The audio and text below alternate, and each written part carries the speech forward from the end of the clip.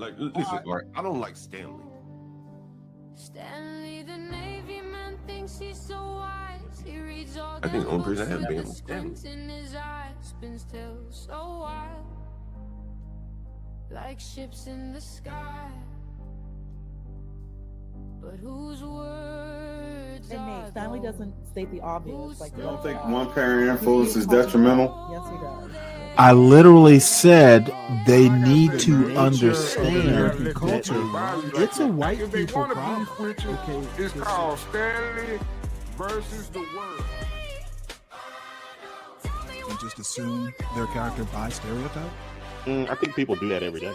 Okay, I didn't ask you. What do I think it's okay?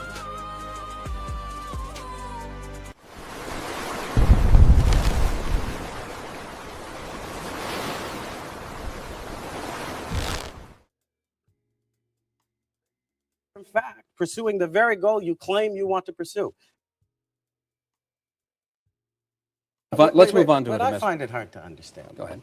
Is over the course of time, you have criticized the Bush administration time and again for a so-called failure to engage in the peace process, when in point of fact, when they withdrew and refused to deal with terrorist elements immediately after they had attacked and killed innocent Israelis, they were in fact pursuing the very goal you claim you want to pursue. Because the way to discourage terrorist strategies is to make sure that nobody benefits from terrorist strategies. And that means that you have to be willing to back away from negotiations with those who are sponsoring terrorism, aiding and abetting terrorists, refusing to condemn terrorists, and who think that they can sit down at the negotiating table and reap the rewards of terrorism. And if you're not willing to make those hard decisions and stay out of the process when it serves the interests of the terrorists, then you're not serious, Mr. in Obama? fact, about changing the way they behave. I'm not clear about what Mr. Keyes is referring to. I know that when he was ambassador in an administration that was engaged in the Middle East peace process, that his administration, as well as every subsequent administration, has felt that the United States has an appropriate role in seeing if it can move the process forward. And I think for us to suggest somehow that we should abdicate responsibility entirely in the Middle East makes no sense whatsoever. Let's move on to a domestic question, and it's a question that anyone who has an automobile is aware of now, and that is the price of gasoline. With gasoline prices as high as they are, Mr. Keyes, what would you as a senator do to push? Would you, as a senator, push to require greater fuel efficiency from the automakers? I think that the real question when you have high gasoline prices is to ask why the prices are high. Right this moment, I think that's kind of hard to explain because we don't see anywhere that I can tell in the world where there is a problem with production or other things. So we need to examine that. But over the long term, I think we need to develop proper alternative fuels. I think we need to develop ethanol. We need to push on the research where breakthroughs are occurring to get hydrogen from ethanol. Are you talking about mandates from the government? We will be able.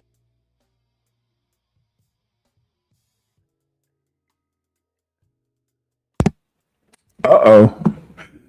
Oh, well, this was kind of an accidental pause. But anyway, welcome to Stanley versus the World, the first normal Monday I've had in a couple Mondays. Hey, CKJ3. So this is I'm picking up from yesterday. This is an old Alan Keyes Barack Obama debate when this was the Senate race. Alan Keyes, the Republican, Barack Obama, of course, the Democrat, and we know who won, and history goes from there. But one thing I do want to point out, I was never a big Alan Keyes fan at the time, but if you listen to Alan Keyes, who was actually like ambassador to something or another, UN maybe, under, I think it was can't remember whether it was the first or the second Bush administration. This is 1997, by the way. So it's before 9/11.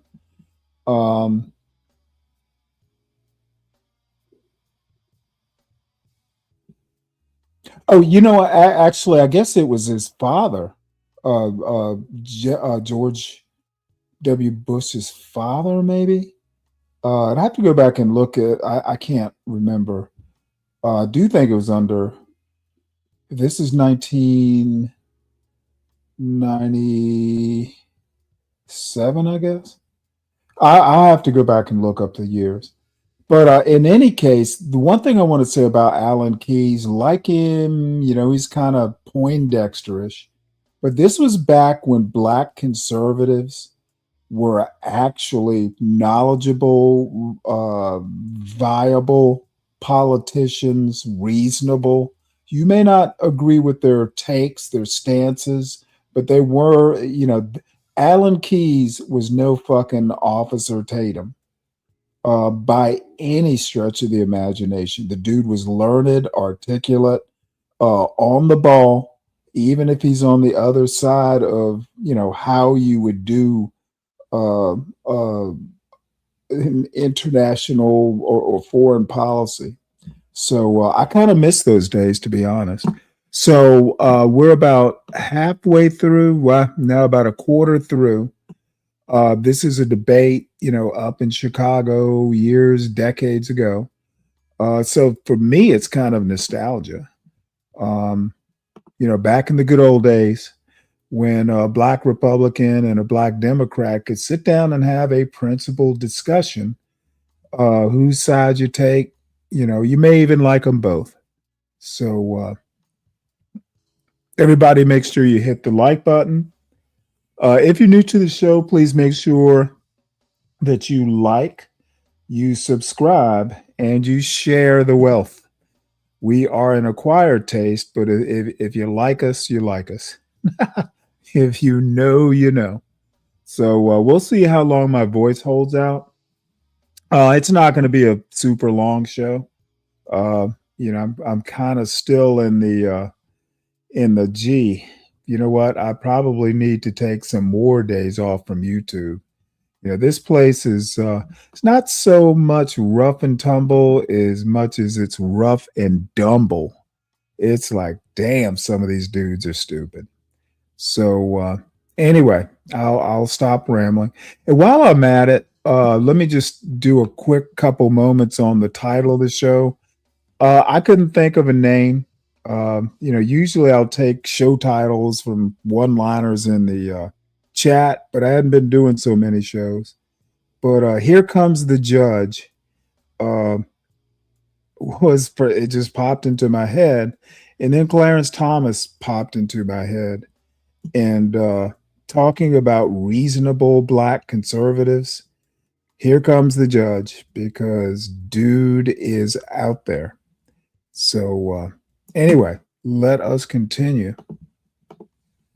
By pushing on that kind of research, yes, with support of government funding, we'll be able to have a win for our farmers in the agricultural sector to improve the profitability of their product. We'll be able to have a win on the environment because hydrogen, for instance, is more clean burning. We'll be able to have a win on national security because we will stop feeding dollars to Arab states who use those dollars to fund schools where people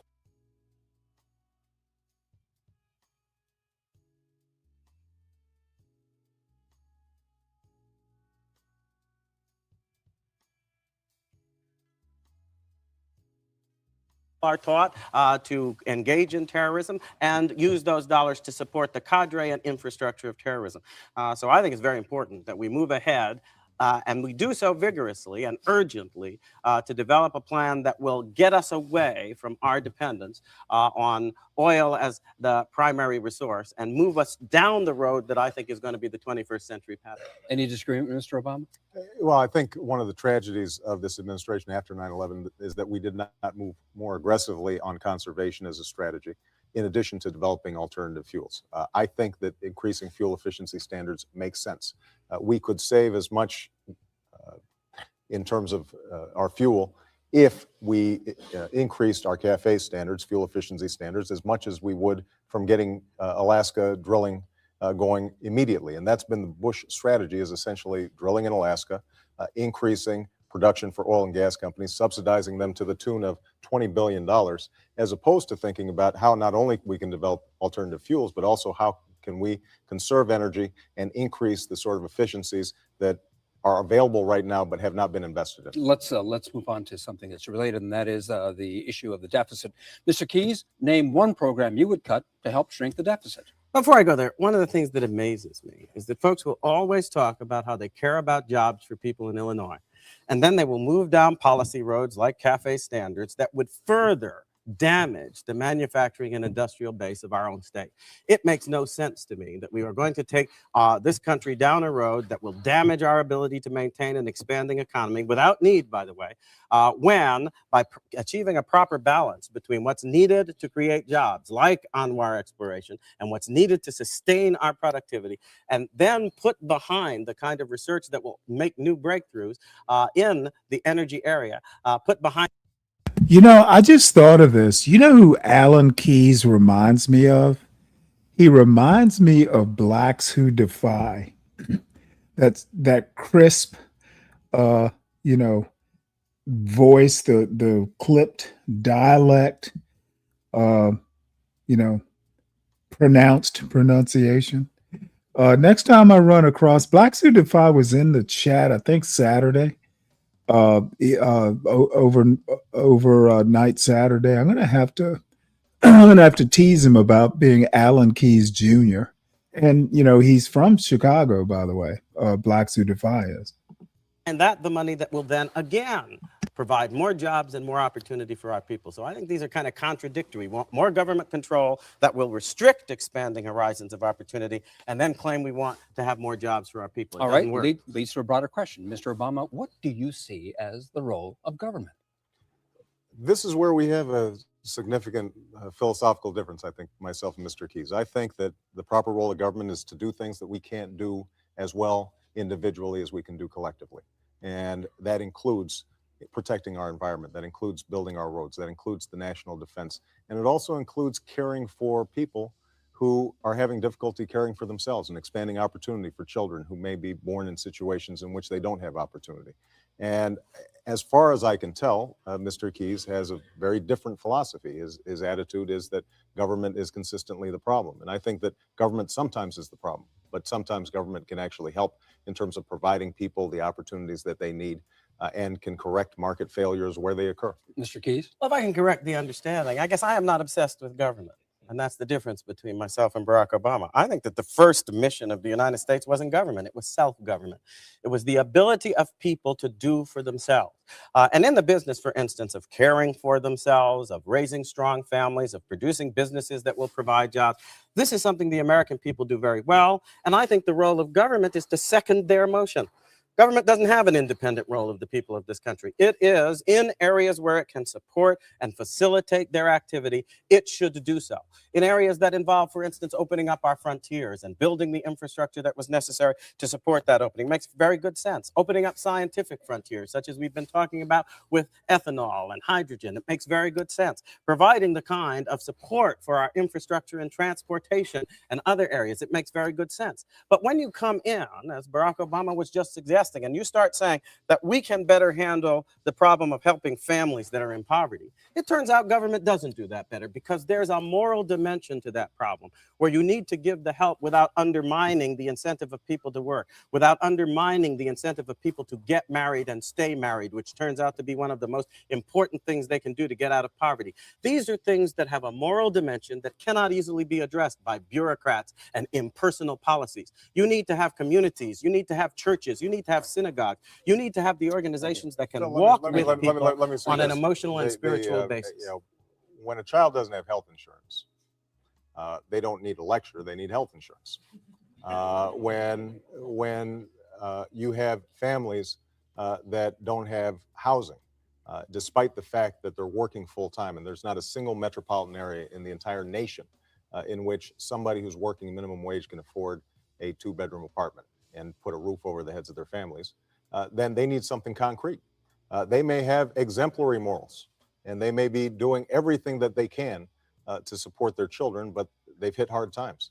And in those situations, I think government has a appropriate role in making sure that some of those needs are met so that people can ultimately do for themselves. Nobody disagrees about that, but the actual factual record shows that the way in which we went about providing that help laid down rules and regulations that, for instance, penalized people when they got married and deprived them, for instance, of their welfare, drove fathers and males out of the home so they wouldn't play their proper role. Government did that with stupid regulations that did not, in fact, take account of the moral dimensions of the help that we should be providing people. And Mr. Keys is Sometimes, exactly if right I may about say so, you want to help folks, but the notion that you don't want to, quote, lecture them, to act as if the moral dimension of life, the kind of things that encourage people to meet their responsibilities to their spouses and to their children, to walk in a way that is disciplined and self-respectful, to teach the children that they have to have respect for the parents and that people in a family have to work together. I know government can't do that, but I know that churches and people working within their spiritual communities can. So if government wants to work with these problems, it should work through the institutions that represent the moral identity and culture of the people. It should not work through the kind of impersonal, bureaucratic approaches that have dominated the socialistic mentality of the last several decades. I'm sorry, Phil, because trying to get a little equal time here. Ladies and gentlemen, please refrain. Thank you. I don't disagree with what Mr. Keys just said, which is why I've been responsible in this state for one of the most successful welfare reform programs in the country. We've cut the welfare rolls in half. That's why I've emphasized things like child support and providing mechanisms to hold. Folks, I got the timeline wrong. This is not 1997. I think it's 2004 or something like that. This is after Bush Jr. is in office. Look, my algorithm tends to be fairly interesting. This just dropped into my algorithm. I wasn't looking for it or anything. But two things here, for the folks who just joined. This is Barack Obama running for his first and only Senate term. It's Alan Keyes who, whether I'm a Republican or not, the dude was a responsible and knowledgeable Black conservative. We need more Alan Keyes today. You may not, I don't agree with him, but he was reasonable. He was probably more, way more moderate than a MAGA Black would be. He's still alive, by the way, I believe, but probably close to 80, if not in his 80s. This is going back a ways. I mean, I remember Alan Keyes when I was a kid. Excuse me. Damn it. This is the good old days, in my opinion. This is back when a Glenn Lowry or just Black conservatives weren't. This guy was an ambassador to something, the United Nations or something like that. So he actually held, an ambassadorship, et cetera, et cetera. So he had some experience. He wasn't just whistling Dixie and poking his nose. He wasn't a grifter, as CKJ asked. He was a serious kind of a thinker.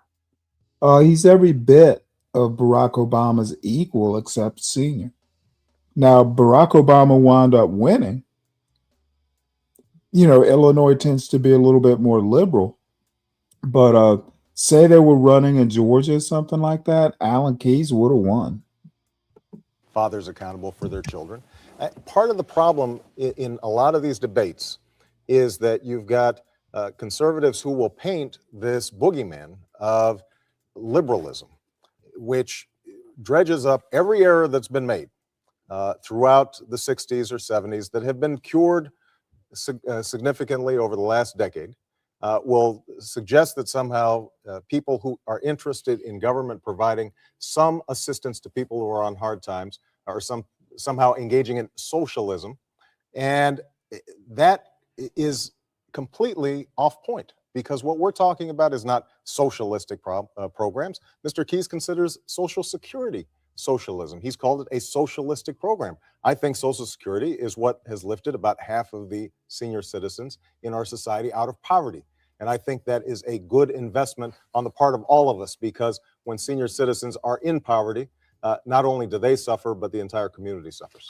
How about the issue of the responsibility or the role of government in working with institutions to promote sort of a moral impulse? Well, here's where I think we may find some agreement, and that is that some of the most successful government programs that are taking place right now are run through community development corporations. I came to Chicago working with churches on the far south side of Chicago. And when those organizations set up a non-for-profit organization and they've got a set of values that motivate and animate what they do, then oftentimes they can be much more successful in substance abuse programs, in programs for children, in building affordable housing. So to the extent that we can be wise about how we use market incentives for programs, to the extent that we're working with community-based agencies and organizations that are closer to the ground than a distant, remote federal government, then I think that makes a lot of sense. But Mr. Keith, let's move on, please. No, sir. This is Let's a move very on. critical Sir, point. We're moving on. United Airlines just announced that it is adding 650 telephone reservation jobs in India and cutting jobs in this country. What specifically can you do in the United States Senate to keep jobs in Illinois? I think the most important thing we have to do is deal with the results of these unfair trade agreements that have been destroying the manufacturing base in Illinois, that have eliminated close to 20% of the manufacturing jobs in the state since 1998. I think that these things are the kinds of things that, with my background in international relations and my background in multilateral affairs, I know exactly why we're not getting good results, because the multilateral fora are biased against our interests, because other countries can gang up on the United States, with some of the most privileged and better performing ones hiding behind the less developed ones to get deals at the multilateral table that they could never get at the bilateral table, get concessions from us we wouldn't otherwise make, refuse to make concessions in the multilateral environment we would otherwise get. So I think it's going to be very important to have somebody representing Illinois who will step into the United States Senate from day one. Now, I don't know, but call centers, moving a call centers aren't manufacturing or production, or am I wrong? With the background and experience already to command the respect of his colleagues as he addresses this underlying problem, which has to do with how we are approaching this complex issue of international affairs, but doing it in a way that's based on actual experience and hands-on understanding of what some of the failings are with, for instance, the whole concept of free trade. Barack Obama went to the Chicago Development Council and said he thought free trade was a good idea. I don't think it is. I don't think it's a good thing, because I think it's a false notion, which is based on having Americans who have to build into the price of their products the price of freedom, of union organization, of representative government, where you can get safety and health regulations. All right, let's get Mr. Obama in this. We're competing with slave labor from China, and it's just not right. Mr. Obama, beat on your position on jobs for Illinois. There are a couple of things that we can do. I think that we do need to enforce our trade agreements more effectively. When China devalues its currency by 40%, that has to be challenged within the World Trade Organization. It's not something that's being done. Right now, we have a tendency for our federal government to negotiate our trade agreements on behalf of multinational corporations and not on behalf of workers and communities that are getting hard hit. The second thing is we have to change our tax code. We've got a tax code right now that provides tax incentives to companies that are moving overseas. We need to close those loopholes and give tax breaks to companies that are investing here at home.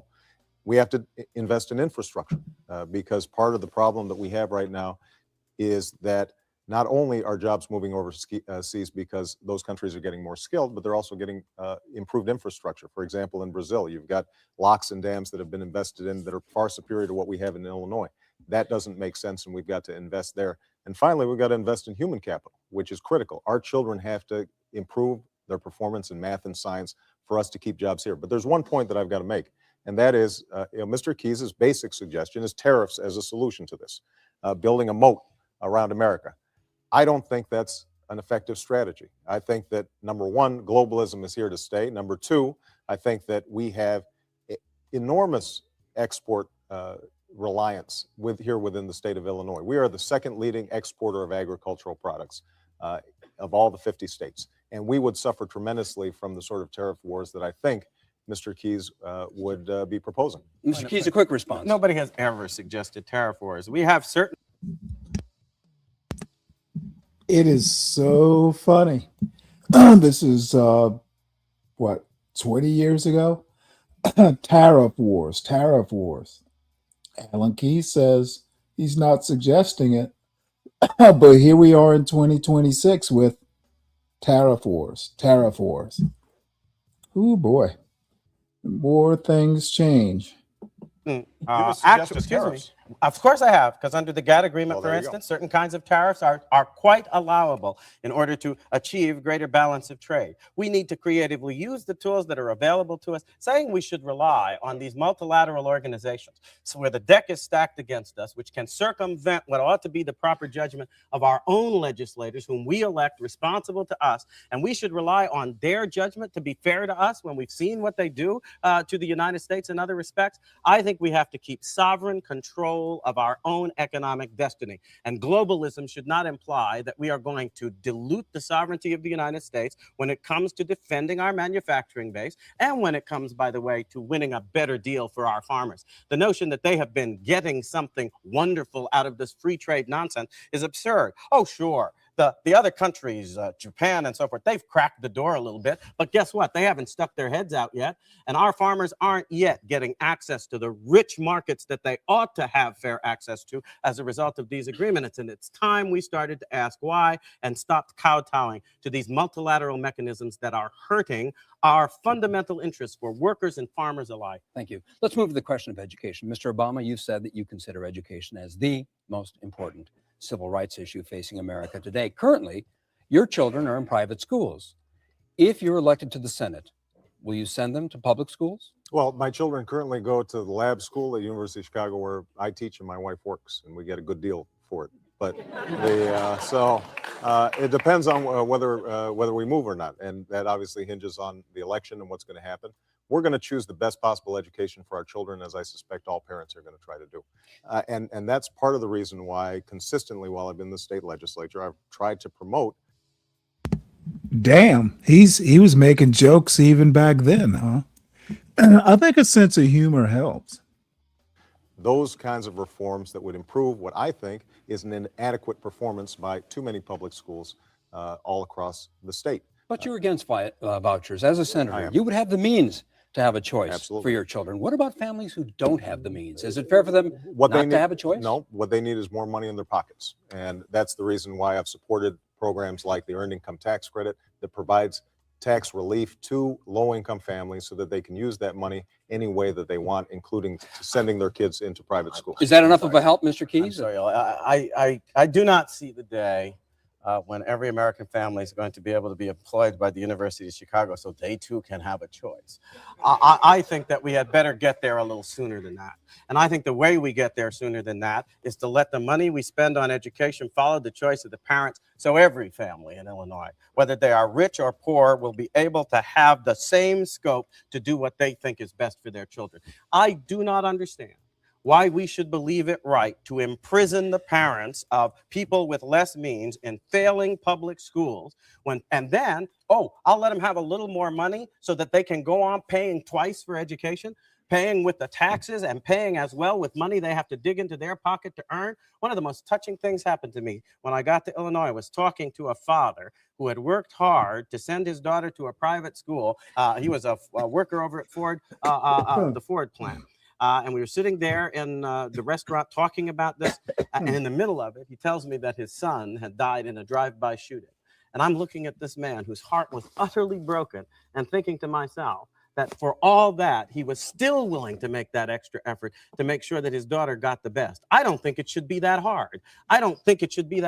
We have the wherewithal. And in addition to everything else, if we adopted a proper voucher program, we would equalize the scandalous inequities in education that occur in Illinois because of the funding mechanism that leaves some kids stuck in poor districts. Give every parent the same amount that they'll be able to spend on their child. And you can bet in faith schools and parochial schools and other non-government schools, they'll be able to get better results for less money than we're getting right now. Thank you. A real quick response before we move on, and we have to. Right now, 90% of our school children go to public schools. Some of those schools are doing a good job. Some of them are not. it is absolutely critical that as we move, for example, in charter schools and encourage competition within the public schools, that we don't blow up the public school system, which essentially is what Mr. Keyes advocates. I mean, he has talked about eliminating all federal aid to public schools, the Department of Education. That is a 10% to 12% reduction in our school systems. 80% of our school systems right now are in deficit spending, 80%. And the kinds of proposals that Mr. Keyes suggests would essentially, over time, drain money from the public school system without any commitment that we would, in fact, create the kinds of private school system on a parallel track that would enable the children that he talks about from actually getting a better education. We need to lift all boats. The public schools were fine for most of the people in this audience and worked very well. And the notion that somehow the public schools can't work today, I think, is erroneous. I haven't given up on the public schools. Gentlemen, He made a false statement. I have not advocated eliminating all public monies for education. Never did. Never have. Don't believe it. I want to make a point here, and it's maybe it's a Stanley notices these dumb things point, but false statement versus he's lying. He lied. Excuse me. My voice is still wonky. He made a false statement. It just sounds so much more genteel, less over the top. I honestly wish, and I've just been on my fucking, high horse soapbox, whatever you want to call it, over the past 2 weeks. Much of it because of people like Seymour, the fucking ghetto dwelling, fucking just unpleasant motherfucker.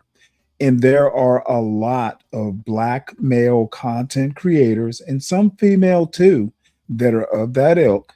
I want to make sure those shots are fired. Whoever catches the stray catches the stray. But I want to say it just sounds way more classy, a lot less personal when you say someone made a false statement. Keyes was class, whether you agree with his politics or not. True. And the you're on truth of record the saying excuse me, I am not. Yes, you and are. the truth of the matter is that it's not a question of whether we spend as a public, but whether we spend cost effectively. And the notion that this drains money from public schools is not true. If you examine the case in Wisconsin and elsewhere, the more general the voucher program, the more general the choice was, the better the performance we got out of the public. Gentlemen, that is the case. I now want to get to a session which, for want of a better term, I call the quick hit section. Yes or no answers only. Partial privatization of Social Security for younger workers, yes or no? No. Yes. Casino gambling in Chicago, yes or no? No. No. Drilling in the Alaskan wilderness? Yes. Yes. Yes? Oh, I'm sorry. Pardon me. I appreciate that. We had already talked about it. You were going a little too fast. You were going too fast. I thought we were about to make news here, Mr. Obama. Almost. No. All right, fine. Fine. The answer withdrawn. Cars that your family owns? Chrysler. Is that right? Don't remember what it's called. One Chrysler? One Chrysler. Mr. Keyes? Lincoln and Ford. Reinstatement of the draft, yes or no? No. Universal service, also including non-military alternatives, yes. Okay, let's move on to a political question, for want of a better term. The U.S. Senate is a deliberative body, Mr. Keyes. Can you give an example in your public life of where you've compromised for the greater good? Oh, I think I have done it all the time. I think one of the things that I've changed my mind on in a major way was free trade. I was once a big advocate of free trade, as most conservatives are, but I found that the facts were simply against I'm not talking about a change of mind. I'm talking about a compromise. Well, I think that in the course of my negotiations in the United Nations, I had to compromise all the time in order to produce agreements with other countries. In the context of the North-South dialogue, I had to compromise on language, for instance, where they didn't want us to include a reference to the private sector in resolutions in the United Nations. They had never done it before I got there. Isn't that amazing? And so we compromised and allowed them to mention public, private, social, cooperative, or mixed. We got a list of about 5 different kinds of things, but I got private sector in there. So those kinds of compromises were quite commonplace, where you insist at the end of the day that you want to push your point so that people will know that it's there, but you're also open to allowing others to express their views. Mr. Obama, as a senator, what would your first piece of legislation be that you would propose? You know, what I'd like to see is a continuing expansion of the children's health insurance program, something that I'm very proud we expanded here in the state of Illinois. 20,000 children have health insurance they didn't have. I think we can make sure that every child in America that doesn't have health insurance has basic care. Mr. Keyes, because of your deep commitment to Christianity, what do you say to citizens of Illinois who are of other faiths who might be concerned about your ability to represent them? Oh, I don't think there's need for such concern. I take very seriously the great American principles that we all have in common, starting with the Declaration of Independence, which says we are all of us created equal and endowed by our Creator with certain unalienable rights. If folks listen carefully, and that means you can't do it with the newspapers, you have to actually listen. Dude, I am so fucking tired of hearing, and bless Alan Keyes, I'm not going to fuss at him. This is 2004 or so. But for Black conservatives to pretend at the beginning the actual Declaration of Independence meant exactly what it says, all people are created equal, dude, that is hypocrisy to a very high degree. Okay, it came to mean that after people like Frederick Douglass kept beating people over the head with the actual words. Okay, I don't mind people going, hey, it became to mean that with a lot of hard work, blood, sweat, and tears, but to pretend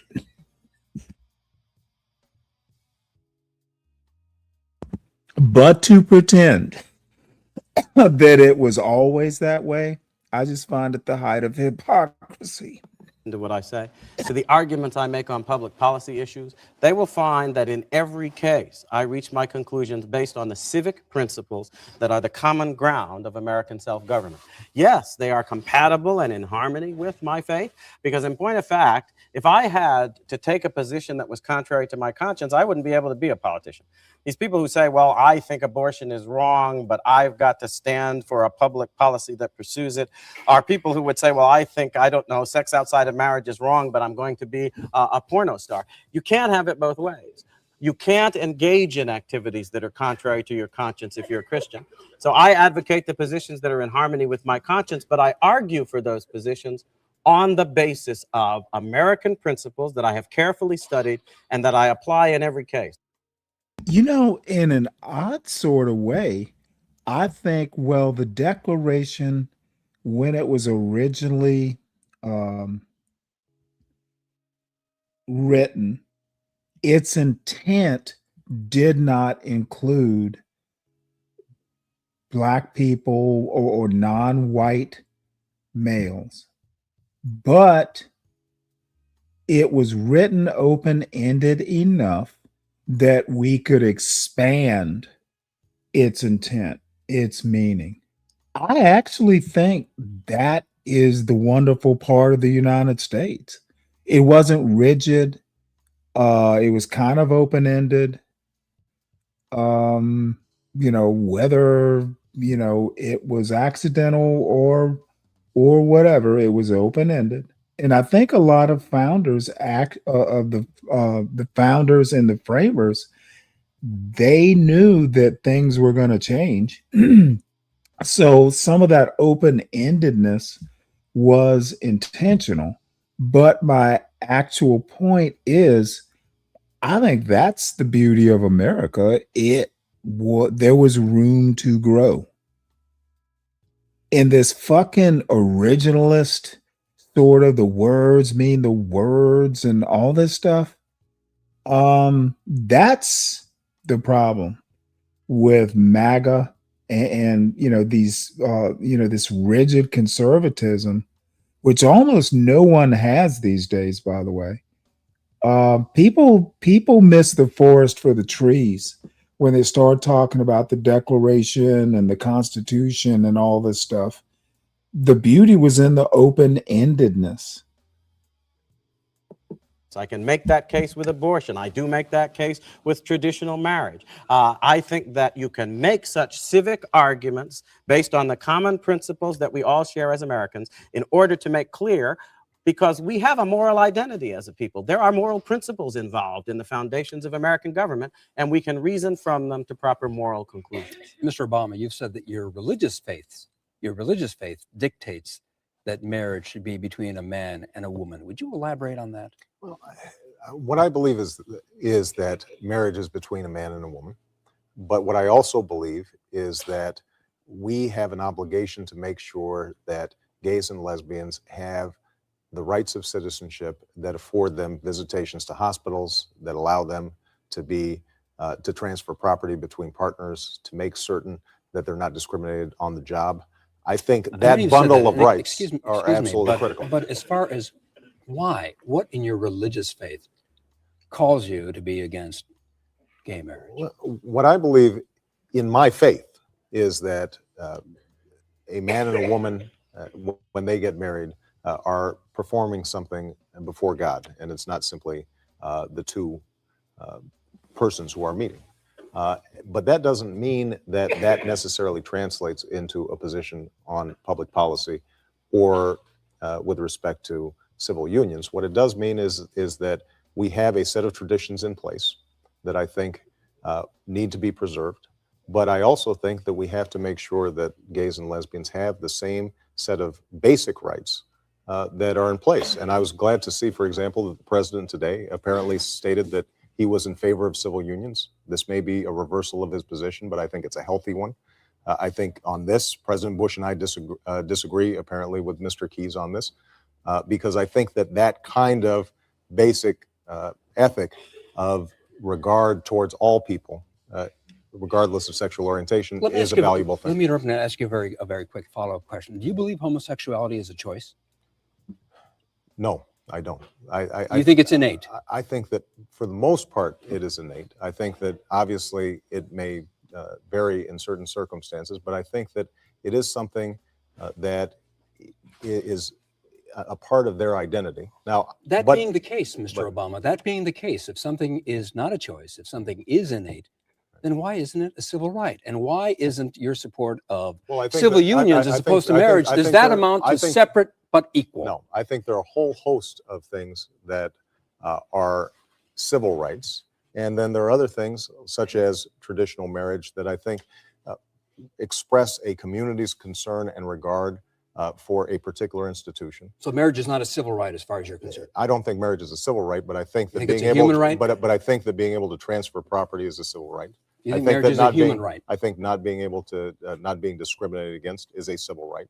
I think making sure that we don't engage in the sort of gay bashing that I think has unfortunately dominated this campaign, not just here in Illinois, but across the country, I think is unfortunate. And I think that kind of mean-spirited attacks on homosexuals is something that the people of Illinois generally have rejected. Mr. Keyes, on the Channel 7 debate last Thursday night, you said, and I'm quoting you, where procreation is in principle impossible, marriage is irrelevant. You went on to say it was irrelevant and not needed.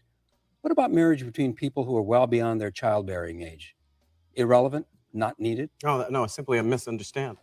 The word in principle means relating to the definition of, not relating to particular circumstances. So if an apple has a worm in it, the worm is not part of the definition of the apple. It doesn't change what the apple is in principle. So the fact it retains its apple. It retains. It retains. To act as if concepts are laughable means that you want to be irrational. Human beings reason. You said Let me it finish. Was irrelevant. Human and not beings needed. reason by means of concepts and definition. We also make laws by means of definitions. And if you don't know how to operate with respect for those definitions, you can't make the law. An individual who is impotent or another who is infertile does not change the definition of marriage in principle, because between a man and a woman in principle, procreation is always possible. And it is that possibility which gave rise to the institution of marriage in the first place. As a matter of law, it's still as a matter of law possible and government. in principle. But when it is impossible, as between two males or two females, you're talking about something that's not just incidentally impossible, it's impossible in principle. And that means that if you say that that's a marriage, you are saying marriage can be understood in principle apart from procreation. You have changed its definition in such a way as, in fact, to destroy the necessity for the institution. Since the only reason it has existed in human societies and civilizations was to regulate from a social point of view the obligations and responsibilities attendant upon procreation. So when you start playing games in this way, you are actually acting as if the institution has no basis independent of your own arbitrary whim. And if you don't mind my saying so, that's what we just heard. We heard something that wasn't based on reasoning. It wasn't based on logic. It was based on vague feelings and it was respect. based on your quote. No, I don't mean last that. Thursday I'm night. not talking about me. I am Oh, I talking see. about what Senator Obama just went through in terms of explaining his position. My position is based upon an effort, as conscientiously as I can, to reason through the challenge that we face when dealing with the most important fundamental institution of our social life and civilization. We can't afford, for instance, in civil unions. We've got to move on. Well, We've got to move on. but let me, Mr. but Obama, hold we have- on, Phil. I mean, because he suggested that my position is illogical. Now, this is somebody who just last week suggested that the fact that gays and lesbians adopted children would inevitably lead to incest. There's no logic involved in that. That's pure a vicious attack against homosexuals. It applies no more to gays and lesbians who've adopted children than it does to heterosexuals who adopted children. And Mr. Keyes will then back off and say, well, you didn't quite catch the comma there and the qualifier here and the coda there. But the fact of the matter is that it was a mean-spirited attack intended to suggest that there is some connection between homosexuality and incest. There was no logical basis for that. That was simply an assertion on his part. Please. Can I do that? Go right ahead. Because it's actually very simple. I have over here two females, because I didn't talk about adoption. Those two females are intent on having, quote, having a child, which they cannot have, obviously, unless you involve a male. The procedures that are used now by many lesbian couples are procedures that mask the identity of the father, so it will not be known. Okay, so it will not and cannot be known who is the father of that child. Now, isn't that true in many adoptions? No, excuse me. I just said that a conscious, willful effort was made so that you could not know who was the biological father. Once you have made that effort, you produce a child who cannot know who its father is. Cannot know that. Now, if you don't know and have no way of ascertaining who your father is, then you can't know who your sisters and brothers are either. And if you can't know who your sisters and brothers are, there is no way you could avoid having sexual relations with them. And so logically speaking, excuse me. I know that that Senator Obama sometimes has a hard time getting from A to B, but from A to B is a simple logical step, which I believe most people in the state of Illinois have the common sense to see.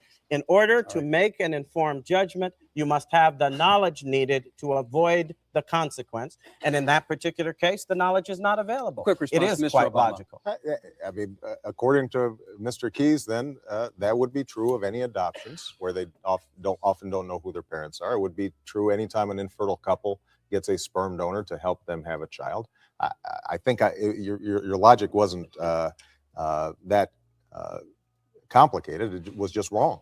Well, see, but ladies and gentlemen, please. The wonderful thing, ladies and gentlemen, please. The wonderful thing that one learns when one deals actually with logic and philosophy is that when I have a point proven over here, the fact that that same point applies in an entirely different circumstance does not prove the error of my logic. It does prove it when you say that it's inevitable that they're going to have an instant, which is what you said. It simply proves that logic may or may not exist elsewhere.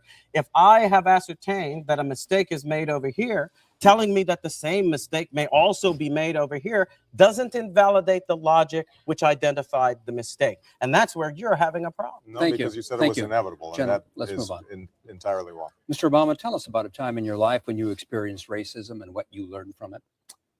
Well, I think there are multiple circumstances. I mean, I think that any child growing up in this country who is an African American at some point has been called racial epithets. I think there have been frequent situations where I've been in settings in which it was assumed that I was the help.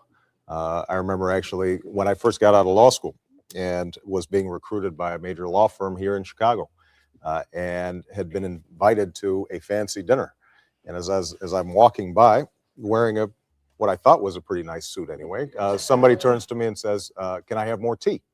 I think every African American has some experiences like that, but I think those experiences have slowly and gradually diminished over time, thanks to the enormous efforts of parents and grandparents and others who made sacrifices in the society. And I am entirely optimistic that my children will experience an America that is less conscious of race and is less focused on the sort of discriminatory activity that's taken place in the past. Mr. Keys, you've said that you and Mr. You, sir, have not been on a Black YouTube panel or any YouTube panel. You'd know if you spend time on YouTube. Less race conscious. Obama are of the same race, but not from the same heritage. Do you feel you are more personally in touch with African Americans than he, because you are a descendant of slaves? I simply observed a fact. I didn't make any conclusions from that fact. I wouldn't do so. And I thought it was rather strange in the last debate that we had, that when I talked about the effect of my heritage on my outlook, for instance, in dealing with the issue of abortion, one of the reasons I'm so intensely interested is because there's a disproportionate impact of abortion on the Black community that threatens to reduce the numbers of Black people in a way that will be quite demographically drastic over the course of the 21st century. I did misspeak a little last time because I had said that more Black babies are being aborted than are being born. In fact, I think the ratio is 55% live births, 45% abortion. But, that's still pretty bad. And it leads to a situation over time that's going to be awful for the Black community. So I think that it has an effect on one's outlook, because you look back to a heritage where things like the Declaration of Independence were critically important to making progress in the battle against slavery and in the battle for civil rights. The thought that we would discard it, that we would, for the sake of, sexual license and other things, be talking about the world as if the Declaration didn't apply to our babies in the womb, strikes me as a devastating loss, because I know how important it was to the progress of justice in the course of our history. So that's simply a matter of how that heritage influences what I have focused on in life, what I consider to be terribly critically and important questions of justice, how I look at the present situation in terms of the plight of the Black community. I do look at the larger picture sometimes, because I think it's well and good that we concentrate on helping people get jobs and education and do the things that are needed to meet the challenges of the present time. But if something's going on that's going to overall lead to genocide against the community in the long term, we'd better deal with that too.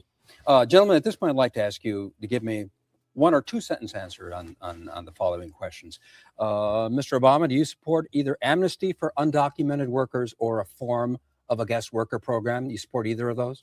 Not in its current form. I think we have to secure our borders. We have to have employer sanctions in place. And if we have those two things in place, then I think setting up a pathway or regularized status for undocumented workers is appropriate. Okay, and one or two sentences on that. We need to have guarded borders. We need to make clear that the states and localities are not going to extend privileges to aliens. We need to change our basis for citizenship, because I think jus soli, as it's called, where you're a citizen just because you're born here, is something that is contributing to this problem and needs to be changed.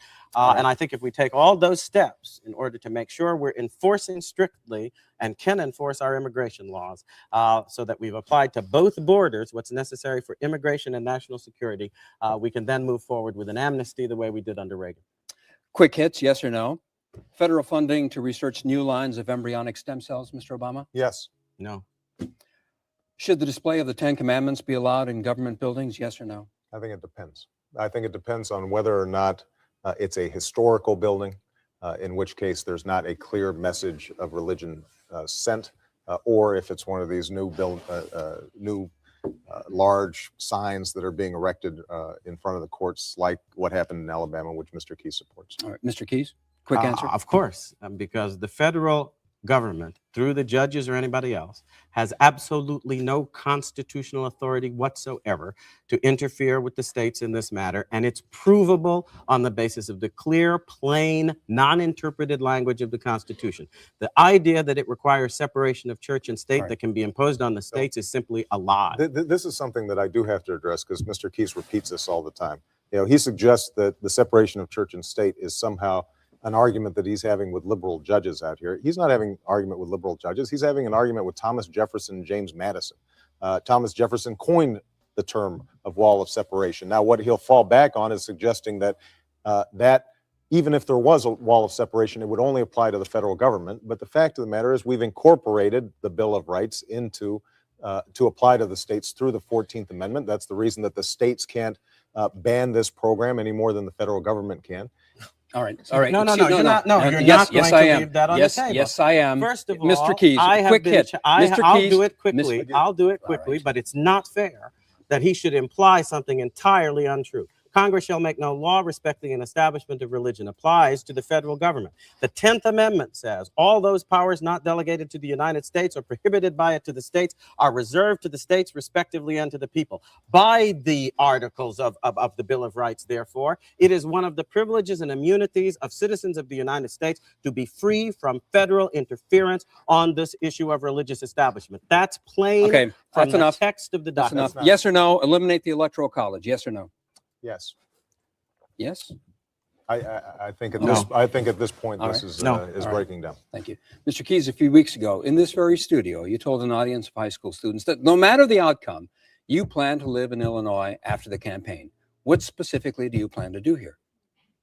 I don't understand. I'm concentrating on my campaign, and I'm not worried about what I do in the event that I lose the election. What I plan to do is get a House, represent the people of this state to the best of my ability in the United States Senate, and make sure that the voice of their heart and conscience is once again felt in the councils of America as they were in the past, in such a way as to uphold the Declaration, defend innocent life, and promote the real interests of our workers and farmers through effective, competent representation. Mr. Obama, where would you have your primary residence?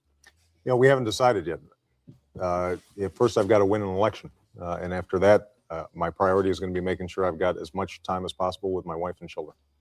Speaking of that, how does one balance the demands of something that is going to be, should you win, as consuming as the Senate with that of a young father to young children? It's an extraordinarily difficult thing. It's the hardest thing about politics. And the main way I manage it is just having an extraordinary wife who carries more than her load. And part of my task is just making sure that I'm providing her support as well as spending as much time when I'm not working with my children as possible. How does campaigning affect your family, Mr. Keyes? You left Maryland. I think the most important thing is that my wife and I do have a strong bond and that we share a common faith. We know that at the end of the day, if we are walking the walk that God wants us to walk and we prayerfully consider what we're doing, He will provide us with the strength and the aid and the wisdom and the discernment to deal with our children and our family in a way that will not damage them for the future and will help us to do the work He wants us to do. And we're also supported and have been throughout our lives by a lot of people who are interested in what we do, support the kinds of things we are working for, who understand what it does to the family and who pray for us intensely. And we feel and are thankful for those prayers every day of our lives. Mr. Obama, last Thursday night on WLS, you said that if elected, you would be independent of the mayor. The United States Attorney, Patrick Fitzgerald, has been involved in major investigations of corruption at City Hall. Are you willing to take a pledge that if the circumstances arose where you would have a voice in the matter, you would fight to keep the current U.S. Attorney? Yes, I think Patrick Fitzgerald's done a good job. I think that's one of the better decisions that Peter Fitzgerald made while he was in office. I think we could have found an independent U.S. Attorney from Illinois as well, but I think that the person he selected has done an excellent job and I think deserves reappointment. Mr. Keyes, you've run for the U.S. Senate twice before. You've run for the presidency twice and have never come close to being elected. At what point does it cease to become a useful exercise? Well, I think that what you're doing when you stand before your fellow citizens to run for office is not about power and it's not about office. It's simply about standing with integrity for the truth that will best serve the people, the country, and your own children and the future of America. And I believe that's all that I'm about. And when I am running for office, even as now, I don't get up every day thinking about what's going to serve my ambition and what serves some useful purpose in that cynical way. If I have presented to people as honestly as I can things that I believe will help them to improve their understanding of the foundations of our way of life, to improve the way in which we maintain our liberty and our free institutions, to improve the way we apply those principles in order to secure our prosperity for the future and our strength and security in the world, then everything I do at every stage of my public life, win, lose, or draw, makes a good contribution to the life of my country. And that's all I care about, because along the way, as they say, you can do a lot of good. And it's up to God at the end of the day to decide in what way he is going to bless the effort. But I'm sure of one thing: as long as I walk the walk that he outlines and the path he wants me to go down, I will do good. And I will be happy with the result, because the only thing I really care about is whether or not at the end of the day I win the one judgment that matters most to me in the world. And that is when he admits me home to the kingdom and the place that he prepares for all those who have faith in his son. Mr. Keyes, among other things, at times in our history, the United States Senate has been known for great statesmanship. I know this has been a contentious campaign, but I'd like each of you to talk something about, to tell us something you admire about your opponent. You can take a minute if you can fill up a minute. Well, I think that he has proven to be someone who's been able to make a very strong and favorable impression at a personal level on folks. I think that he did so in his speech at the Democratic National Convention. And I think that he's also obviously made a powerful impression on the media elites in Illinois and in other places. I think that is obviously something that required talents and abilities. I also think that during the course of the debates that we've had, he has shown himself to be both courteous and somebody who, as I've watched other debates around the country, is able to engage substantively on the issues at a level that I think has been helpful in clarifying the differences between us. And let's hear from Mr. Obama. Well, I think that Mr. Keyes is extraordinarily intelligent and passionate in presenting his views, and I think that no one doubts that. He also, by the way, has a nice singing voice, which we've heard on a couple of occasions. But I have enormous respect, I think, for Mr. Keyes in the consistency with which he presents his views and what is obviously the heartfelt passion of those views. I disagree with some of them, but I think there aren't very many people who are better, who can better articulate those particular positions. And that will have to be the final word. Alan Keyes, Barack Obama, thank you for being here. And again, our thanks to the City Club of Chicago for helping to make this forum possible. For our Chicago area viewers, please stay tuned with us for an extended edition of Chicago Tonight, including post-debate analysis and live coverage of the press conferences the candidates are about to have in a different part of the building. Bob Surratt and Elizabeth Brackett will be keeping an eye on all of that. But for now, I'm Phil Ponce. Thank you for watching.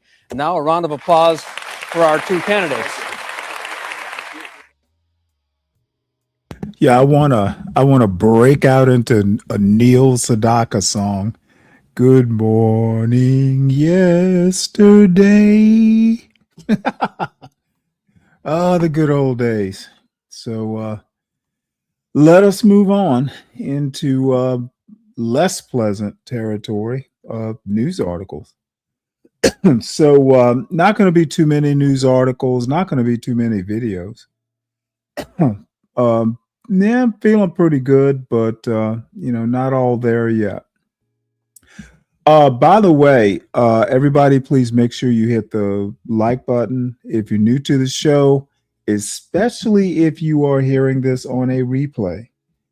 Dawn keep? I should remember to somehow or another incorporate into this replay gang. If you're hearing this on a replay, please make sure you hit the like button. If you're new on the replay, please make sure you subscribe to the show and recommend it out. We are actually approaching 400 subscribers. We're up to 383. So there's been some movement, a little bit of movement in the past week and a half. So monetization is possible by the end of the year. So we'll keep driving in that direction. Support the show by supporting the host. show ideas. Of course, the monetary stuff. It's in the chat and on the little banner crawl at the bottom. That part is important as well. Show ideas, especially. And let's see, what else do we have here? Well, gee, I guess that's it. So let us start with live updates. Trump demands Iran pay compensation after Tehran makes conditions for reopening Strait of Hormuz. So President Trump demanded today that Iran compensate victims' families in Middle Eastern countries after Tehran said it wouldn't reopen the Strait of Hormuz without being compensated for war damage. Mr. Trump told Axios the U.S. is only semi-negotiating with Iran, semi-negotiating, and signaled he would allow economic pressure to pile on Tehran. Well, it's going to have to be economic because we're running out of missiles. So let's listen to this travesty of a quagmire of a war. Remember when President Donald Trump encouraged an uprising from the Iranian people against its own Iranian regime? We quickly saw in response protests as the president vowed to help. We're 5 months now into the war and hearing from Iranians themselves about that very promise. Let's go live to New York Times Iran correspondent Yeganeh Torbati. So you've written about those promises by President Trump, saying he's broken those promises to the people of Iran. Is that the sentiment there on the ground in Iran? That is certainly what people who we interviewed told us in interviews. They feel that, when President Trump made his statements or his tweets saying help is on the way, or that Iranians should kind of take over their institutions once the war started, they took those promises seriously, that there would be sort of a concerted effort by the U.S. government in kind of this military campaign to actually overthrow the regime. Of course, there's a lot of critiques of that belief and the idea that a military campaign could dislodge a regime, but they were sort of going by what President Trump said. And a lot of the people that we spoke with feel disappointed, and they feel that, of course, that has not come to pass. And in fact, it seems to no longer really even be a priority for the Trump administration. It's really not something that you hear President Trump talking about. At one point, he had even said, that there already was regime change. The U.S. had achieved that, even though the people who are running Iran now are, in many cases, had been in positions of power for decades, and certainly the behavior of the regime has not shifted. If anything, it's gotten more repressive.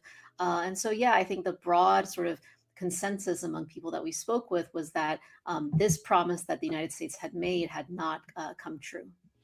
If you think about the last 5 months, the president has said that he has wanted to handle where we strike with kid gloves, meaning not bridges, not electrical systems, not infrastructure, because it would affect the Iranian people, arguably those protesters who we saw in the streets at the onset of this. Is there an unintended consequence of not delivering on the promises to those protesters, to the Iranian people, that's sort of similar to the value of not hitting them where it would hurt your average, everyday Iranian citizen? In other words, could they be embittered and perhaps turn against the United States? I'm not sure I would totally agree with that. Of course, President Trump has made a lot of threats to hit Iranian infrastructure and power plants and bridges, and we have seen at least bridges get hit. We've seen sort of the effects of this war really, affect Iranians' quality of life. So, it's not so easy necessarily to keep kind of the targets of the strikes contained. But I do think, what I have noticed sort of in speaking to people is, I guess, a new sort of depth of cynicism, not just against the United States, but indeed the United States, but also, of course, their own government and other world powers. I think Iranians just generally feel like they have been sort of forgotten, and they've paid the price for what happens in war. But then they are also still left with the same government. And so they kind of view it as sort of having the worst of both worlds. I believe it was Senator Ted Cruz who recently said, arm the Iranian protesters. What would it take to overthrow the Iranian regime? I mean, that's a really tough question, right? Like, oftentimes revolutions seem inevitable after the fact, but in the moments and years and months leading up to it, we really can't predict it. I think, if we look back at 1979, what kind of led up to that, it was both a mass movement, but then there were also kind of trained armed guerrilla groups that had been sort of undertaking sort of military action against the Iranian regime back then, the monarchy, for years as well. So, in terms of arming the Iranian protesters, I mean, it seems a little bit like the specifics of that plan haven't really quite been worked out. I think, of course, the opposition inside Iran has a lot of obstacles and intense repression. Even, basic civil society groups are often disbanded and pressured by the government. But there's opposition outside, and there could be kind of strategies or groupings where they could kind of come up with things that are strategies that are maybe less dangerous than street protests. But it's certainly, I think, what we've seen over the last 5 months is that this government is very resilient, and that is something that its opponents kind of need to absorb. Yegana Torbani, great to talk to you. I hope to see you back here on CBS News 24/7. Thank you so much. Meta launched a version of its most powerful AI model. All right. What's different? Well, so let us move on from the quagmire. Trump to sign executive order calling for spacing out childhood shots. Not sure that I disagree with this point. On Monday, today, again, President Donald Trump will sign an executive order calling for revamped childhood vaccine recommendations that promote spacing shots into separate medical visits, according to a White House fact sheet first reported by the Daily Caller. Man, the Daily Caller is still around. Interesting. Trump has long suspected that the number or timing of vaccines could play a role in autism spectrum disorder, despite scientific consensus and decades of studies firmly concluding that there is no link between vaccines and autism. Well, that's fine. He can do that, and it's a recommendation. I do remember when my son was like, very young, he did have like a bunch of vaccines on one day, and he was a little miserable. So I'm not going to oppose this executive order. It's not a requirement. It seems like it's just a recommendation, though. So I've been talking months about how Donald Trump, Pam Bondi, and now our new Attorney General, Todd Blanche, have ruined one of the crown jewels of the executive department, the Justice Department. So a DC trial was nearing its end when the jury made a discovery that shocked everyone in the courtroom. The long story short is there was like a flannel shirt or something that was part of the evidence, and the Justice Department, and by the way, the defense didn't discover it either, but basically the Justice Department lost a case because it overlooked evidence in the pocket of one of the exhibits. And I don't want to read the whole thing, but it was such a funny thing. Let's see here. Says here, during deliberations, jurors are allowed to review evidence that is presented during trial. Had the suspected drugs and Chinese yuan been part of the prosecution's case, the Justice Department was the prosecution, ahead of trial, it could have supported the case. But because it was a surprise, it could have been considered unfair to the defendant. So they fucking totally, the Justice Department totally missed evidence that probably would have nailed the case. So there we go. Shamel Naquan Joyner. Doesn't say. I don't know. Does it say the verdict? The following Monday, the fifth day of deliberations, the jury had reached another predicament. They said they realized they couldn't agree on more than half of the charges, representing 5 of the alleged armed robberies and 1 carjacking. Jury remains deadlocked. Oh boy. Oh boy. They did find him guilty on 13 criminal charges, et cetera, et cetera. But what I want to point out is Donald Trump, due to his personal incompetence, he has created a culture of incompetence at the Justice Department and the Department of Defense and probably the State Department. But I think Marco Rubio is probably strong enough to be a buffer. But dude, Donald Trump has ruined the head of the life of people like Mike 123. Donald Trump, how can I say it more emphatically than I told you so? So 77 million fools voted for this corrosive president, and it's your fault. Not even Donald Trump's fault. The people who voted for Donald Trump, it's on you, bruh. So let's move on. This horrified me. A nighttime New York boat tour turned deadly in a matter of moments. This was truly scary.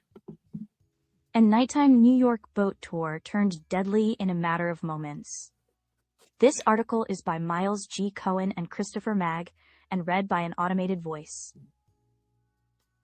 Paula Rivera stood on a dock on Randall's Island on Saturday evening, excited for her party to begin. It was her 41st birthday.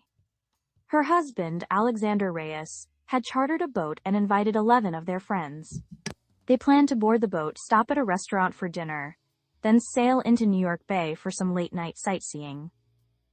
Before the tour began, one of the party guests, Andres Garcia, used FaceTime to chat with his mother, who lives in Bogota, Colombia.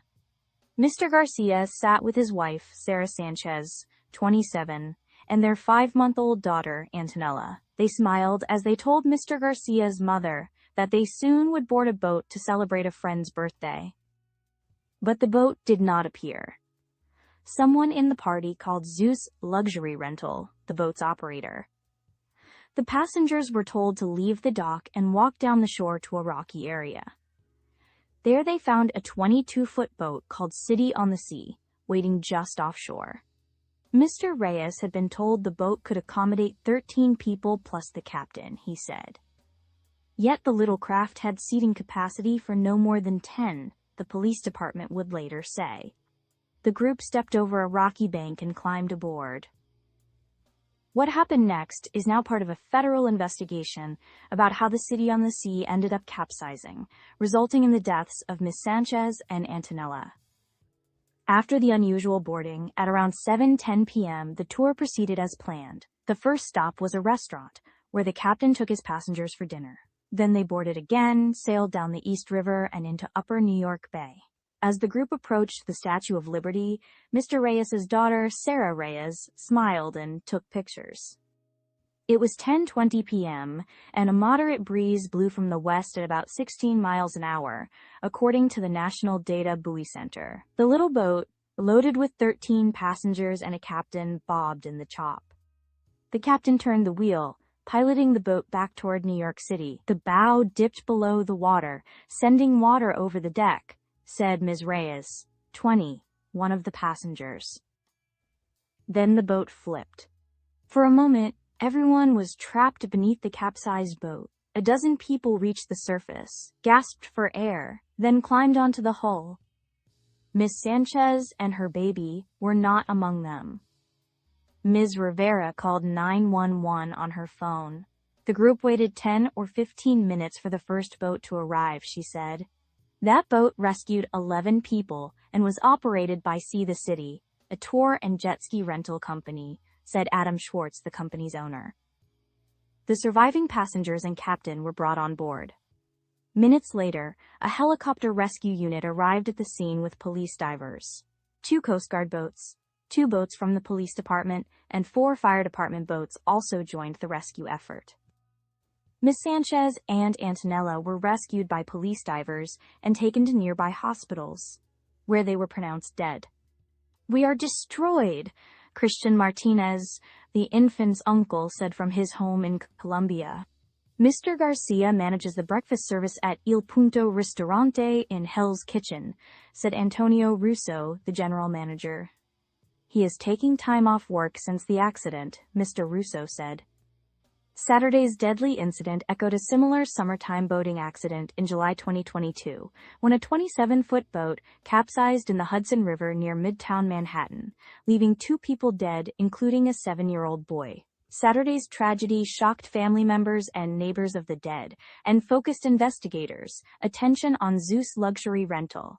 Manuel Hernandez, 46, who was the boat's captain, was arrested and charged with 13 counts of reckless endangerment, the police said.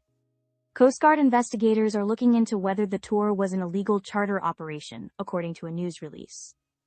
The Coast Guard works to ensure the safety of everyone on our waterways, and enforces the law if boat operators are found to be navigating illegally, said Captain Doreen McCarthy, head of the Coast Guard's New York sector. Representatives for Zeus Luxury Rental did not immediately respond to a request for comment. Before the outing, Mr. Reyes said he asked a representative of Zeus Luxury Rental by phone how many passengers could fit. The boat could take 12 people, he recalled the person saying. He asked if a baby could also come on board. The representative said yes, according to Mr. Reyes. Chelsea Rose Marcius, Harubi Miko, and Devania Wilson contributed reporting. Kitty Bennett contributed research.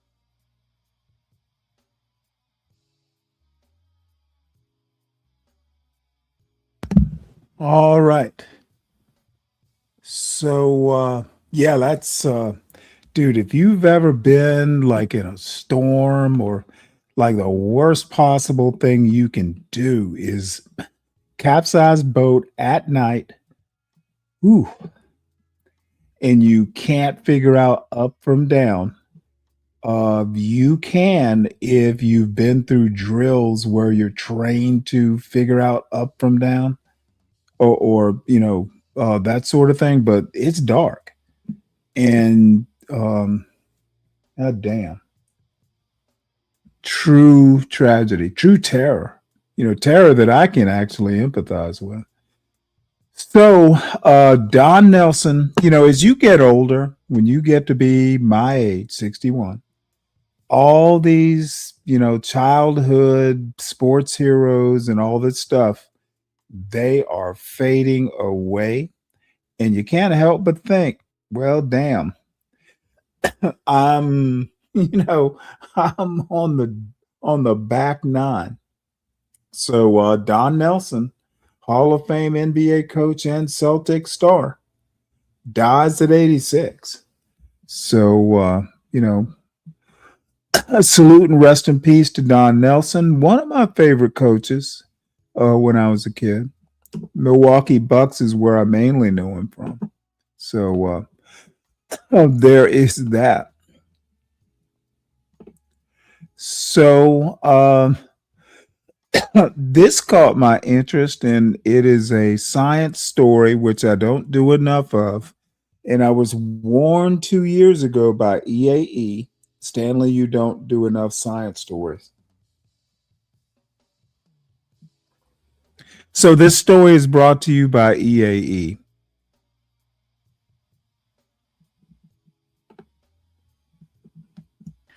Technically, it seems like it's leaps ahead of what we've seen before. It's got 82 degrees of freedom across the body, 22 just in the hands alone, which means that manipulation and dexterity at a level you don't ever see, well, we've never seen really in a robot. And it's running multiple in-house AI chips capable of trillions of operations per second, unlike the Neo, where an operator has to step in where the AI can't cope. Iron also runs on time. Yeah, exactly. According to the their own movie. I'm not being unkind. Yeah, wake up, someone's using the robot. Exactly that. That was it. Yeah. Iron runs on a solid. I can still imagine you doing that. That's why it's making me laugh. You getting all annoyed, like, oh, why can't they just go to sleep? Yeah. Iron runs on a solid state battery, the first humanoid robot that we've seen in the category to do that. And it implies they expect this thing to work continuously out in public, not just to, do 2 minutes on a stage before somebody wheels it off. It walks. Honestly, have you had a look at it? It walks quite realistically. That people. I think your point, which you just dropped in there about walking while you're drunk, that's such a good observation. It's got that thing because when people walk when they're drunk, they try to show that they're not drunk. Yeah, I've only had two. It's that kind of thing. I've only had 2 glasses of wine. If those listening and not able to see this, literally, that's the best description. Have a look at it. It's called Iron. It walks so realistically that people genuinely thought. Technically, it seems like it's leaps ahead. My bad. Just to prove that it wasn't a bloke inside a suit or a woman inside a suit.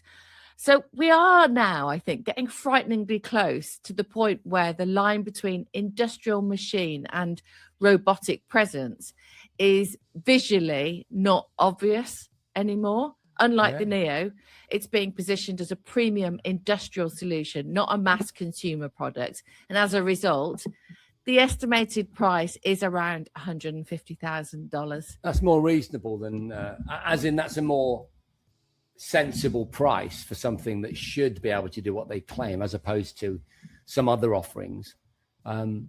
It's interesting, isn't it? I mean, it's we are talking industrial commercial use for Iron, but honestly, have a look at it and tell us what you think about it. Yeah, and say if it reminds you of me when I've had a. They won't have seen you though, because I've seen. No. I don't think I've seen. I don't know. Have I? I don't know if I've seen yet. You might have. Karaoke. But my thoughts are, there's a famous check waiting for Elon Musk, isn't there, for $1 trillion, if Tesla performs as well as the board of directors expect it to. Yeah. And a lot of that is tied up with their human-like robot Optimus, That's why it keeps showing up everywhere. They're kind to, they're trying to push it. Kim Kardashian famously has got one. I mean, Elon reckons that robots are going to be bigger than cars. Let's be honest. A lot of people hardly use a car. A lot of people use public transport. A lot of people aren't that bothered about cars. Obviously, there are some people who are hugely passionate about cars. But if a robot could do what they're promising these things might be able to do in the short term, that would be pretty revolutionary. These are soft robots.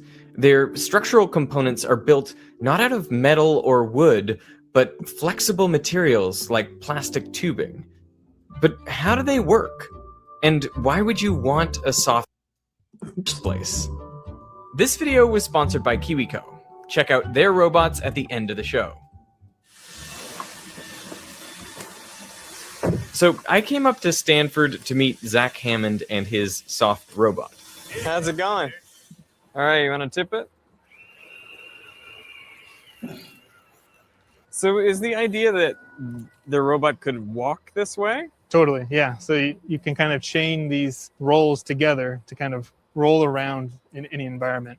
They call this punctuated rolling locomotion, wherein it's kind of stuck on a face until it tips over, and now it's on a new face, and it can then continue to move its center of gravity. Once that center of gravity exits the support polygon, or the base, then it tips over one of the edges of the face. This is a different soft robot made out of flexible tubing. It was designed to mimic the way a turtle walks, where diagonally opposite legs move together. It's powered entirely by compressed air, and perhaps most impressive, it requires no electronics. All of the circuitry is pneumatic. And this means the robot can be used in places like mines, where electronics could spark explosions, or in the strong magnetic fields around MRI machines. But why would you want a soft robot in the first place? One of the things that I like to do is just to take the robot and kind of like beat it up a little bit, show how it's compliant and compressive. Well, because they're safer. If you'd like to take a whack at it, feel free. But I don't think this is your work. I don't want to break it, obviously. No, feel free, go for it. For operation around humans, there's not much damage a soft robot can do to you. I can stand on these? Yep. This is a pretty crazy compliant robot. Because the fundamental structure of this robot is compliant, there's only some maximum force that it could ever exert on me. So it's inherently safe to be operating around people. Could we make it fall and have me be inside it? Yeah, we could do that for sure. Just watch your head. Yep, if I go over here. If you're there, yeah, we can do that. All right, let's try it. Here comes. Well, that's not bad at all, is it? I can try another shape that's supposed to open up one of the faces so you can jump out of it quickly. Okay. I haven't tested it in a little while, so sure. I don't know how it's going to go, but let's try this. There you go. That's her face right there to your right, and you can exit the truss from that face. Boom. Perfect. Just that easy. Did you build this by yourself? Me and one other grad student built this entire thing ourselves, basically. And how long did it take? We did it in about a month, I want to say, like actually constructing everything. And was it tricky? I mean, were you sewing that stuff? Yep, we sewed this all ourselves. The main structural members of this robot are fabric tubes inflated with air. Yeah, so these red tubes are a nylon fabric, and then internally there is a polyethylene tube that provides the airtightness. The tubes are inflated to about 6 psi above atmospheric, so it's almost 1.5 atmospheres. Each tube passes through pairs of rollers connected to a motor. The rollers pinch the tube so it bends kind of like a pinched straw. And the rods, and then we have this like high friction material wrapped around the rods. And then that coupled with the fact that we have this pressurized tube that's kind of pushing the membrane of the tube into the rollers prevents us from slipping. By driving the motor, it changes the lengths of the tubes. Kind of like when a clown creates a twist in a balloon and then folds that balloon into a balloon animal. The difference between what the clown does and what we do is that there's some passage of air between adjacent segments of the tube so that as the robot drives around, we're not pressurizing the segments of the tube. This robot is made of 4 inflated tubes, each one connected to a pair of motors, forming triangular sides. We also think that they kind of look like sausage links when put together, which is why we've named these robots after different sausages. So this one's called Polish.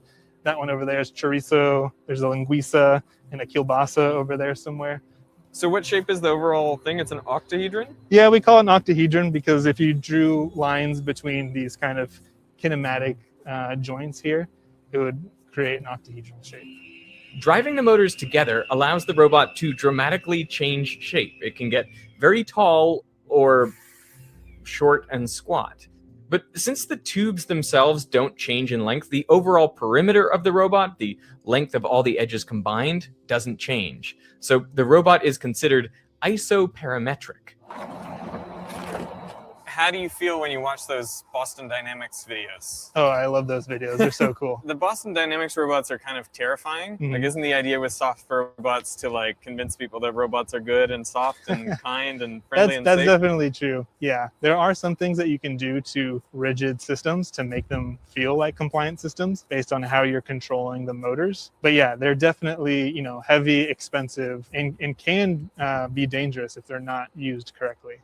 The hard robots we're used to are strong and precise. Their actions are accurate and repeatable. But they are also heavy, and they can't really change their volume as dramatically.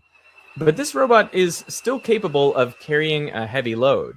So I have a GUI in MATLAB that nice. enables me to just put in the positions that I want the robots to move in inches and then send them out. There's some other functionality. I have some like stored configurations to send to the robots. Soft robots also have the advantage of shape changing. They can become tall to go over obstacles or short to fit under obstructions. So if there's some rock that it didn't see or that it wanted to roll over, it could simply do that, and the compliance of the tubes would simply just bend around that disturbance. Do you imagine robots like this doing work in space? Oh yeah, definitely. So one of the nice things about these types of structures is that they can shrink down their volume very drastically. And because volume on rockets is such an expensive premium, being able to have a robot that can pack down small for transport is very valuable. So NASA was at one point looking into truss robots for exactly that reason. And they've contacted us since we've made this robot to explore different ideas for space exploration projects. So one of the things that they're thinking about doing is deploying robots underneath a sheet of ice. So they're going to drill through this sheet of ice and then deposit a robot through what is kind of a small diameter hole. And so if you can have a robot that can change its volume very drastically or be disassembled and then reassembled to form like a much larger structure, then you can have large robots that are able to fit through these tight spaces and be deployed in kind of difficult to access areas. Is this a little bit like an octopus? Is that how you could think of it? There is some connection there because they use their shape-changing ability and their compliance to squeeze through tight passageways and then also to wrap their body around objects. So for example, they can open jars with their tentacles. And one of the things that we want to use this robot for is grasping and manipulating objects. This robot is even capable of picking objects up off the ground. We'll try that and see if it can grab it. Because of the compliance of the tubes, it has a natural ability to grasp and manipulate objects because as it does so, the tubes bend ever so slightly, which increases the contact area and distributes evenly the forces that are exerted on that object. So, I mean, is the biggest risk if it pops? Yeah, that's a big risk. I mean, you obviously need the compressed air for your structure. And so if you have a leak,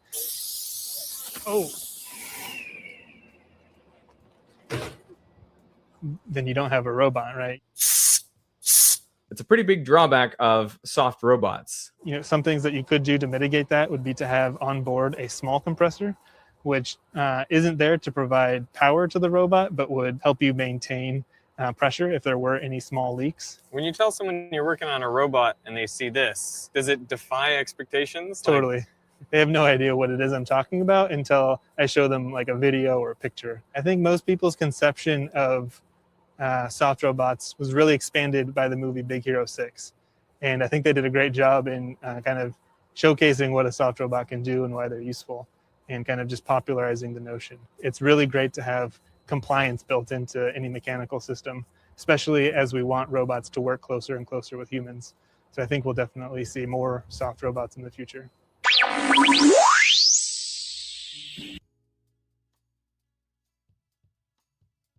All right. Well, that is all those robotics ideas brought to you by EAE. So hopefully he catches this on the replay. So we're going to move on more into, I guess, a more editorial part. Pretty much, you know, the third part of the show, which let's see, how long have I been on? Oh shit, not even 2 hours. Well, we'll see if we make it to 4. So before we move on, Brian Nichols seems to be fixated on this idea that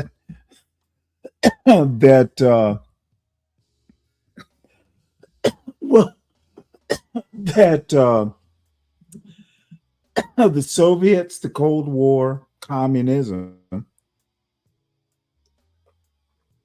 was allowed to expand and all that, you know, challenging the West because of how World War II ended. And, it made me think, everybody's seen Patton. I still do like war movies, especially like Navy, World War II, surface ship or submarine type movies. So, Patton, was an army movie, but it is literally like the classic of classics or one of them. And Patton wanted to go into, after the communists. And I'm assuming that's where Brian is. And tell me if I'm wrong, Brian. I'm assuming that notion of we should have let Patton run free and go after Moscow. And maybe we wouldn't, have experienced a Cold War. But there was no reason to go after them after World War II. We had a whole Europe to deal with. Plus, America only does wars, for so long. World War II, excuse me. World War II is somewhat of an exception. Bottom line is this is what happens if I am right, and I could be wrong, but this is what happens when you learn your history from fucking movies. This idea that Russia led the war or that sort of thing, dude, that's so ahistorical. It's astounding that someone could suggest that America should have seen what communism was going to become. That's fucking ridiculous. So there is always room for improvement. Or if you have an angle on the history, Brian, please let me know and recommend reading, because I want to know why you think this. And please tell me it's not from Patton. So anyway, hey Chocolate, we're going to move on to my beloved Georgia from the New York Times. The first time I voted for Donald Trump, I thought it was going to make a difference, which fits into my "I told you so" narrative. And the MAGA blacks condemning them, and the 77 million people who voted for Trump. Y'all are the problem, not Donald Trump. You created the menace, and now the menace has broken free of Dr. Frankenstein. 77 million Dr. Frankensteins, and it's all your fault, Trump voters. If you had to describe America in one word right now, what word would you use? Confused, unrecognizable, hungry, chaotic, sad, tense. I would say we're suffering. Great. I think America's a great place to be. Welcome to Georgia. It's the cradle of the Confederacy, but also the birthplace of the civil rights movement. It's never really been full on Trump, right? He lost it once. This state could decide the Democrats' chances at taking control of the Senate. And a lot depends on whether Black voters are motivated to show up. So I'm asking folks, why didn't you vote for Kamala Harris? What do you think the Democratic Party thinks of you? What's the dream? When I asked you how America is doing, you said suffering. Mm-hmm. Suffering how? Every time we go to the gas, put gas in our car, utilities, food, everything is high. If you had to describe the Democratic Party in one word, what word would you use? Messy. Messy. Very much so. I would describe the Democratic Party as outdated. I think something went wrong by not including young blood. I want to see young people come in and bring in new ideas. I would love to see that. What do you think the Democratic Party thinks of you? I think that the progressives of the Democratic Party specifically, I think they see me as a person who is capable of inspiring change within my community. But I would say for a lot of the more the older members of the Democratic Party feels like I'm just another number to get them a vote. We're just pawns in this very strategic, nasty, diabolical game of chess that they're playing, that we don't know what's really going on behind the scenes. I want them to hear our problems, our struggles, what we're actively going through every day. I feel like they're kind of like corporations. What do you think of the Democratic Party? Is lacking that factor. Trump got that I don't like Trump, but he got that Well, what happened to the Democratic Party? It dismantled after Clinton. Say that again? Clinton. When Clinton after left, Clinton. it was over with. Who did we have after Clinton? Oh, Obama was cool. Let me tell you, I love Obama. It was Obama, then Clinton. Then Clinton. Yeah. Yeah, well, I'm talking about the first Clinton. Okay. Before me. Oh, I'm Like, sorry. you You're talking know, about Bill. I'm talking about, oh boy, Bill, yeah. Oh, The first black president. The first black president, right? Bill had his issues, of course. Do you think the Democratic Party has just become too corporate? Absolutely. I like the way he phrased that. They're definitely too corporate. It's too much. It's too messy. It's too corporate. It's too many politics. No pun. Do you think that the Democratic Party cares about you? It's like that auntie, right, at the cookout to come over there and she act like she cool with people, but she look down on people. I feel like the Democratic people, they just fake. It just feels fake. They tried to do the Megan Thee Stallion thing. That was horrible. When Harris got Megan Thee Stallion to do, what was that? It was, people can see through the bullshit. That's the problem with the Democrats. They do things for show. It's all theatrics. It's not authentic, and people can tell. It has to be in you, not on you. And people can smell it. I can smell you bullshitting me. And they don't think you can smell it. There was a point that I just voted straight Democrat. Now I'm at the point that I'm actually taking the time to look at each candidate, to actually see the ballot before I go to the voting booth to know what I'm doing. The first time I voted for Obama, I thought it was going to make a difference. And the first time I voted for Donald Trump, I thought it was going to make a difference. Let me ask, your vote for Donald Trump both times, was that a vote that was cast in the hopes that Donald Trump could maybe make a change or deliver something different? Or was that a protest vote Yeah, it's against the Democratic Party? probably more protest. It sounds like the Democratic Party has let you down. I think government has let me down. How do you think Donald Trump has done so far? I kind of like where he's going with revitalizing industry. I see that as an opportunity for communities like ours, small communities, to get young people, men and women, involved with skilled trades that pay very well. Do you think the Democrats are focused on the wrong issues? I think so. I talk to my wife about it all the time. I want them to be a catalyst for economic development here. I want to fucking know what industry besides mining and oil drilling has Donald Trump revitalized? In the United States and in the world. Okay. So if they were to concentrate more on that rather than social issues, I think we could move forward. If I'm hearing you correctly, no matter who was in office, different Republicans, Democrats, white folks, black folks, whoever, there hasn't been change that you've seen. Not in my Right. opinion. Obama was the president for 8 years. Albany still looked the same. Joe Biden became president. Albany still looked the same. Donald Trump was president 2 terms.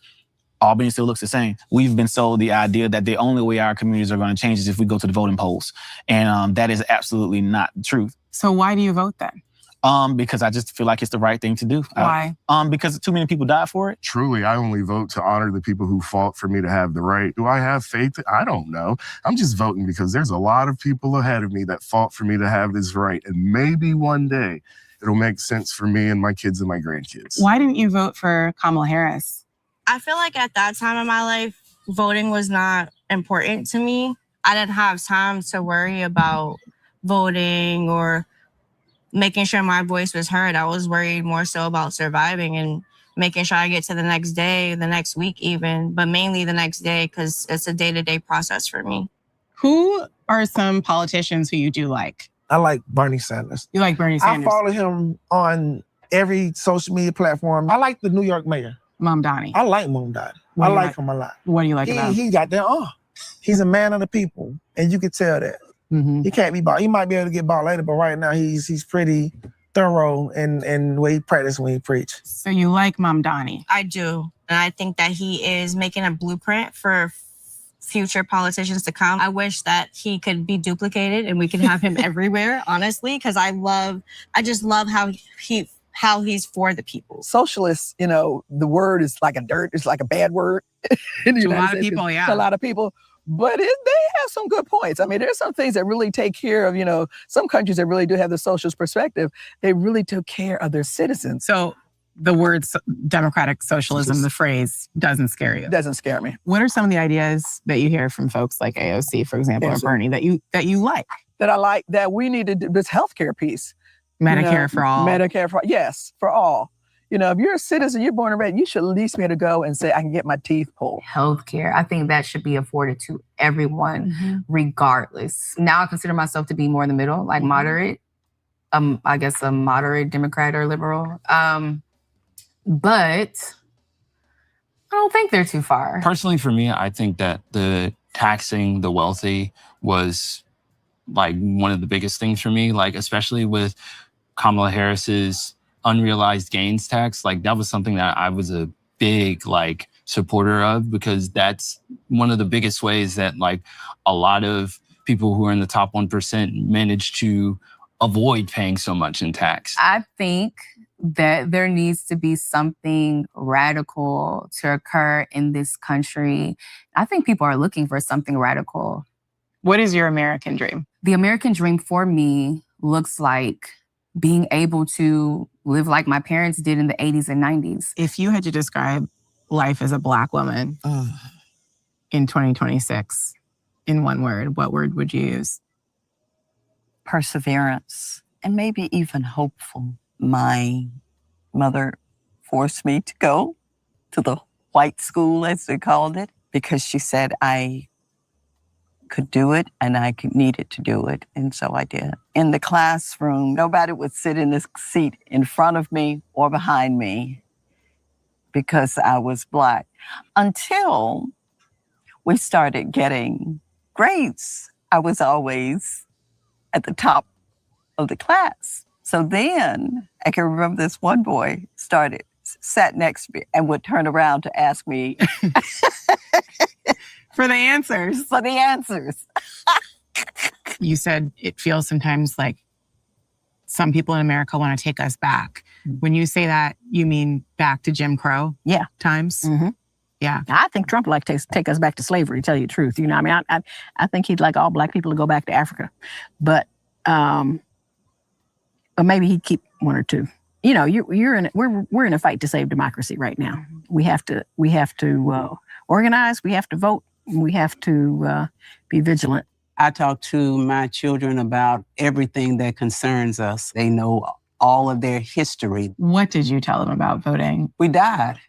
We died. So if we died to do something, it's got to be powerful. It's got to be powerful. What does it mean to you to be an American or a Black American today? First, I love America. I've been all around the world, and it is nowhere that I feel as comfortable as I do as America. Even now? Even now. Even in this political climate, even in this social climate, even in this horrible economy that we have, it's still the greatest place that you can be, and I love being American. I just want to see America love me.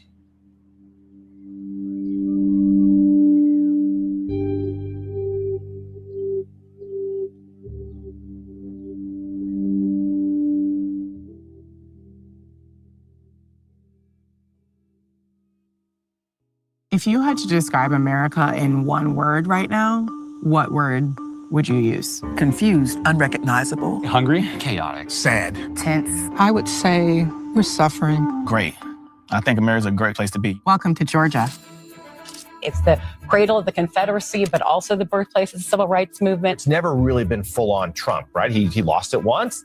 This state could decide the Democrats' chances at taking control of the Senate. And a lot depends on whether Black voters are motivated to show up. So I'm asking folks, why didn't you vote for Kamala Harris? What do you think the Democratic Party thinks of you? What's the dream? When I asked you how America is doing, you said suffering. Suffering how? Every time I go to the gas, put gas in our car, utilities, food, everything is high. If you had to describe the Democratic Party in one word, what word would you use? Messy. Messy. Very much so. I would describe the Democratic Party as outdated. I think something went wrong by not including young blood. I want Right. to see young people come in and bring in new ideas. I would love to see that. What do you think the Democratic Party thinks of you? I think that the progressives of the Democratic Party specifically, I think they see me as a person who is capable of inspiring change within my community. But I would say for a lot of the more You can say it. the older members of the Democratic Party feels like I'm just another number to get them a vote. We're just pawns in this very strategic, nasty, diabolical game of chess that they're playing, that we don't know what's really going on behind the scenes. I want them to hear our problems, our struggles, what we're actively going through every day. I feel like they're kind of like corporations. What do you think of the Democratic Party? Is lacking that factor. Trump got that I don't like Trump, but he got that But what happened to the Democratic Party? It dismantled after Clinton. Say that again? Clinton. When Clinton after left, Clinton. it was over with. Who did we have after Clinton? Oh, Obama was cool. Let me tell you, I love No, Obama. it was Obama, then Clinton. Then Clinton. Yeah. Yeah, well, I'm talking about the first Clinton. Okay. Before me. Oh, I'm Like, sorry. I- You're you talking about know. Bill. I'm talking about, oh boy, Bill, yeah. Oh, The you first know, black president. The first black president, all right? Bill had his issues, of course. Do you think the Democratic Party has just become too corporate? Absolutely. I like the way you phrased that. They're definitely too corporate. It's too much. It's too messy. It's too corporate. It's too many politics. No pun. Do you think that the Democratic Party cares about you? It's like that auntie, right, at the cookout to come over there and she act like she cool with people, but she look down on people. I feel like the Democratic people, they just fake. It just feels fake. They tried to do the Megan Thee Stallion thing. That was horrible. When Harris got Megan Thee Stallion to do, what was that? It was, people can see through the bullshit. That's the problem with the Democrats. They do things for show. It's all theatrics. It's not authentic, and people can tell. It has to be in you, not on you. And people can smell it. I can smell you bullshitting me. And they don't think you can smell it. There was a point that I just voted straight Democrat.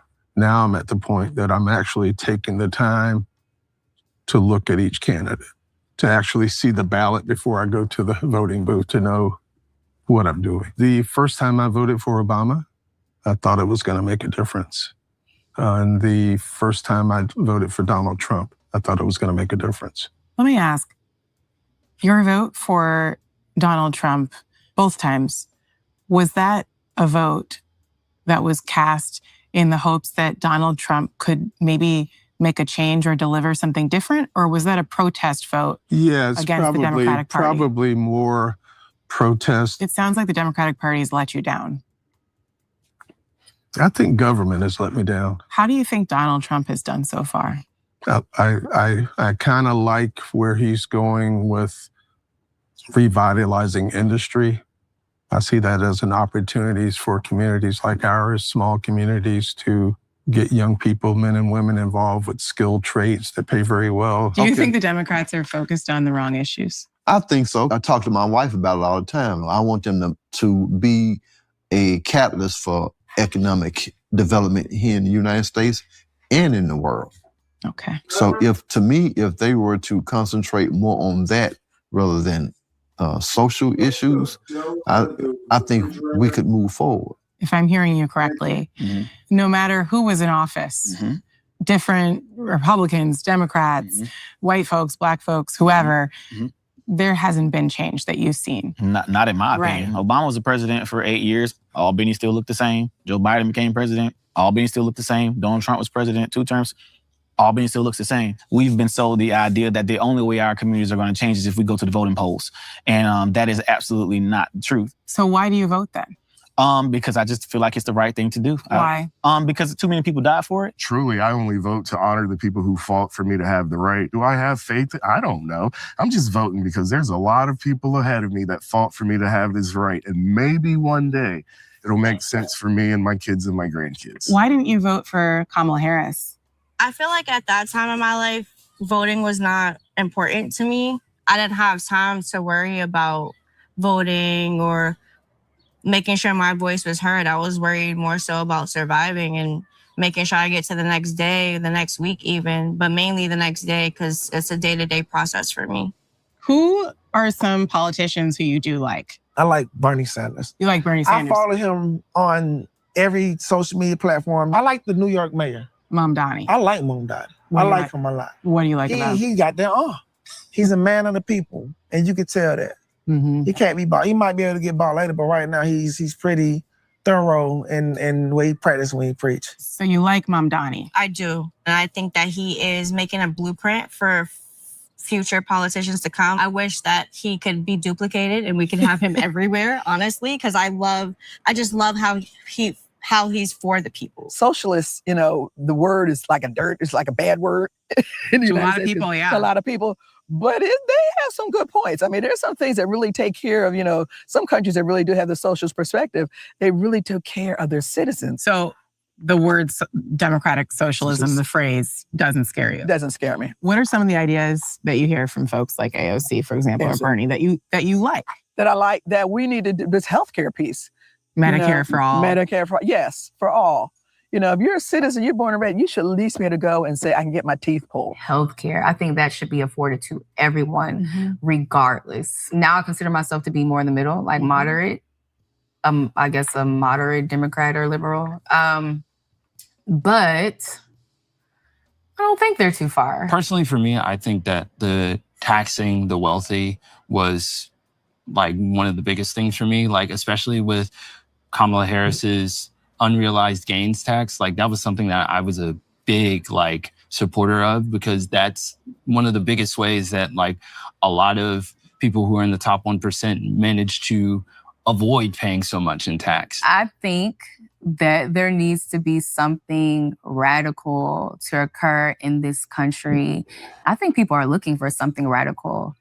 What is your American dream? The American dream for me looks like being able to live like my parents did in the 80s and 90s. If you had to describe life as a Black woman in 2026 in one word, what word would you use?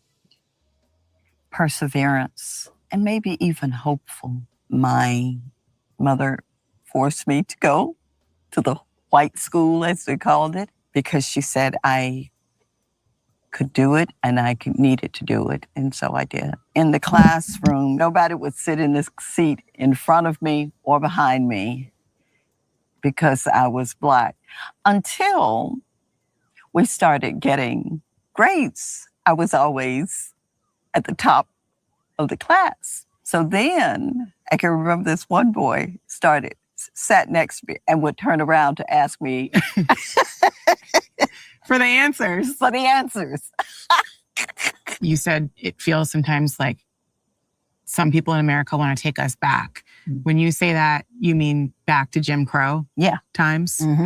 Yeah. I think Trump would like to take us back to slavery, to tell you the truth. I think he'd like all Black people to go back to Africa. But maybe he...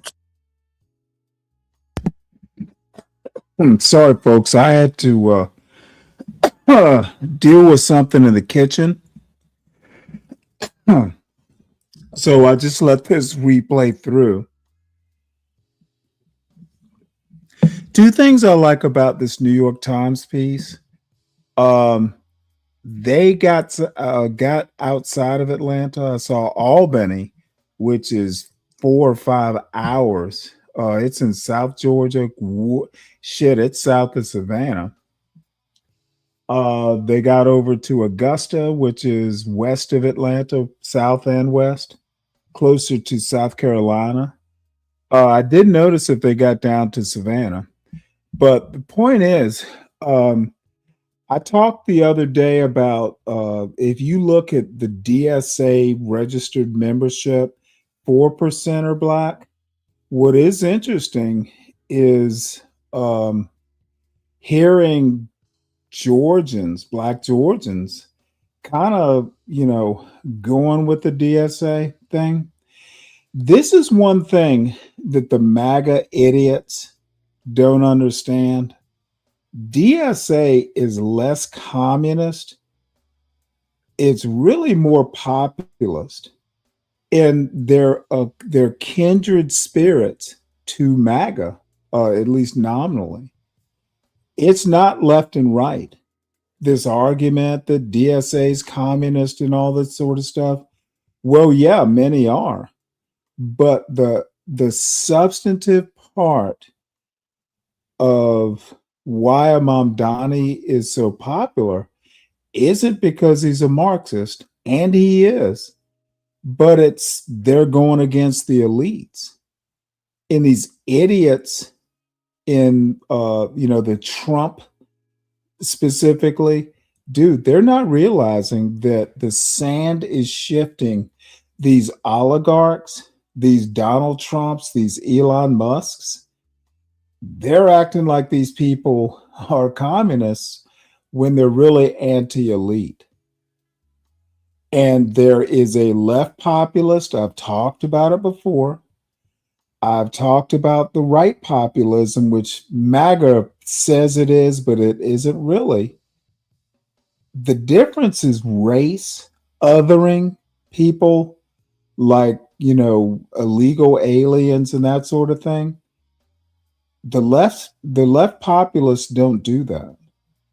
As a matter of fact, they're class essentialist sometimes, where they don't care about race, they care about class.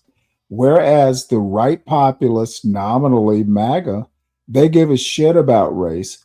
That's why in the end, you'll have people like Donald Trump kind of scared.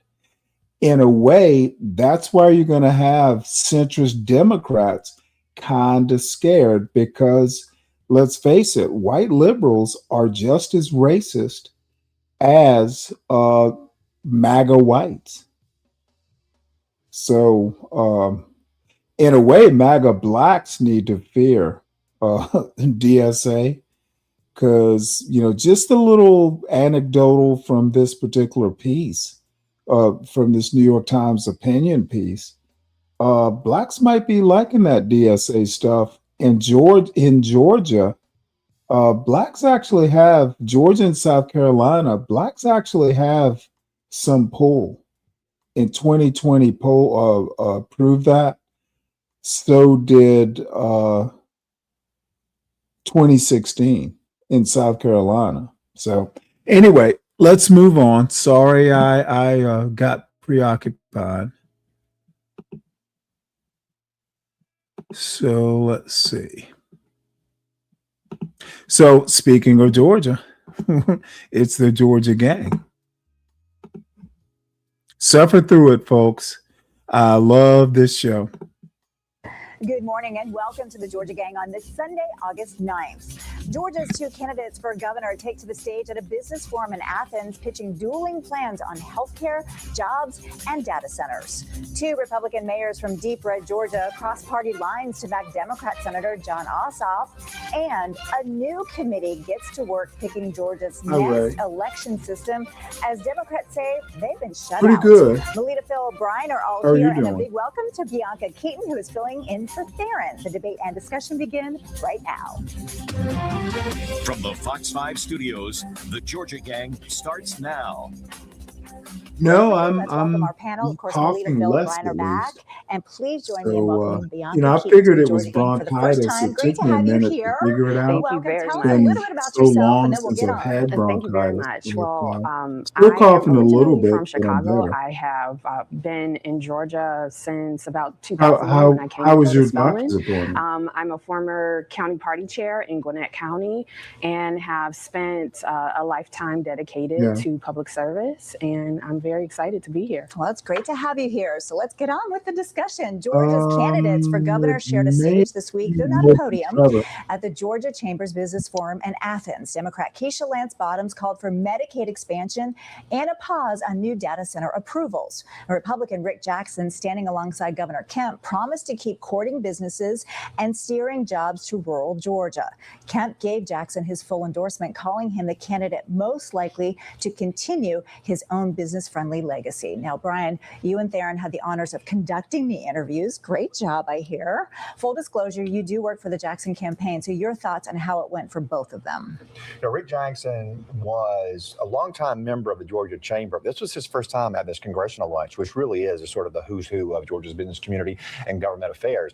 And a lot of those folks don't really know him that well. And he had to show them that he is a business leader like them. He sees the world like them, and he is seeking solutions like them. You know, as he always says, a business is a solution to a problem, and you got to figure out how to make that profitable.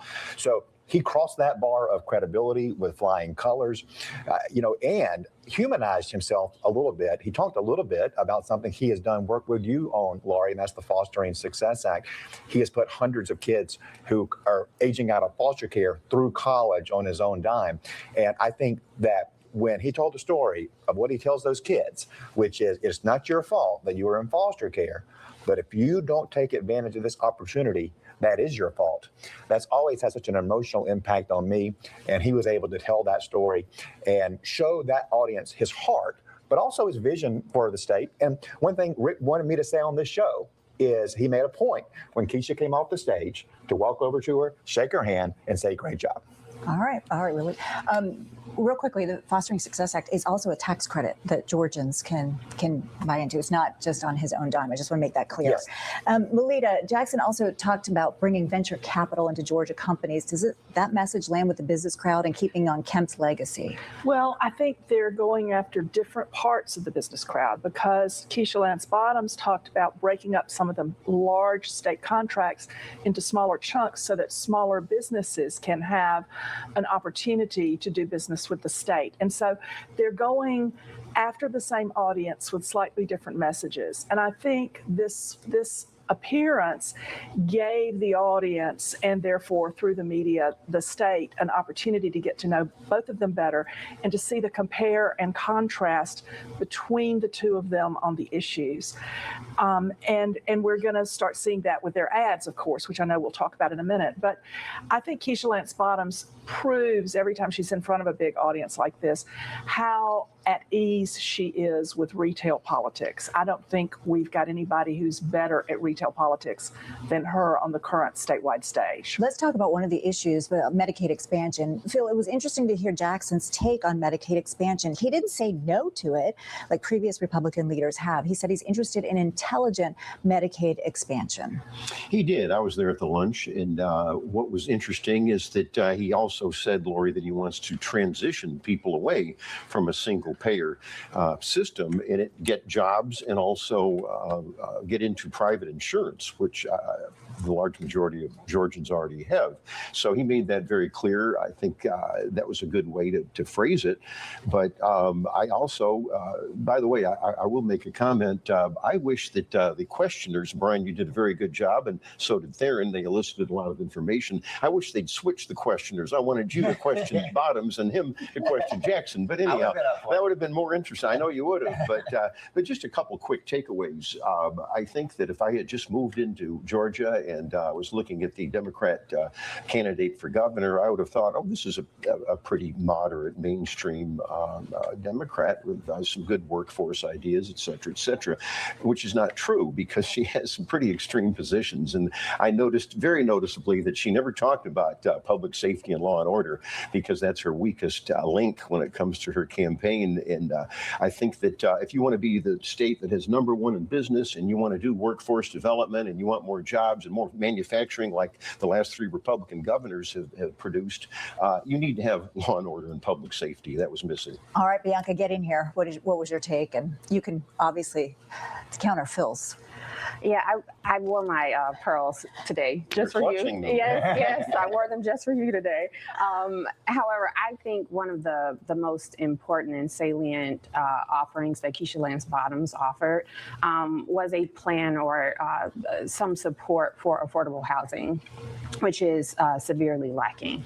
And I think that it's a more holistic approach to the public safety question. You got to get people jobs. You've got to get them adequate housing, and you've got to make sure that the government is actually ensuring that the jobs that are being promised, or the economic opportunity that's being promised, is actually making it into the pockets of the families. All right. Well, meanwhile, also, Bottoms wasted no time going on offense. She's out with her first general attack ad tying Jackson directly to President Trump and accusing him of buying the president's support. Bianca, what did you think of the ad? Is it effective? Oh, I thought it was great because it made these three memorable points, which is connecting Rick Jackson to Trump's love for flattery, his love for being bought, and also his can I roll back a little? No, okay, I'm sorry. But also his love for wanting people to emulate the things that he's doing. And unfortunately for Rick Jackson, Donald Trump has not been very successful in the things that he has promised to deliver for the American public. He's given $2 million to Donald Trump, and I don't know that it's going to help him very much in November. Well, Brian, is tying Jackson to Trump a smart opening move for Bottoms? Because, his approval ratings are not very good right now. So what Rick Jackson has talked about as being Trump's favorite governor, and part of the reason why that relationship is so important is President Trump is president. And we're just talking about Medicaid. And what Rick wants to do is not traditional Medicaid expansion. What he wants to do is to have a block grant where Georgia has a conservative solution using our federal tax dollars and getting them back home. You can't do that unless you have a great relationship with President Trump. And that's what that relationship is all about. Keisha Lance Bottoms is in tricky territory. You know what administration she worked in? The dubious Biden administration, right? So she has a record of failed public safety policies in Atlanta, and then went to Washington to work in an administration that Georgians hated so much that they voted against the incumbent party in 2024. So she can't really point to those accomplishments as something that, Georgians are going to love this. No, that's not there. So that's a really odd argument for her to make, because she can so easily be tied to an unpopular president, Joe Biden. Melita? Well, I think that it wasn't in the ad, but on the campaign trail, she's been saying President Trump Rick Jackson may want to be President Trump's favorite governor. I want to be your favorite governor. Mm-hmm. She turns that on the end, and it has a great reaction with the crowds. Talking about Medicaid, Keisha Lance Bottoms has said she would abolish the Pathways to Medicaid program that Governor Kemp has proposed and is implementing with an overabundance of administrative cost. It's not getting to the people it's supposed to help. And so I think that she's on strong footing there. And so the Trump ratings continue to tank. And the more closely Rick Jackson embraces President Trump as we get near November, I think is perilous territory for him. Phil. Well, I think when it comes, and I think viewers have heard me say this before, the favorability ratings are really not that important for either party, because Trump has gone down to 41% unfavorable to 51% favorable throughout his really first tenure and now. And also, Ossoff is under 50% if you're tracking this too. So, and I think it's going to be a very, very tight U.S. Senate race. But going back to the advertising, the anti-Trump message from either Bottoms or John Ossoff, who's trying to be reelected, is basically not going to work. It's going to be affordability. I think we all agree on that. And it's going to be public safety. And I think those are going to be the issues. And that's why I think that we're going to have some tight races in the fall. All right, coming up, 2 Republican mayors from some of the reddest counties in Georgia are crossing party lines for Democrat John Ossoff. We'll discuss. Have a question or comment for the Georgia Gang? Email them at georgiagang@foxtv.com. Ooh, that's scary. So one quick comment. That tie looks very pink. Well, all I have to say to Khan is Georgians, especially white male older Georgians, we're not afraid of pastels. We will wear our seersucker and our pastels all the way up to Labor Day. Now, after Labor Day, it is a faux pas. So pink doesn't scare us. And white male Georgians tend to be a little bit more comfortable wearing stuff like that. But I've seen plenty of black males who are elder wearing those blue striped seersucker. Dude, I have an old polo seersucker, blue striped seersucker shirt that I fucking adore. Never worn a pink tie, but who knows when the notion might strike. Senator John Ossoff is picking up some unlikely allies. The Republican mayors of Valdosta and Tifton are both endorsing his reelection bid, crediting him with delivering results for South Georgia, even though both are also backing Republican Rick Jackson for governor. Now, it's a split ticket signal out of the territory Trump carried by very wide margins. Bianca, lots of talk again about a split ticket here in Georgia. Is this more evidence of that? I absolutely do believe so. These two mayors coming out in support of Ossoff are very huge for his chances, his reelection chances in November. He has delivered very firmly in constituent services, in funding for various projects, infrastructure, et cetera, across the state. And I think that this is more reason for Mike Collins to be concerned moving into November.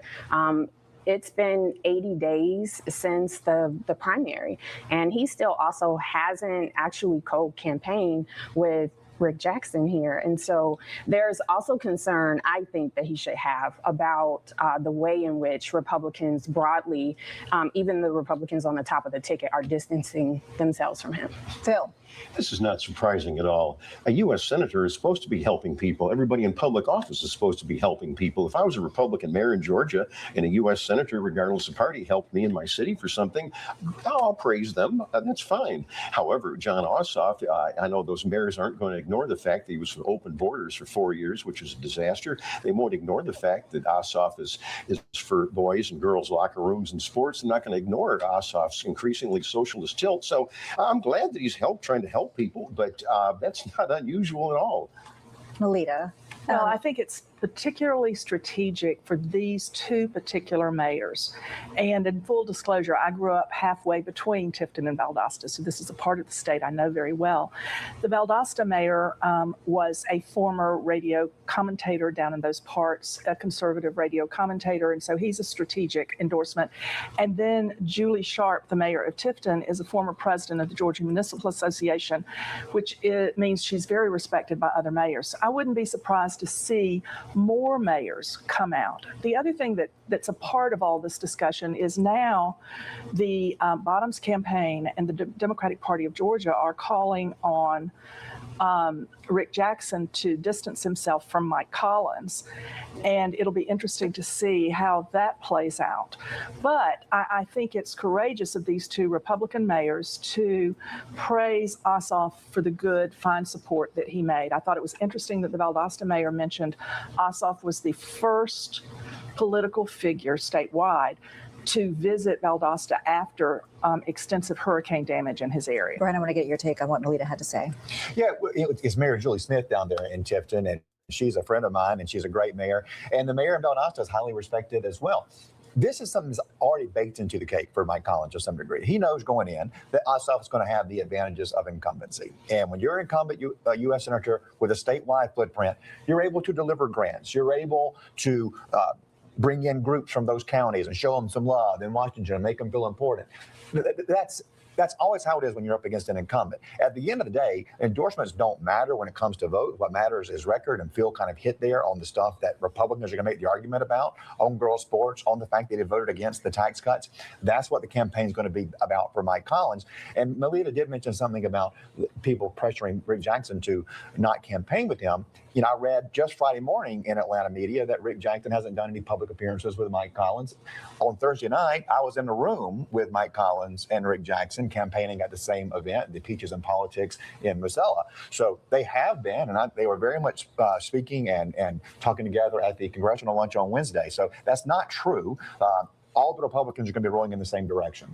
Well, Republican Senate candidate Mike Collins is trying to keep the focus on his record, but this controversy keeps following him. His son-in-law's social media posts, including sympathy for a white nationalist group, have Democrats really pressing Collins to say more. Collins says he has absolutely condemned the comments and wants voters to look at his voting record instead, and really just move on, Bianca. Well, he can't escape this because, this isn't just a situation of having like a crazy family member. We all have someone in our family that has some wild views that we would rather do without.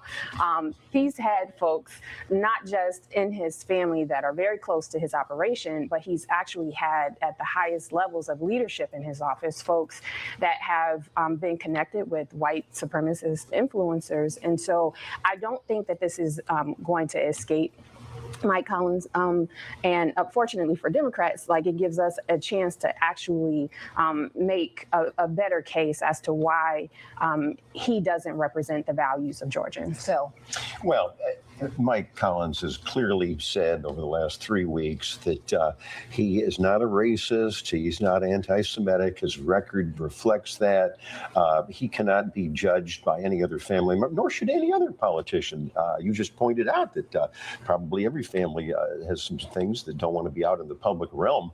So Mike Collins has been very focused on that, and it's typical of a campaign to just focus on the negatives. They don't want to hear about Collins's plans for tax relief and affordability and no open borders. So I think Collins is going to be fine. He's getting more money in his campaign. It's going to be a competitive U.S. Senate race. Quickly, Melita, then Brian.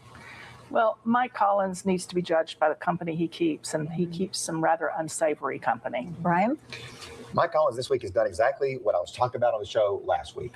At first, he had talked purely about the anti-Semitism part of white nationalism. He made it very clear. He condemned his son-in-law's views this week. I thought that was really important. It sort of kind of closed the story off to show us where his heart is, to show us what he thinks. And he says, I condemn racism. I'm going to represent everybody. That's exactly what he needed to do. We should all be able to move on from here. Well, we'll see. Straight ahead, Georgia lawmakers start the process of picking a whole new way to vote. Join the discussion on the Georgia Gang Facebook page and watch past episodes on the Georgia Gang YouTube channel. A new committee is getting to work on Georgia's next election system. Lawmakers are eyeing a QR code-free, hand-marked paper ballot option after the state missed its deadline to make the switch this year. Now, Senate Democrats are already complaining that they were left off the committee altogether. Melita, Democrats are calling this bad governance, is leaving them off the panel a mistake heading into a midterm election. We should mention that Democrat Representative Scott Holcomb is on the panel. But he's the only Democrat who's on this larger panel. Everyone else is a Republican. And the other thing missing from this panel are people who have deep knowledge of technical issues and deep knowledge of voter protection. And so the panel is kind of incomplete. Now, the decision won't be final until January, but this committee is doing the preliminary research into what kind of system the state needs moving forward to replace the flawed system we're now using. But it'll be very interesting. They put Secretary of State Republican nominee Tim Fleming on the committee, but if we elect a Democratic Secretary of State, so to speak, what will happen to the recommendations of this committee and all the work they're doing? Phil, should this committee be a little bit more bipartisan? Well, it doesn't really make any difference. Here's the problem. The committee right now is working on two conflicting laws that are on the books. You mentioned it in a little bit of your rollout. And Melita, you and I have been talking about this, that are you going to have a paper ballot system? How are you going to use the printers? Are we going to have a patchwork? You and I have talked about that too, because cyber experts say you need to patch the system now. This is all these complex issues, what the committee is going to have to do. So yes, you're right. In January, they're going to have to do something, but I think the legislature is going to have to clarify exactly what system. I don't want just a single vendor system, which is in the law now too. Well, the big problem with the current system is that there is a QR code the naked eye cannot read that stands between the votes cast on the machine and the paper ballot printed. So we've got to find a system that prints what the voter has selected instead of having the QR code between the vote and the machine that counts. That's right. And that's where you two have agreed all along. That's right. Bianca. Well, I'm agreeing too. We're I'm going to clutch my pearls again on that one. I'm in full agreement with that. I think when the system was first implemented, the QR code stood out as one of the big issues, is that we could not actually verify the vote totals via like a human eyeball count. Unreadable. And so I'm in full favor of figuring that out. What I am not in favor of is the continued waste of taxpayer dollars in funding new systems that only serve to create more ambiguousness and chaos in our elections. Wouldn't paper ballots create more ambiguousness and controversies? Well, we need something that is. Okay, I'm thoroughly confused. Is ambiguousness a word? Ambiguity is the word I'm used to using. What's up with this? Is auditable and auditable to the human eye, and I would actually like to have some answer to not repeat what happened in the 2000 election as well, where even with the ballots, there were issues and confusion that cost us an election. Brian. Bianca raised an issue here that I actually have raised in the past, so congrats. And it shows you did smart analysis there. That we have a lease on the current machines. And the good news is that because we have pushed this into the 2028 cycle, that lease ends in 2028. So we're not going to be paying for two different systems. So that is a good, smart use of tax dollars. I'm glad to see that happening. What you're going to see is a system that doesn't have the QR code that my colleagues have mentioned. That's going to be one of the primary things. It's been one of the biggest complaints about our current system. You're going to have new scanners. They're going to be scanned, and the ballots will be adjudicated right there on site in the precincts, is what I'm told. Tim Fleming being here is hugely important. He is most likely to be the Secretary of State who will be implementing this. And so his expertise this will be a chance for him in this campaign season to show his expertise on the issue and his vision for how he's going to implement it. So it could be really important for him as a measure of credibility that he knows what he's doing on this issue. All right, we'll leave it there, folks. Coming up, winners and losers. Stay tuned. Time now for the week's winners and losers. All right, well, I'm going to make Bianca a winner because you got through it. The first show is always the hardest, so congrats. Yes. I'm very, very excited. Well, good. And I'm going to make my winner Rivian, which opened its Northeast. They had a big grand opening for their Northeast headquarters right on the Beltline in Atlanta. Governor Kemp was there. Mayor Andre Dickens was there. It's always great to see them together in the camaraderie. So they're my big winner today. Right. Well, let's go to Phil. Well, that Rivian is a winner. I agree with that. Another winner is Dr. Erica Schwartz. She's the new permanent CDC director, Centers for Disease Control. And I think she's got a great resume. She was a former deputy surgeon general. And also, last week I was criticizing the AARP poll. You may remember that. I want to make it clear that they don't endorse candidates, but they really push a lot of liberal agenda. All right, Melita. Well, I'm going to make tired parents the winners this week as children go back to school.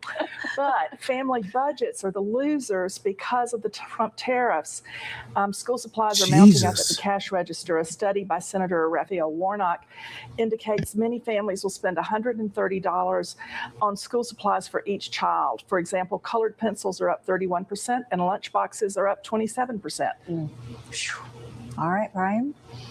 My winner is the Georgia Chamber of Commerce putting on a great congressional lunch this week. It was very meaty. Thank you to Chris Clark and Nancy Palmer and Sarah Camuso for having me and Theron there. It was really great to be with that crowd, to be able to talk about the visions for the next 4 years in the state. So it was a great event. And another winner is Heather Tilley, who has been a long time at Oglethorpe Power. She's been named as the CEO of the Georgia EMCs. She and I are in a very small fraternity of people who have been former communications directors for Georgia governors. So I'm very proud for Heather, and she's going to be great in that role. Congrats to her. All right, Bianca, we've got a clock right there. We got 1:43. All right, well, I'm going to pick up, and my winner this week, or my winners this week, are my sorors, the ladies employees of Delta Sigma Theta Sorority Incorporated in Fulton County. My sorority is here hosting their Southern Regional Conference in Fulton County, and so I'm very excited about that. And a time will be had this weekend, and I look forward to being out and celebrating. Last weekend, I had a ball in Savannah with the Democratic Party of Georgia celebrating its convention, and very excited. All right. We got a minute left. Okay, you brought it. Okay, Well, go ahead. I'd like to make my loser Michigan Democrats who have continued, and I don't do national stuff on this show, but they have continued the trend of Democrats across the country electing extremists for their nominations. And as Democrats are so excited they're going to be able to run against President Trump and his low approval ratings, they are out there nominating people who are simply unelectable. So I say, Michigan, you're a loser, but keep it up. I hope the Democrats all over the country continue to do this. Well, I was going to stretch by saying Melita brought up lunch boxes. I had Donnie Marie growing up. What did you have? I had the space shuttle because that was new when I was in kindergarten. That was a new thing. Bianca? I didn't have anything fancy. I don't even remember a bag. Oh, a bag. I'm dating myself. I had Zorro with the sword. Oh, we had school lunch and the sweet ladies that dished out food for everybody. You had the Beatles on yours. No, I wouldn't have had the Beatles in South Georgia. One of the things, and I know this is more or less a political show, but I really have found, I don't know, people who are always on for, the political one-liner or the pithy political comment, I find those people off-putting. Bill's got to do better. We'll leave it there, folks. Make it a great week. We'll see you next time.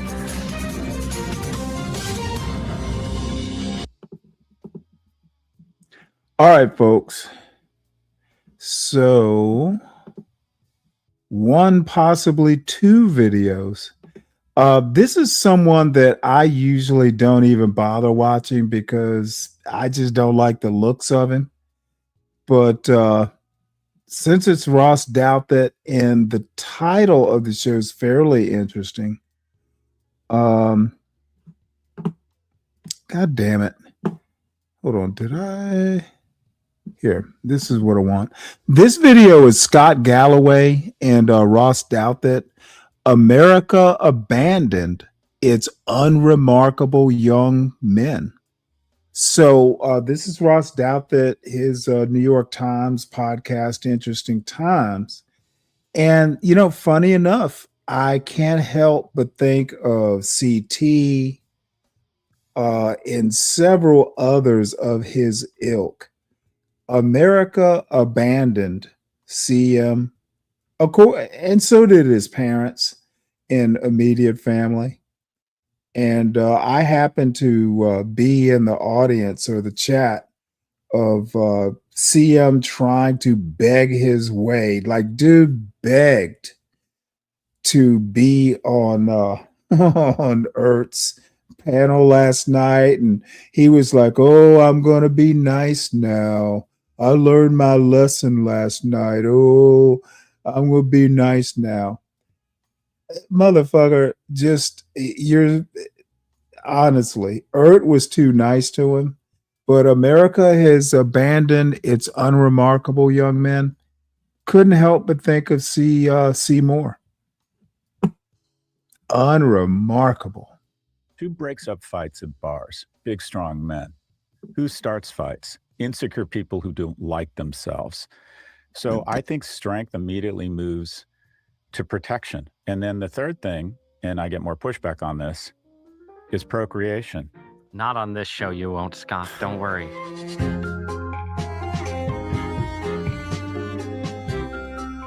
What are men for? We've been having a debate for a while about the falling fortunes of the modern man and the difficult conditions facing young men. This is like the most made up bullshit I can possibly imagine. What are men for? That's like asking, what is a woman? How are the two questions not related? What are men for? What is a woman? Dude, you get a bunch of people who look like Scott Galloway and Ross Douthat, you know, kind of balding, kind of bearded. Only people like these two wonder what men are for. And in particular, the single biggest killer of men under the age of 40 is themselves. It's suicide. Boys and men are falling behind in several different areas. There's about 1 million fewer young men now enrolled in college as compared to 2011. Are they radicalized and toxic? And just what is masculinity anyway? Most masculine I've ever felt is after the birth of my first child. The definition of true manhood is love, protect, cherish, defend, provide for your wife and for your family. And the masculine perspective is you have to understand that life is war. My guest this week has a lot of thoughts on this subject and a lot of advice for our fellow men. He's a professor at NYU's Stern School of Business. He's the impresario behind the Prof G Media universe. And he's the author of a new book that answers all of these questions. Notes on Being a Man.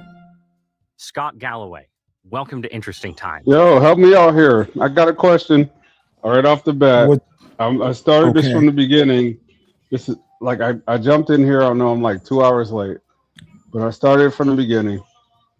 So Alan Keyes is your acceptable. Whoa. How long? You said 2 hours late. You're just getting here? Yeah, I was like 30 minutes in, and I had to jump on the panel to ask you these questions. Okay. So you want a black guy, or at least not a MAGA black. Alan Keyes, right, is the black conservative, right? Okay. Do you know, you do realize that debate thing was from 2004, right? Yeah, which is really, to me, that's not that long ago. I was actually a grown man when Well, they did that. to me, who's 20 years older than you, it's like a blink of an eye. But so what exactly is your question? Something about black? Everybody, one moment. Everybody black and you and everybody who thinks that conservatives have to put black before everything is my problem. Where are you even getting that from? Because Alan Keyes is your acceptable conservative, but he was an activist, and that's what I have a problem with. The activism is not conservatism. How about just ask me, why did I show the video? You showed the video with this wide open. You're coming in hot. Don't make me shut you down like a CM. I know you've been around Big J. Let me tell you my observation. You've been hanging around Big J. You've been hanging around CM and people of that ilk. Coming in hot. I had to get a refill. I need you to let me finish. Coming in hot here does not work. I will control the interaction. I think your better question is, why did I show it? Because I was very clear when I did. I started the interview yesterday or the debate yesterday, didn't get to finish. It was back before MAGA blacks, before all the Officer Tatums of the world. I enjoyed watching the debate because these were two erudite black men. Keyes I'd known since I was like a teenager, at least politically. UN ambassador, very erudite, very articulate. Barack Obama's Barack Obama. So seeing two people who could fucking, go back and forth calmly, logically, without enmity, who actually kind of admired each other, it was refreshing. We don't see that on YouTube or beyond these days. Two people who are actually up to speed, up to snuff, articulate, educated, and they just happen to be black. That's why I showed it. So what questions remain? You know how like you have a pie and there's like 1,000 slices. You can slice it 1,000 times. There's a million ways to slice a pie, right? Yes, no, I need correspondence for my commentary. So that way I can try to make this point, which I know is a bridge way too far for your understanding, because you're not going to get what I'm Okay, trying to say. let me tell you why it's a bridge too far from my understanding. Because You are like it basic okay. and simple. I get it. No, what you You don't don't forget I understand, have a what you PhD want in to Stanley. do is you want to complicate things way No, it's beyond. not complicated. You're going to complicate it if I make it simple. You take these weird MAGA black logical leaps. You keep acting like there's just one pie, for starters. We can bake more pies, Mr. Dave. There's not just one pie, Mr. Dave. We can always bake more. Just make sure we have the ingredients, the recipe, so we can try and be consistent. There's more than one pie. Okay, but we're talking about a pie. You can slice it. You're talking about Okay, yeah, you want to talk about a single pie. I'm saying why concentrate on a single pie when I don't give a fuck mama's what gonna you call it. mama Honestly. as Call it long whatever as she you knows want. let me help you out here. Mama learned to make pies from her mama. That's why you learn from your parents, so you can replicate. Sometimes you even improve upon recipes. I know how to make, for instance, okra, shrimp, and rice from my mother. And I sometimes make improvements. There are things I don't even do collard greens like my mother or even my sister does. All I have to say is there's more than one pie.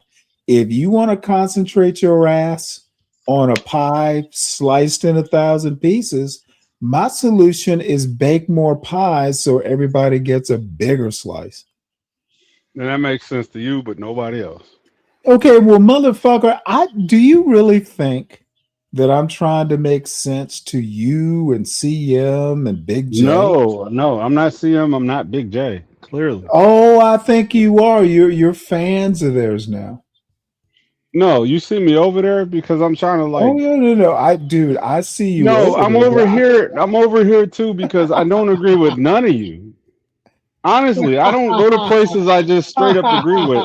I go to places to sharpen my own argument. I actually let the cat out the bag yesterday with CM. Well, I let him know that his own words came up to bite him in the ass yesterday.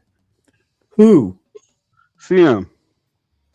Oh, fuck CM.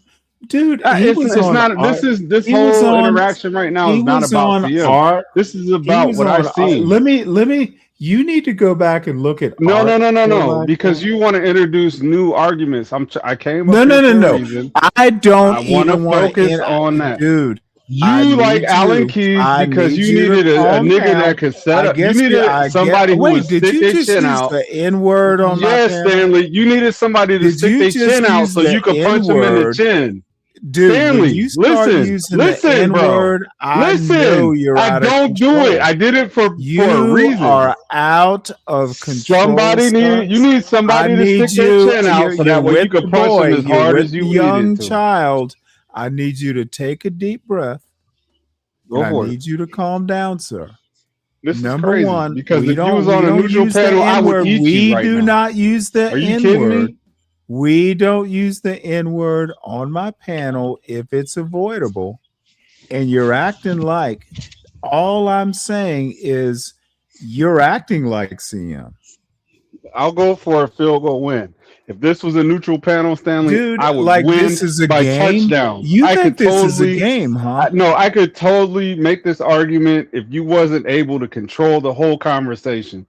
You don't want to listen. The reason I don't get up on these panels much is because I can't control the conversation. Okay, so you're making my point. Whoa.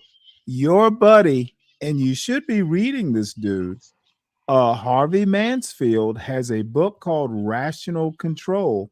That's what I'm doing. Yes, I'm here because I can control the conversation. Harvey Mansfield. Hold on. Because you act like I don't do homework.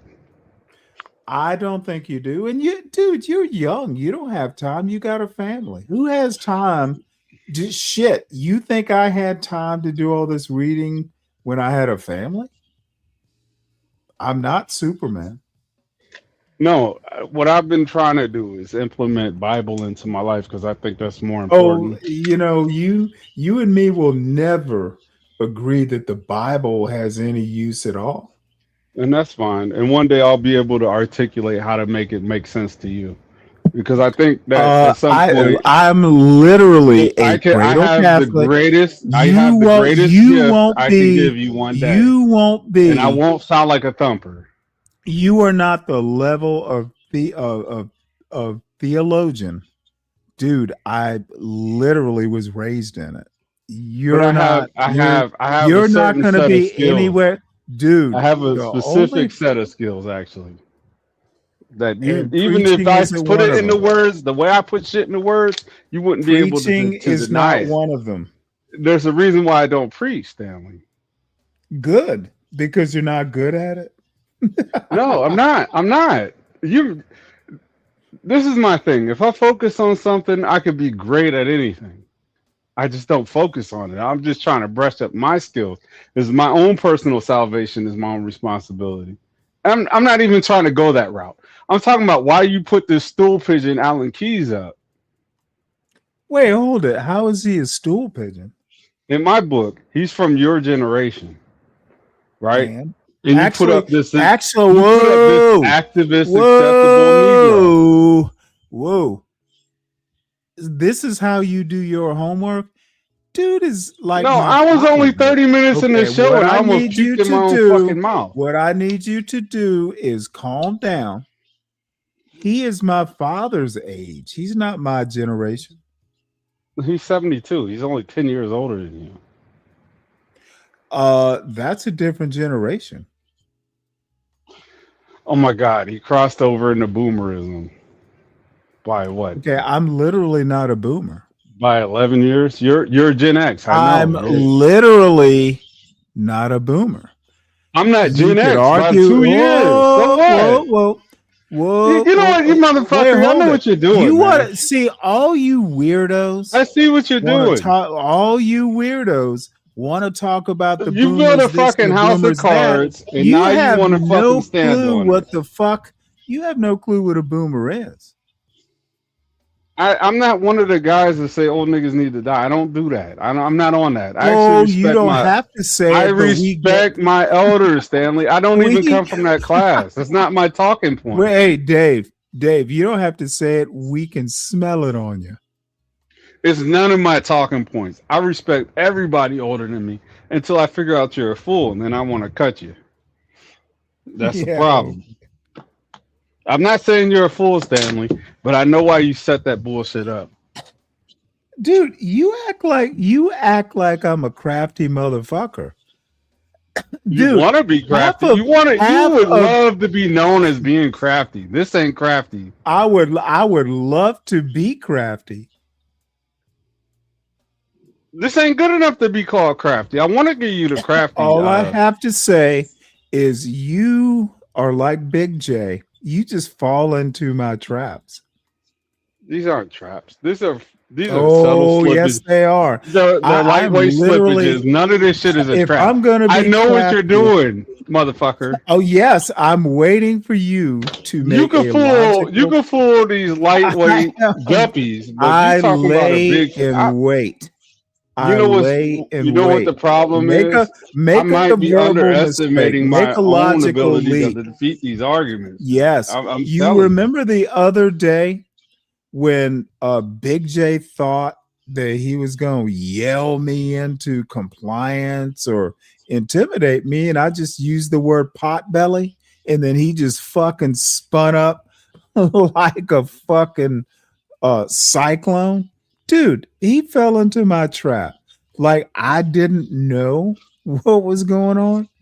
Dude, Hey, he is a pot-bellied blowhard, and he's boring.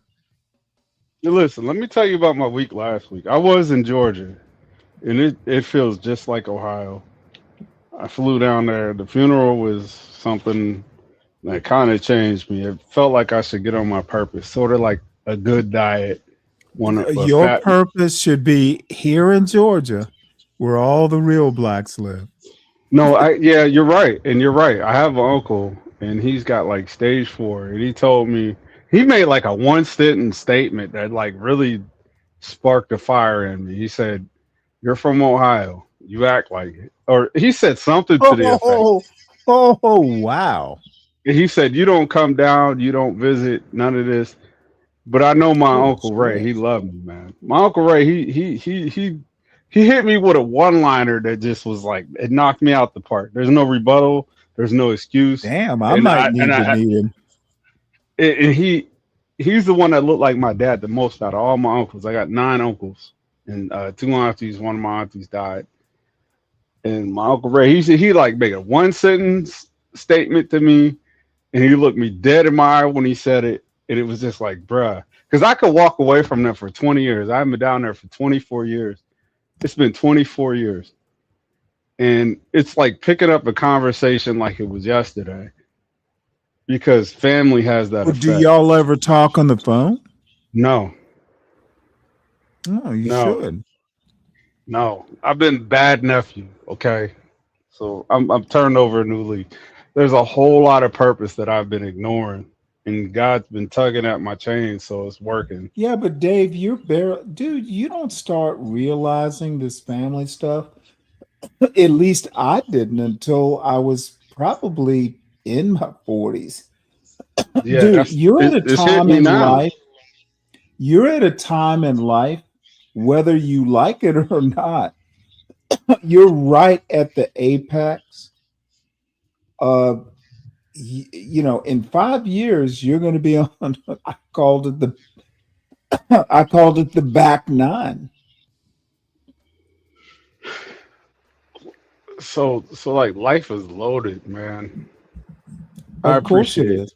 I appreciate everything I've ever been through, but it's all starting to make sense at this age, you know. And I'm not talking about just what he said. I got a grandchild coming. I'm about to be a grandpa. Oh wow, that is a bit early, but I feel young. It's crazy. Stop acting like you have to relive every detail of the past and figure it out. Dude, it is. All this led to today. Stop. You don't have to make like an in detail laundry list of why this happened. Dude, it just happened. Look at a big picture. The details, maybe they'll come, maybe they won't. But the bottom line is the big picture is actually the more important thing, the framework. You know what's crazy about all this, Stanley? And this is gonna sound super sexist, and I don't care. Women do not experience this. They experience this on a superficial level. Women do not experience. I spoke to my Aunt Pat, and she's still talking like she's 19. She's like 76. She's never said anything that made sense, but everything she's ever said was funny as hell. Well, you know what it sounds like? You're not quite there yet in getting a big picture. Do you know that a lot of times women will sound like they're 17 just to comfort or spare the men? Because maybe, but I'm not one of those men that requires that. When people say men aren't complicated, you don't think women know that? I think women think that men are not complicated. I think think really you stop. That's where it stops. I don't think you understand women. I hope I'm wrong. No, I hope I'm wrong, Stanley. Well, then I'm here to tell you, as a more elderly man, you are wrong. I hope so. I haven't seen evidence of that No, yet. you don't have to hope. I'm here to spare you the hope. You Y'all are gonna have such to a call me mom. Grandpappy Dave. This is crazy. I'm not calling you Grandpappy. I'm about to be a grandpappy. That's a you problem. And Honestly, his no one uncle is else only gonna cares. be like 2 No, no, years no, no. older. I need you to hear this. No one cares, Dave. That's a Dave problem. Listen, this is a very unique situation. We can't look past this because YouTube is a microcosm of You everyday can't life for look a lot of past people. it. You can't look past it, but I can. I'm excited for the way the life has turned and the way that life is going right now. Don't try to take that away from me. There's a lot of realizations that's happening right now at once. And you setting up Alan Keyes is like the perfect black conservative. Like you don't put black in front of I didn't conservative. say No he way. was a That's like perfect. a democratic thing to Okay, do. That is dude. not a conservative thing to do. Once again, a He was fucking MAGA black, primary. No, a fuck all MAGA that. black No, fuck that. lacked Fuck that. He was subtlety. primary He lacked activist. That shit depth does not of work over thought. here on the I right. literally showed the video because I kind of missed those days when a black Republican and a black Democrat could sit You put down black and in front of talk. all this. Okay, bitch, I'm I not got going to you. be overtalked. I got you. Okay, That's yeah, one. you've had your carte blanche. Now you're going into 12th man territory. And I'm I fully showed it embracing it. because okay, you're still gonna overtalk. I showed the Don't video be like a because chicken nugget. okay, this motherfucker's still over talking. I showed it because there used to be a day when black Republicans weren't Nope. Officer Tatum Nope. or You Deacon said black Dave Republican is the or problem. John Galt or CT. Dude, y'all don't know shit. Stanley, the political IQ has been raised, and nobody says black Republican liberal, except for you're over Democrats. talking again. No, It's you very need to get it annoying. right. Hey, You're wrong. Grandpappy. Hey, Grandpappy. You're wrong. Hey, You're Grandpappy, wrong. you're slipping, Grandpappy. No, you build a foundation of what you think a black Republican is, and it's not that. No, I was more aware of what a black Republican is or was before you were born, son. And what you think you know is Tell not me what I'm it is. wrong, son. You've Tell been me wrong I'm a long time. Tell me no. You think I'm wrong. It's just you don't understand. Did you ever I do finish? understand this. Did you ever finish The Loneliness of the Black Republican? I never read that shit. That's something Okay, bitch. Democrats Then need to don't talk to me about black Republicans until you get familiar with the history of modern black republicanism. I think what you're missing is that there's a generational gap here. This is what these lonely grandpappies do. They'll sit here. Lonely might be correct. Okay, bitch, I've had enough. You will sit here and fuss at me for showing Alan Keyes when, dude, there's a whole book of black Republicans going back to the Goldwater era that you need to be familiar with. Why does a black Democrat and liberal like me know more about black Republicans than Grandpappy black Republican Deacon Dave knows? Dude, you need to catch up. You're not landing the body blows and the punches you think you are. Because it's not about body blows or punches. Clue was right the whole To me, time. it is. To Clue me, it is. was right. No, you don't put black in front of Republican anyway. That's a Democrat It's point of view. about body blows. This is what you need. It's You about need this proving. shit. You for need me, black to Deacon be in Dave, front of Republican. For me, I don't. Deacon Dave, I you know don't. what my favorite? Do you know what my favorite sport is? Taking MAGA blacks and making them look like idiots, like I'm doing. Nope, with you. nope. Nope, I you're not doing literally, shit. You just got I home court advantage. You're not love doing a taking. motherfucking I thing. Only thing love you're doing taking. is setting up a I huge straw man like love you all taking do. old, Even MOT does this old bullshit. black.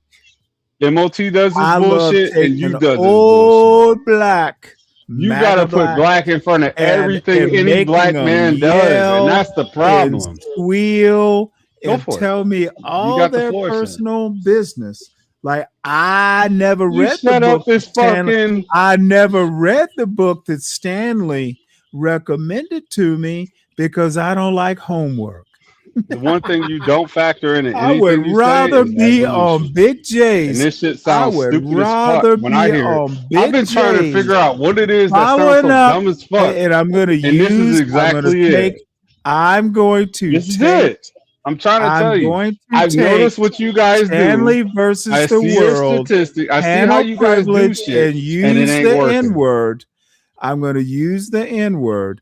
I'd rather follow up nigga mess. No, on MOT Big the man. I'm J. just saying that you're missing the point. I would rather take up nigga mess on Big J than read a book. What you're not understanding, Stanley, is I don't, motherfucker.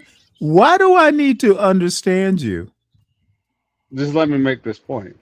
Why do I need to understand you? Before you make your point, tell me why it's a requirement that I understand you. It's not about a requirement. You just need to understand this point. You said Just I don't understand this point you. because there's a Why whole different do you slice of the expect me pie to that you don't get. understand you? You I think that don't you have to care. put black Hey, in front of stop acting Republicans like in I order don't to get straw it. man the fuck out of that. Would you That like is to not know what's why? going on, Okay. sir. Once again, you seem to misunderstand. Dude, I don't give a fuck about understanding you.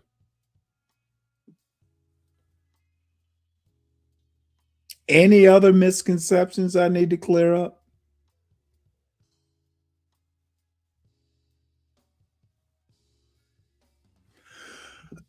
All right, he's muted. What's up, Trent? Hit the link, folks. It's posted somewhere. Listen, can you sell to the masses if you put black in front of everything?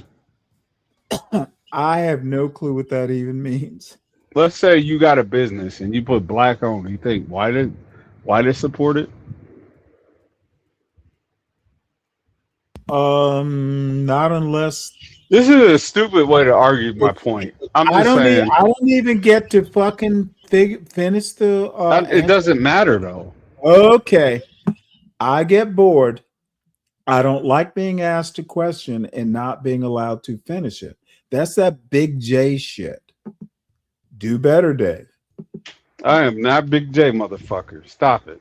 Motherfucker, you've taken on some Big J ways. Because getting through to a thick-headed motherfucker like you requires an uphill battle. We're going to call you Big Dave. Go ahead, Big Dave.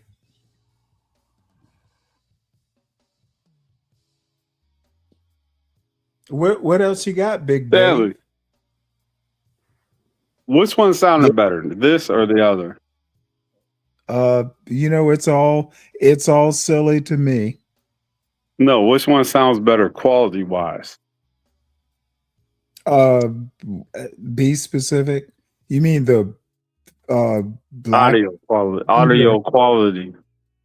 This sounds fine. Okay. All right. So Stanley, I just want to gently put this to you, okay?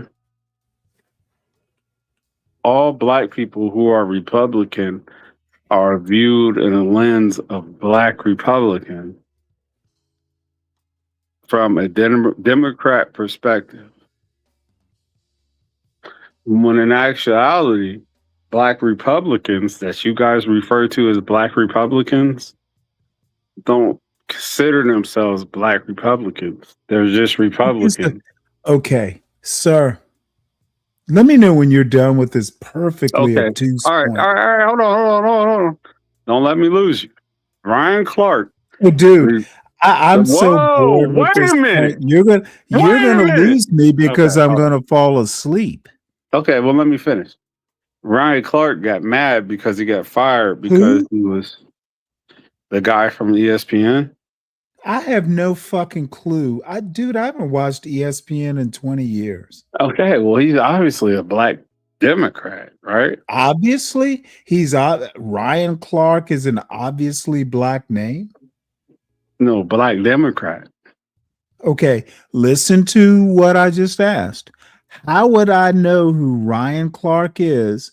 Even it's not a typically black name. I haven't watched ESPN in 20 years, and it might be longer.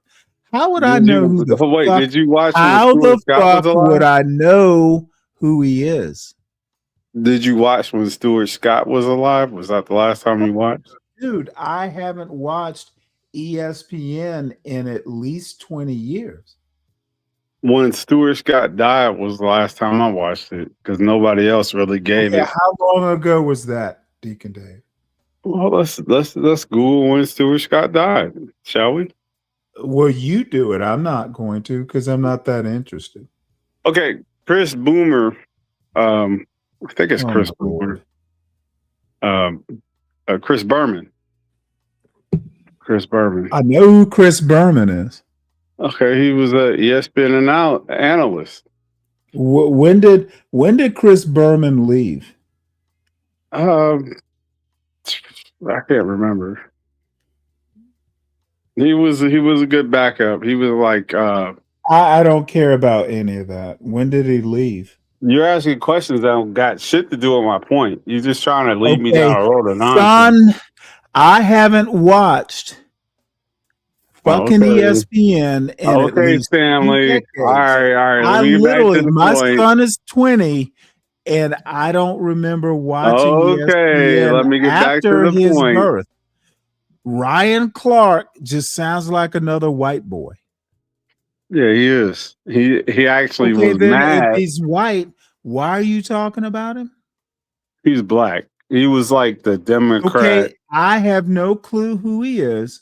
How about tell me why Ryan Clark is even important? Because he got mad that he got fired from ESPN. He was one out of three. No, he was one out of three black men who got fired from ESPN, and he complained that he was too black. That's why they fired him. He was the one. He was the Democrat, obviously, out of the three. Because you had Cam Newton, you had Ryan Clark, and you had some other dude, whatever. Anyway, he cried that he got fired and said that he was too black. And he was mad because he wasn't black enough. He dialed it back. See? Okay, is there a point to this?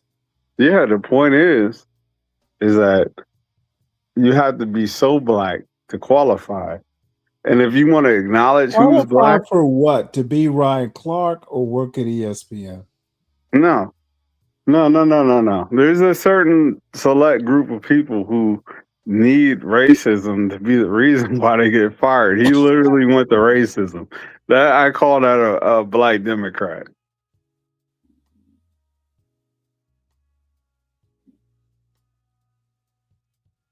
So in order to be a black Republican, you got to have a black man saying that I'm black and I'm Republican, or I am black conservative. They have to use that title, black conservative.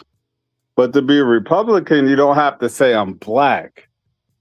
You're just using black is like a scapegoat or an encapsulating title that lets everybody know that you're black first and you're just on a Republican side. So you're saying wait. We're just talking about slicing pie. God damn it, dude. This is going on way beyond the threshold of my attention. I know, because I'm about to land a plane. You want to act all impatient. Motherfucker, what the fuck are you flying? I know. And why Be patient. can't you land it? It's the six prop Why plane, can't you Stanley. land it? It's the Why six can't you prop land it? plane, Stanley. It's a With single dihedral. prop plane. No, Oh my God. six props on this plane. So, dude, it must be a Microsoft simulator where they're forgiving you. You can do a touch and go back around and attempt landing about 88 times. You use Allen Keys as the acceptable Negro. I You really literally did. just, He said, did. Oh my God. No, wait, hold on. Listen. Let me explain it.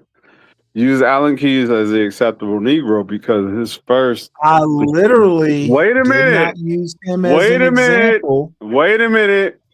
Let me land the plane. Dude, this is becoming CM level frustrating. You think that Allen Keys versus Obama is acceptable because they're both activists? That's what you seen as That's not why I showed it. All right, Sam. I was 2 hours behind on stream. I watched this shit. Motherfucker, now you're 5 hours behind. I was disgusted. Just like how I am now. I know what you're doing. If you were disgusted. I know what you're doing. And it's unacceptable. What am I doing? Tell me so I know what I'm doing. You chose the acceptable black conservative. What? So you chose Allen Keys as an acceptable black conservative because he put black in front of his conservative. Plane landed now. Fuck off, Stanley. I know what you're doing. What am I doing? First of all, you're trying to run interference. I know what you're doing. Interference for whom? Your own goddamn bullshit reason why you use Allen Keys as an example of a fucking Republican. Literally, the only example was nostalgia for the day when black Republicans. Fuck you, CKJ3. Okay, of course I can't get a full sentence out as host of my own panel. Nah, CK, that's my dude. But I know what you're doing. I think Ryan. Goddamn, I called you Ryan, thinking of Ryan Clark. No, it's cool. Deacon Dave, Deacon Dave. All I can say is my only nostalgia for Allen Keys is back in the day when black Republicans actually were black. Okay, I don't know why I can't get out a full sentence. Because your reference is you had to be black first. Dude, you are literally. That is not 2026 for black Republicans. Big J and Seymour got together and one of them fucked one of the other in the ass and you were born. Bro. Hold on, wait. No, fuck it. I said it. No, don't How talk about that stupid shut shit. the fuck up and let me finish? You're saying that CK. I'm literally saying BJ in the ass. This is going to get real brutal as a roast if you don't let me finish sentences. That's what I'm saying. Go for it. I'm going to go for finishing a sentence, which is back in the day, black Republicans actually knew issues and could speak a proper sentence. Okay, and I'm saying that putting black first was the problem. What makes you think I'm putting black first? You're assuming that Allen Keys put black first. No, absolutely I'm not. Well, he clearly did. Okay, God damn it, dude. I literally am losing patience. I don't give a fuck. You are well then if you don't give a fuck, self-deport.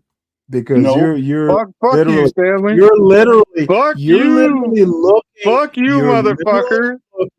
You're literally looking for a big because that J was really what it was. You're looking That's what for happened. a big J kind of embrace for your silliness. And I think Big J is just a pot-bellied, belligerent gossip fuck his politics. The motherfucker he has too many enemies that he has beef with.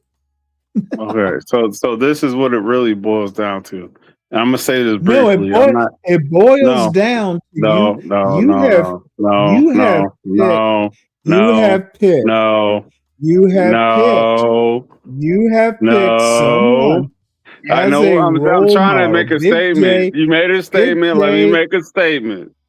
I don't give a fuck about your statement. Just You let me make it didn't real quick then. Real quick. let me land my goddamn plane No, like you fuck your landed plane. Your yours. plane never. Your plane It never was took a off. shallow glide path that went over 80 miles just to land.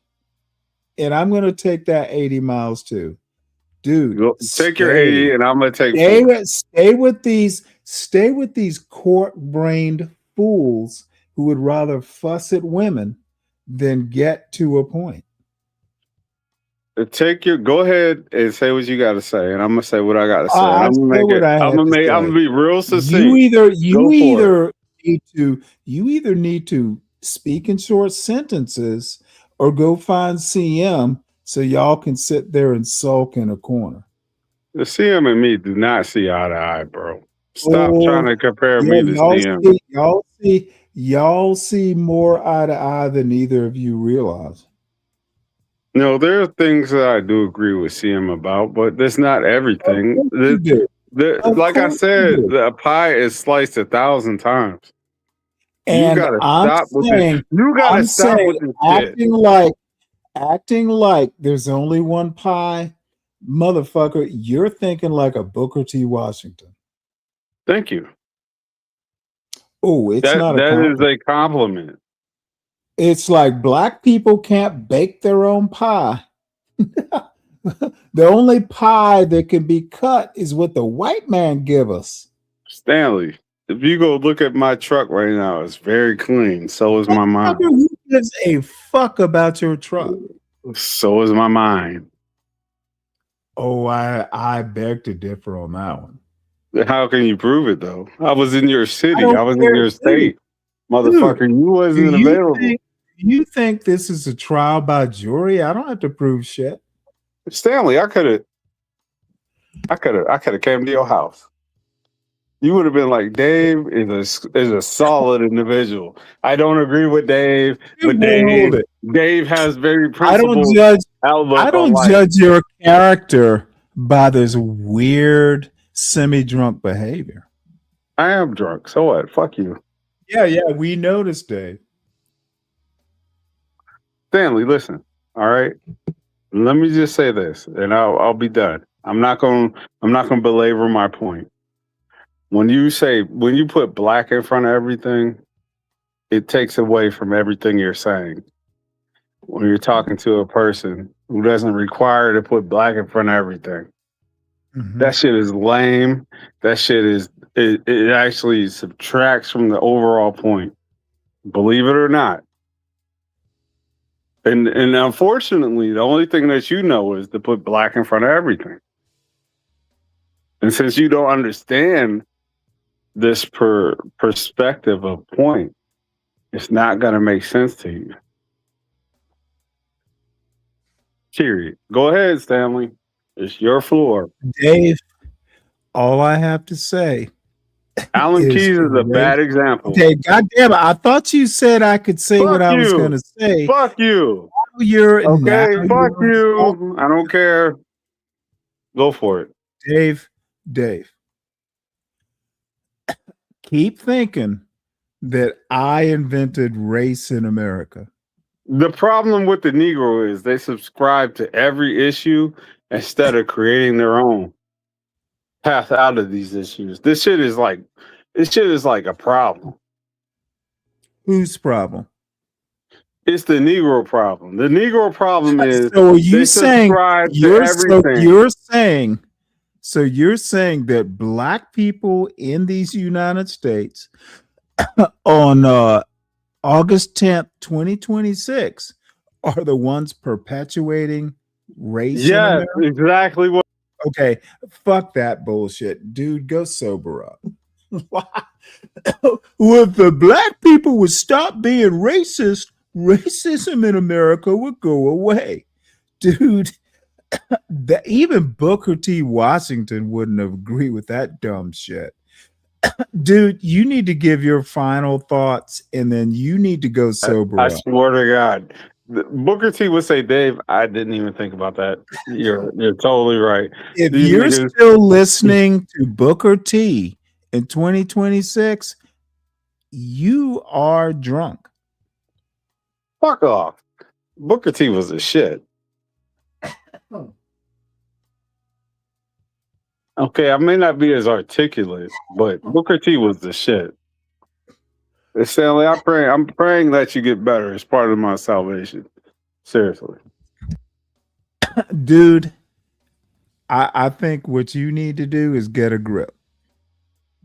I think what you need to do is let this false God or whatever it is that you guys, the altar that you guys pray to, you need to get back in touch with what really matters. And that's What God. really matters? What really matters, Dave? The overall that the human race and not black. That's the problem. Yeah, okay. Yeah, No, okay. black is the problem. The human race is the salvation. So black is the problem. You wanna develop that Because point? you think that it's about colorism. Bitch. Enough. Stop telling me what I goddamn think.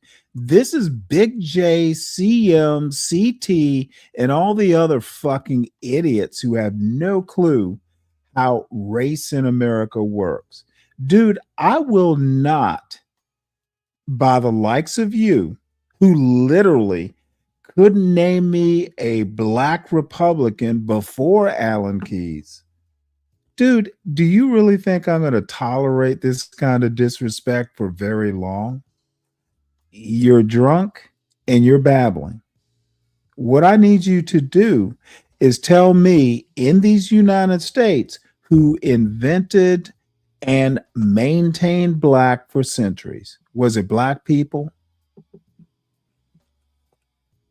Yes, and you perpetuated. So it was black people who invented race in these United States. You're being played, bro. By whom? And I'm not your bro. You're being played. You're playing yourself. By whom? Everybody else. So everybody in America, I'm being played by.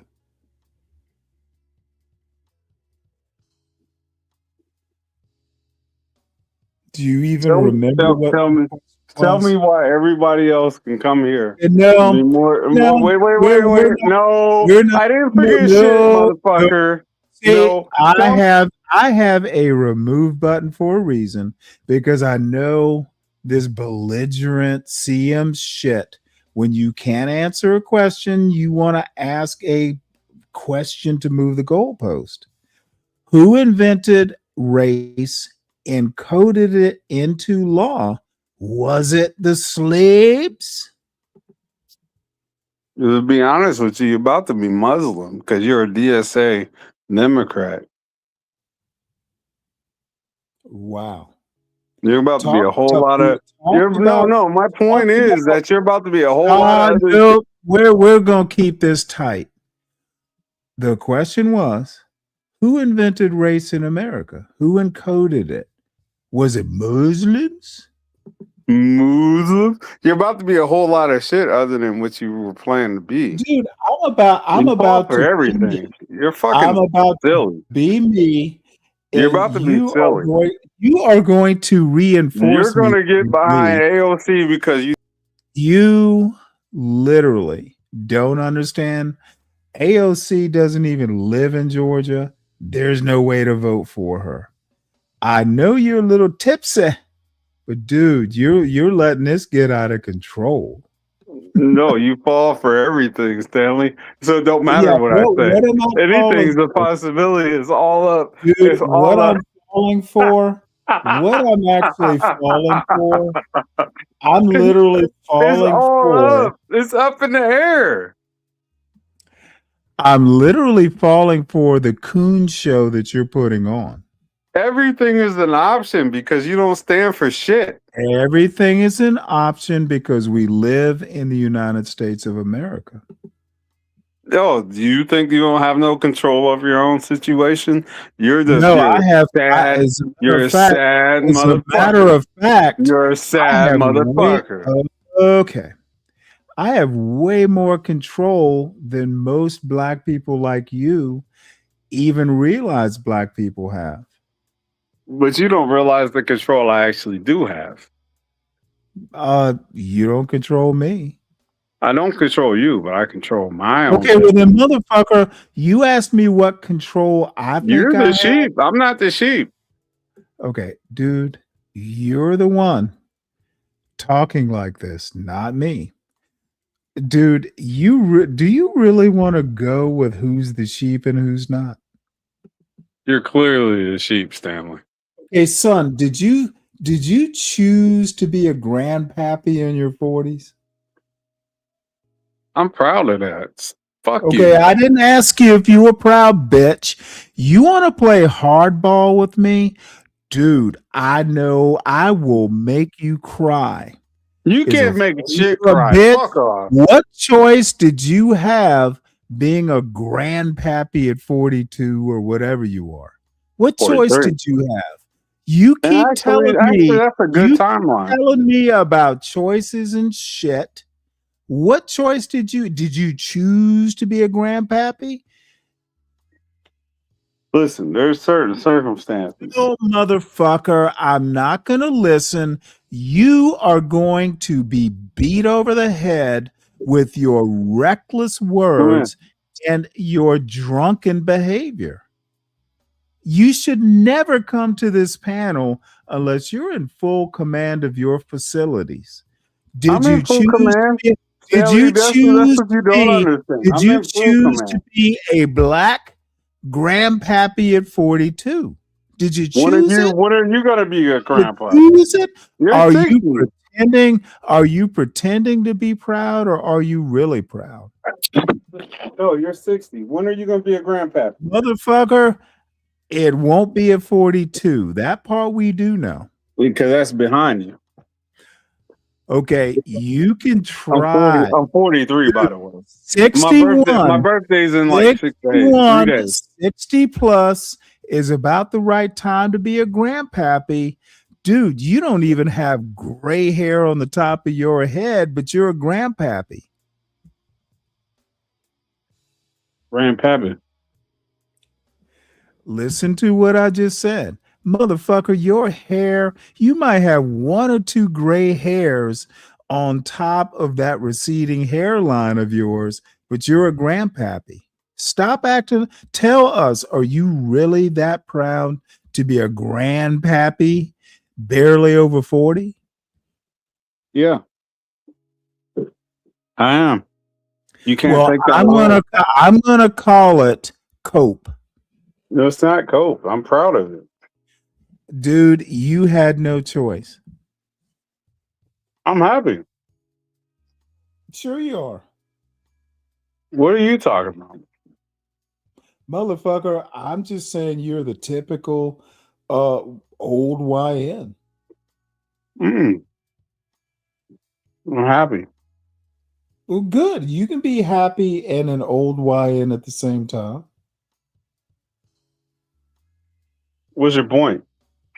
My point is, dude, you are a statistic. Don't come on my show. No, you want to play hardball and obfuscate with ESPN and all this shit, dude. You are did you say grandpappy or great grandpappy at 42? That would be sweet, but not grandpappy. Dude, is your daughter married? Not my daughter. Oh, okay. Is your son, whoever the fuck is having this grandpappy of business, are they married? We're having this conversation. I need you to stick to the question. Is whoever is having your grandchild Are they married? Yeah. I don't think so. You hesitated too long. That's what I mean. Okay, dude, you got a mouthful of whiskey or some bullshit. No, It's an you're an out of wedlock grandpappy. that's not true. Okay, I think you're gonna wind up spending a lot of time babysitting. I hope so. Oh, you don't have a choice. I hope so.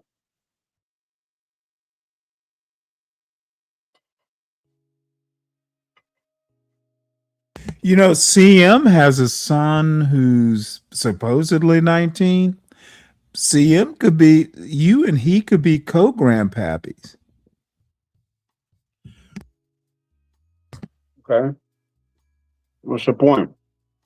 My point is, dude, you're a 40-year-old grandpappy. That's my point.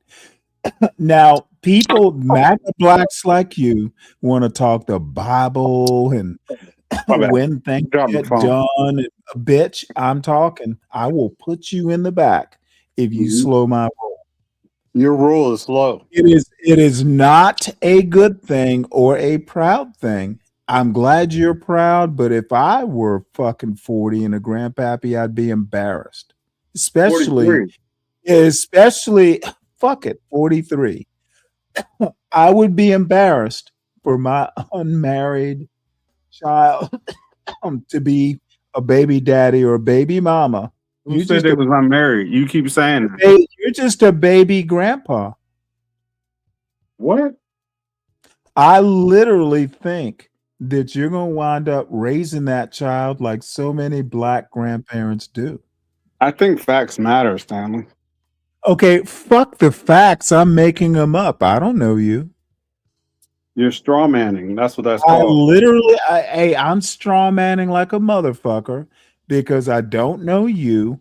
I don't really care, but you want to talk about black Republicans and what I'm doing. Now let's concentrate on what you're doing.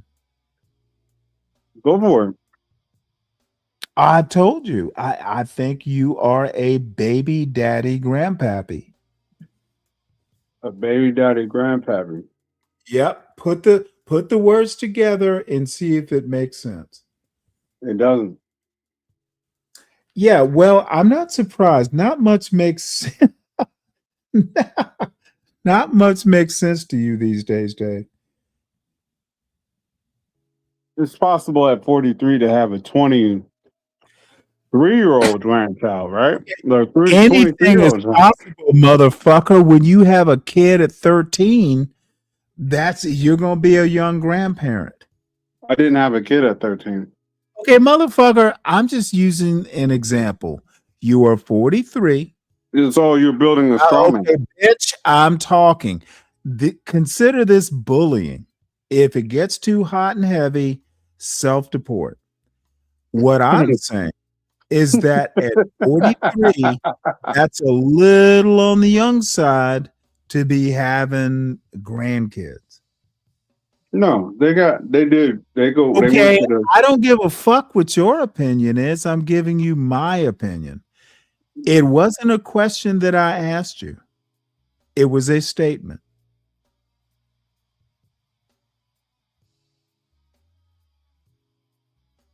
It's getting good. Go ahead. I'm listening. Oh, no. I've landed my plane. I think you are a baby boy, grandpappy. I think that you're going to wind up fucking probably adopting that grandchild. I don't have a problem with that either, but that's not the case. Hey, you put words in my mouth and thoughts in my head. I'm returning the favor.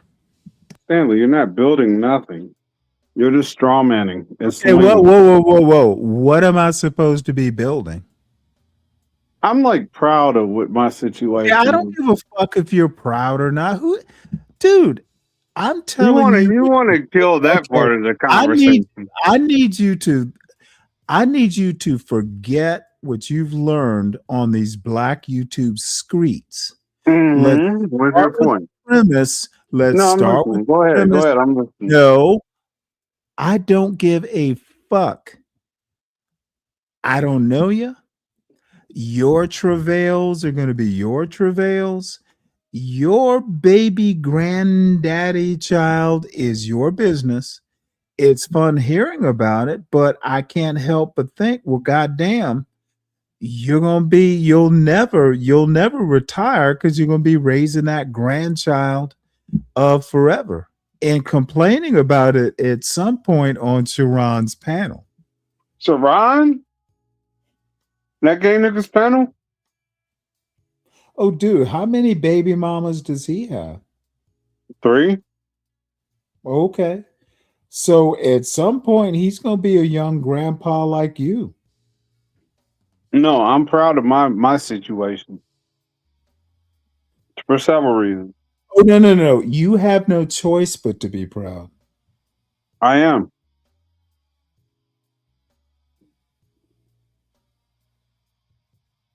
Do you remember the conversation we had about a month ago? No. Was it meant, should I? I have a blended family. You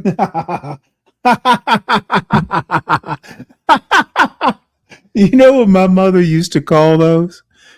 Different and many. My mother was such a snot, a snooty. Yeah. Blended family, different and many. You know, sometimes you don't know whose kids are whose. Yeah, I get it. Blended. Yeah, it's blended. I'm actually excited about this one. Is that okay? You have no choice but pretend to be excited. Well, they're married.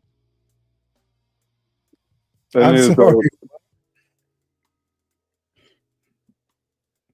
Nothing is wrong, even though you wanted to do something. Oh, I think everything's wrong. You remember Brookings Institute, but you hear it all the time. Graduate from high school, have children after marriage. So I don't think you have a choice but to be proud. You should be proud, right? What's wrong with that? Fuck no. Dude. I don't know. Tell me, what's he thinking? I think congratulations. 43 is a bit young. And that's all that's all that's required. All you have to say is congratulations. Motherfucker. See, what you fail to understand At least is my that children aren't gay, okay. you know what I mean? My children are hetero. Once again, you're not letting me finish what I'm going to say. You're leading us to nowhere. We know that. Once again, if you're in the audience and you listen to this, all that big J fucking CM, all that, it's a blended family and motherfucker. Bobby uses the word sedity. You goddamn Skippy sedity, motherfucker. Sorry, 43 as a grandpappy. A little bit. I couldn't do it. I'm glad that you're happy, though. Congratulations. Okay. What's wrong with your son's girlfriend getting pregnant? Is that a problem? He knows better. Shut the fuck up. You got one child. Oh, no. You're lucky you got one. Whoa. Are you kidding me? Let me help you out, because that's that big J fucking, third grade CM level shit. Bottom line is, I actually think my son, probably his girlfriend, knows better. Dude, we'll deal with kids because there's such a thing as planning. It's not just fucking because, ooh boy, we're fucking. All I have to say is that my son knows better because I taught him better. And whatever helps you sleep at night. The kids get married. Is that okay? fuck. I don't give a fuck about Well, your. why you sound so fucking dumb? Oh no, You sound dumb as because fuck. you okay. Let me help you You out. turn. Don't be defensive. You wanted to fuck with me. Now I'm fucking with you. Congratulations that you're happy at being a grandpappy while your hair is still has no grays in it. My version of grandpappy is someone a little bit more, a touch of gray at least. Young grandpappyhood is great, but you'll be a free babysitter. You'll save them kids some babysitting money. Yeah, I also have a child about the same age. What's wrong with that? Oh, that's even better. The uncle will be the playmate. What's wrong with that? Nothing if you approve of that sort of stuff. Stanley, you gotta shut the fuck up sometimes. You need to listen to your own stream. No, motherfucker. I literally know what I'm saying. I'm glad you do, but you're not really listening to yourself. You sound dumb. You sound dumb and old as fuck, bro. Let me, Bobby. I think it's good for people like y'all. This is the world that you actually supported. Okay, for blended families instead. You're against the nuclear family being on the left. You fuck. What you world? Fuck. Dude, you are digging a hole. You fuck. You're against the nuclear family. You fuck. I want to see if you understand the whole. You're a Patrice Colors type nigga. What kind of world did I support? You support that left fucking leaning mammy culture. That's what you support. You fuck. You stupid fuck. You don't even understand what you support. Oh, I know I don't support being a 43-year-old grandpappy. Well, that's what's going to happen when you get behind feminism and push with all your quads, all your fucking everything. You work on your legs so you can push it. No control. You have no control over it. Ride the wave. Ride that wave. I did control it. That's why I'm 61 now, a little older than I'd like to be, but motherfucker, I'm not keeping a baby at fucking having some baby call me grandpa and fucking 43. No. Stanley, there's nothing wrong with a blended family. Yes, it's called a family. You know what? I messed up my nuclear family, Stanley. If you want me to have a full confession, Stanley, I messed up my nuclear family. There is nothing wrong with it for you, but it would be for me. Stanley, I messed up my nuclear family. Actually, I didn't. I don't care what you did, and I'm not. No, Stanley. Let me confess. All right? Let me make a confession. I'm trying to have the Deacon Dave confession. I don't need you fuckhead. Listen. Hey, fuckhead, listen. I don't need you to explain your life. No, I'm not explaining my life. I'm just saying that. Sounds like you are. All right, you done? You done playing around? Because I think this is good for the record. For the record, I think that this is good for the record because a lot of people actually have families that they don't like really capitalize on. The good thing for me is that I figured out a way to capitalize on my family perspective. I did not ruin my first go around with my children's mother. I already admitted that I have a children's mother. She fucked that up. You go out in a field of corn and look for a $3,000 ring. All right? That she chucked into the fucking cornfield, all right? You go out and look for a diamond in the middle of a cornfield. It's a black chick. Whatever. I don't have no problem with them. I'm saying that I lost faith in them by this one action. When somebody spends significant amount of money on a certain amount of carriage, to make them a wife, and they don't give a fuck about that because they follow the Democrat policies and all the other bullshit. Yeah. So it you're ruined. blaming Dumbass. Shut up, the wife. motherfucker. Okay, dude, it doesn't work that way on this panel. No much. It doesn't matter how much I Nah, but it value felt good for you me to get that as a off. Don't worry. panelist. All I have No, to no, say no, Stanley, is, Stanley, I well, love the you, man. question- no, I'm gonna ask the question. So you blame the Democrats? No, no. I'm just blaming the culture that they create. Okay, so there's no other culture besides what the Democrats create. I think that when you have such a high percentage of people follow in one way, that everything What that kind comes of with it. people? Dude, you why'd you take your fucking white loving ass to Idaho? I don't love whites. What are you talking? I mean, I love whites, but it Oh, ain't like you that. sound like you do. Oh my There, God, you're such a fucking stick in the mud. Fuck you, nigga. you won't Nuance. you won't even need Just for Men as a 43-year-old grandpa. When do you want to be done with this conversation? Can we get to the point? Motherfucker, as soon as you decide to end it, I'm not that interested. This is what I think. This is what I think a lot of men my age. This is what I think a lot of men my age fall into, like the same old cycle, and then we got to talk to a boomer to fucking qualify our shit. This ain't what it is. I hear the Bro, stop anger it. in Stop your it. voice, Padawan. Stop it. Stop it. I hear You the sound like the fucking anger gatekeeper. in your voice. Fuck you. You gatekeeper. Sorry, son. You Sorry, gatekeeper. son. What You you were gatekeeper. hoping for, what you were hoping for is one of these. No, I think that people my age have to Oh. actually talk to you guys and try to make sense of this shit. See, you're used to going up on like 18 black men on a panel. No, And- I always stand alone, and Stanley. You know damn well I'm one man army.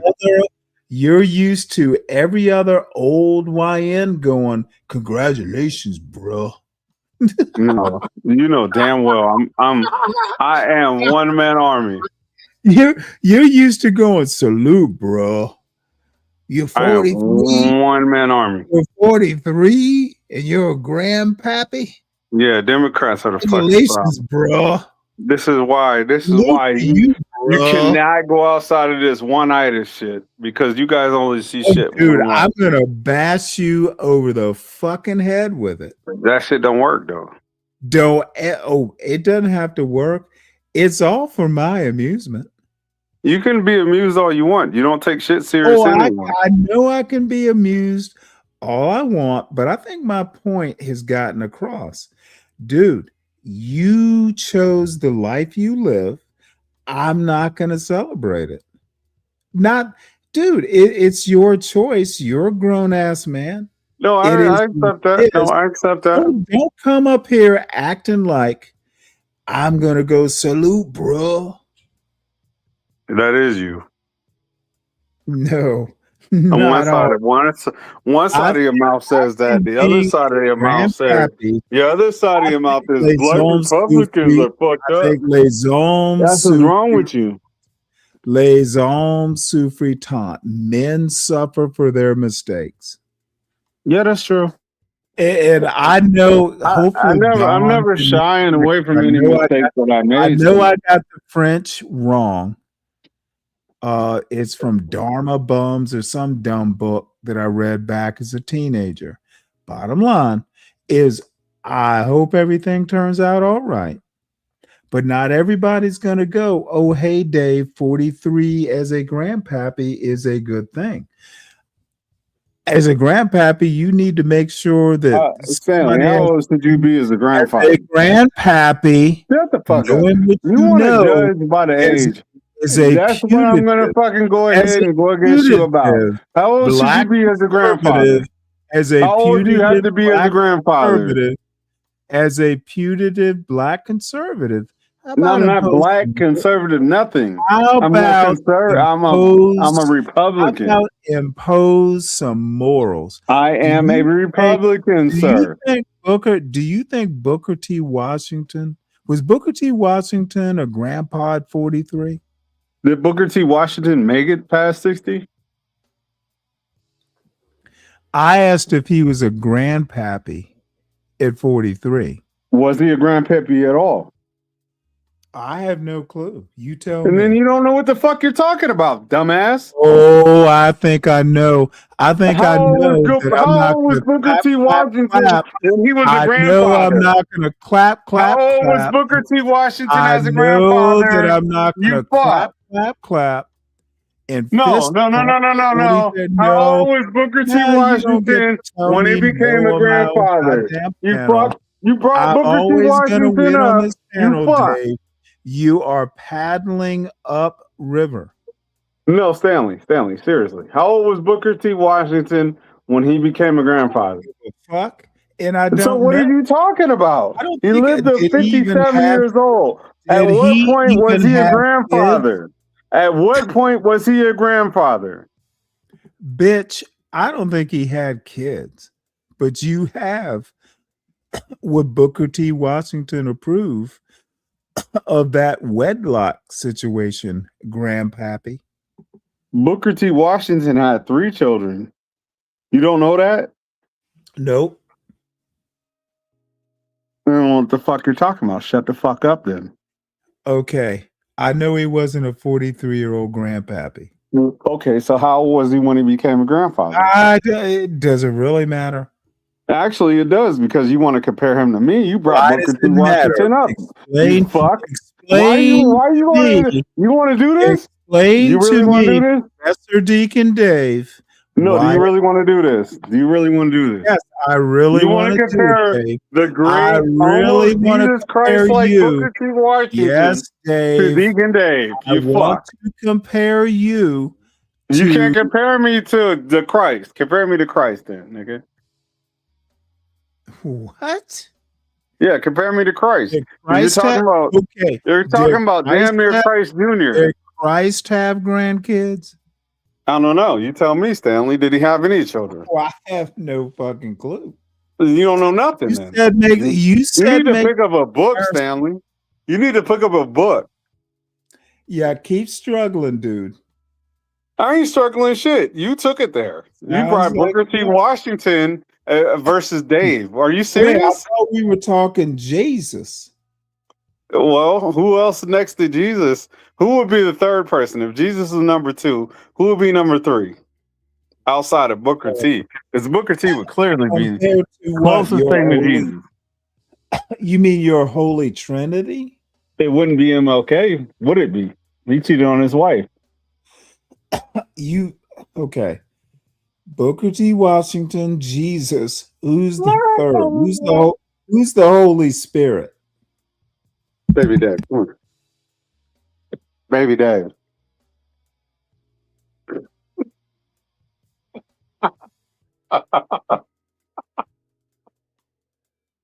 Stanley is funny as hell. Baby Dave would be number 3. The Holy Trinity. Jesus Christ. Yo, Booker T and Baby Dave.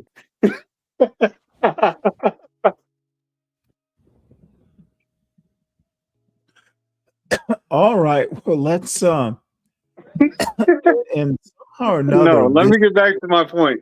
Let me make my point. Fuck you, because I hate doing this. All right, we can dance around all day around the subject, but you brought Alan Keyes up because Alan Keyes was the acceptable Negro versus Obama. But Alan Keyes also went by black conservative or black this or black that, when you really need to have a guy that doesn't put black in front of any of that shit to have a real conversation. And the only reason why the guy was the guy that you're acceptable about is because he was an activist first, which really doesn't eliminates him from conservatism and Republican, because he comes from the school of W.E.B. Du Bois, which is all the activism shit, which also brought us the MLK, which also ignored the fact that Booker T what do you call it? Put them in a category of the people who don't really have any type of course of action except for crying about what they don't have to surmise what his whole overall point was. If you're an activist, you're crying for something that you did not earn. Also, in today's time, would be considered DEI. You didn't earn shit.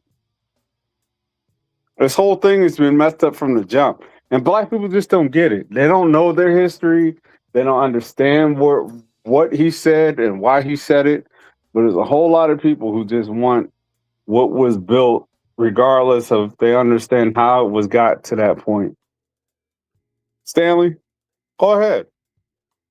Refute it so that way I can fucking cut your ass down. There's no point to refute. You literally made no sense. I know. So, this is Ross Doubt that title of the show, America. Fuck off, fuck you. I know what you're doing.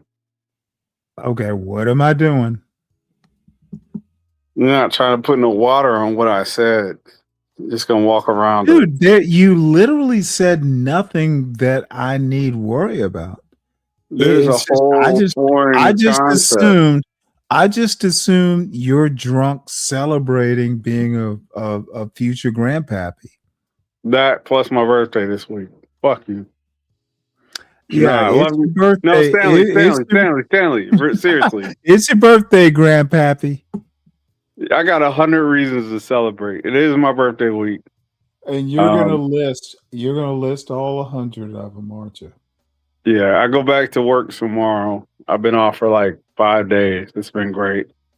I made like 300. I made $300 today on some off-brand shit. I'm trying to buy another helicopter, and it's a lot to celebrate. About to be a grandpappy. They call it a step grandpappy or whatever you want to call it. Is this one of your kids or one of your wife's? No, my wife's. Ooh, that's got to be rough. It's not. They're grown. Mm-hmm. I'm proud of that. I'm actually proud of that. So it's one of your wife's kids? Yeah. Interesting. So she has adult kids. Yeah. We both have adult kids. We're blended. Mm-hmm. At 43. Interesting. I'm 43. So y'all started in your teenagehood? What do you mean? Young people having adult kids. I'm assuming y'all were kids or, 20, something like that. It's young having young. Nothing wrong with that. It happens. What's wrong with that? Oh, it does happen. That term accidents happen. Yeah, of course. No, my first relationship was serious. I spent 15 years in that. I wasn't asking. Hold on. Time out. Fuck you. My first relationship. My first serious relationship. Is this your first grandpappy? I'm sorry. Is this your first grandchild grandpappy? Yeah, I'm excited. I really am. Oh, of course you are. You have no choice. No, me and the boy are very close. What boy? Her son and I are very close. There's nothing wrong with it. Married? Yes. Oh, really? Yeah. When did that happen? The last year, sometime, something like that. Anyway. Interesting. We're very close. Were you at the wedding? It was a JOP. It was a jail what? JOP, Justice of Peace. You know what that means? Oh yeah. Shit, I got married at the Justice of Peace. Yeah, fancy wedding at 40 something. Of course, how old was your stepson? 23. God 22, 23. Mm-hmm. Is your wife older than you are? No, she's younger. Ooh. So she was under 20. She was under 20. Yeah, she was. Yes. Mm-hmm. Mm-hmm. Is that what y'all? Is that what attracted y'all? What are you? You were both What are you? under. What are You you? were both. What are you? You were What are both you? under What 20, are you? What unmarried. are Is you? that what What are attracted you? y'all A in the fucking first place? mathematician or Were something? y'all? Oh, What are absolutely. you? What are You you? got me. Hey, Stanley, do you have You stepchildren? got me curious now. Stanley, do you have stepchildren? Yeah. Shut the fuck up then. No. You I want to know what know? you're trying to do. Let's Well, not no. examine me. I'm not a challenge. Oh no, you I'm a have no. participant. Okay, what I need you to understand is that I literally was just like 40 or close to it. Yeah. 38 or 30 now. Right. Mm-hmm. What's your point? My point is I stepped into that role as a very mature adult. Yeah, now accept this whole setup as Okay, well, an let me to use your words, it wasn't an accident. You said accidents happen. It wasn't an accident. I actually didn't say that. You literally said it. I'm not going to rewind tapes or anything like that. Words will haunt you. Use them wisely.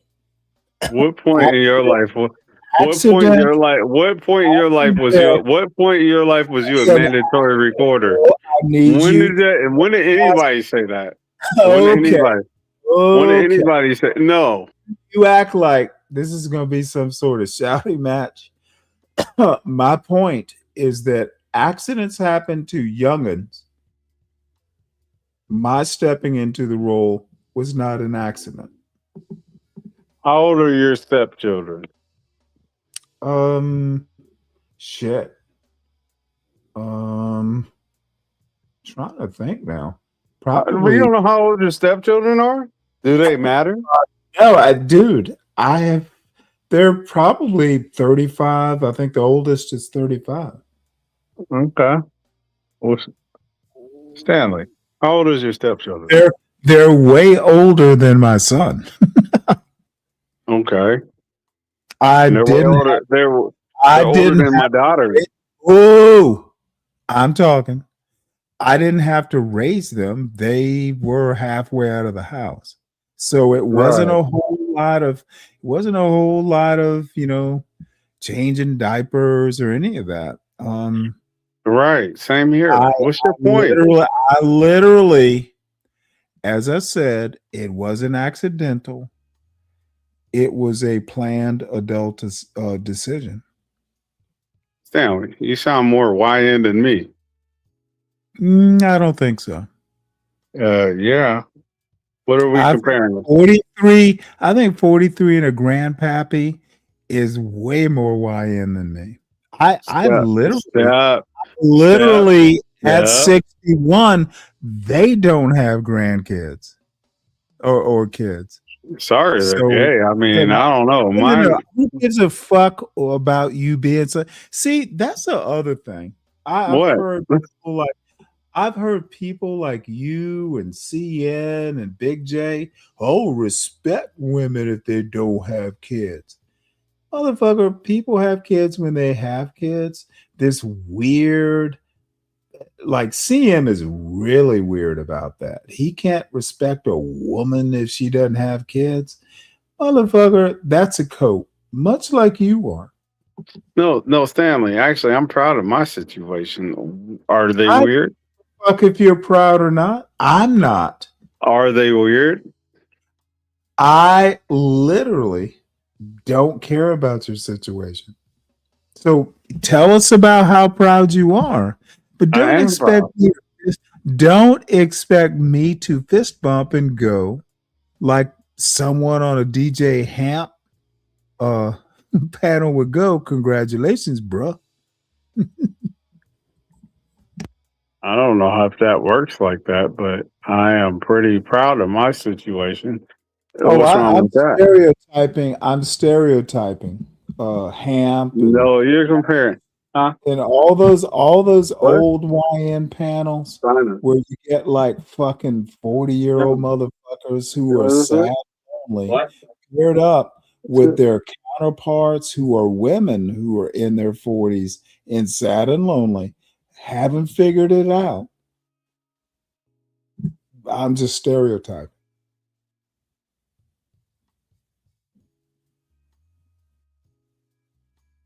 Okay. You done? Oh yeah. Until you make me laugh again. I'm gonna make you laugh real quick.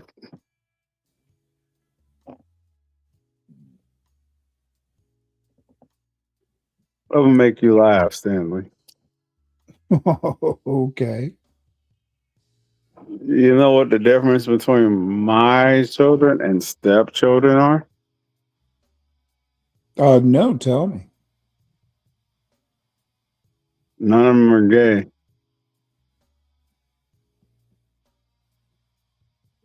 Okay, so say that again.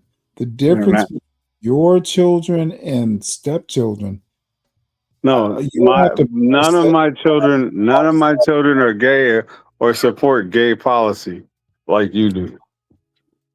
Oh wait, oh, okay. I thought when you said your children and stepchildren, because you got two They're sets. all hetero.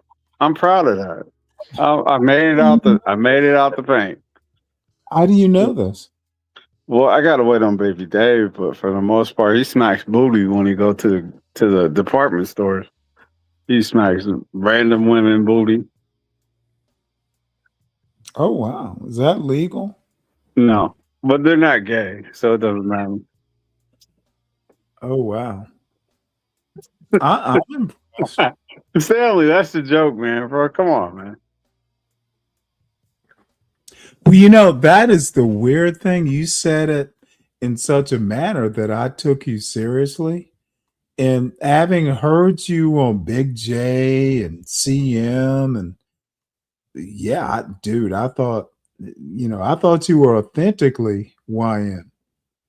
No, I'm not a YN at all. Oh, I think that life. Well, I think Big J's a YN, except he's aging out. You think I'm a YN, Stanley?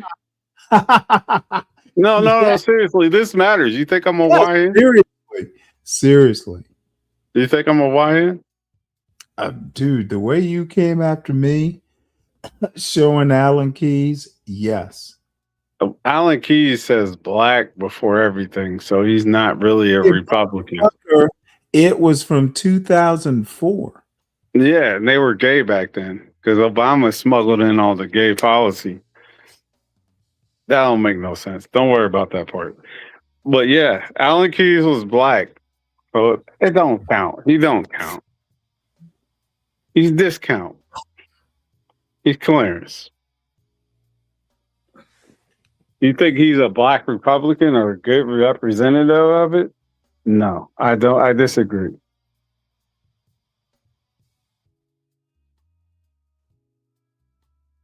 That's all my point was. I disagree with the fact that he represents Republican or conservative because he puts black in front of it. That's my whole point, Stanley. There's a whole new class of people who don't do that shit. And the reason why they don't do that new class of people I call MAGA blacks.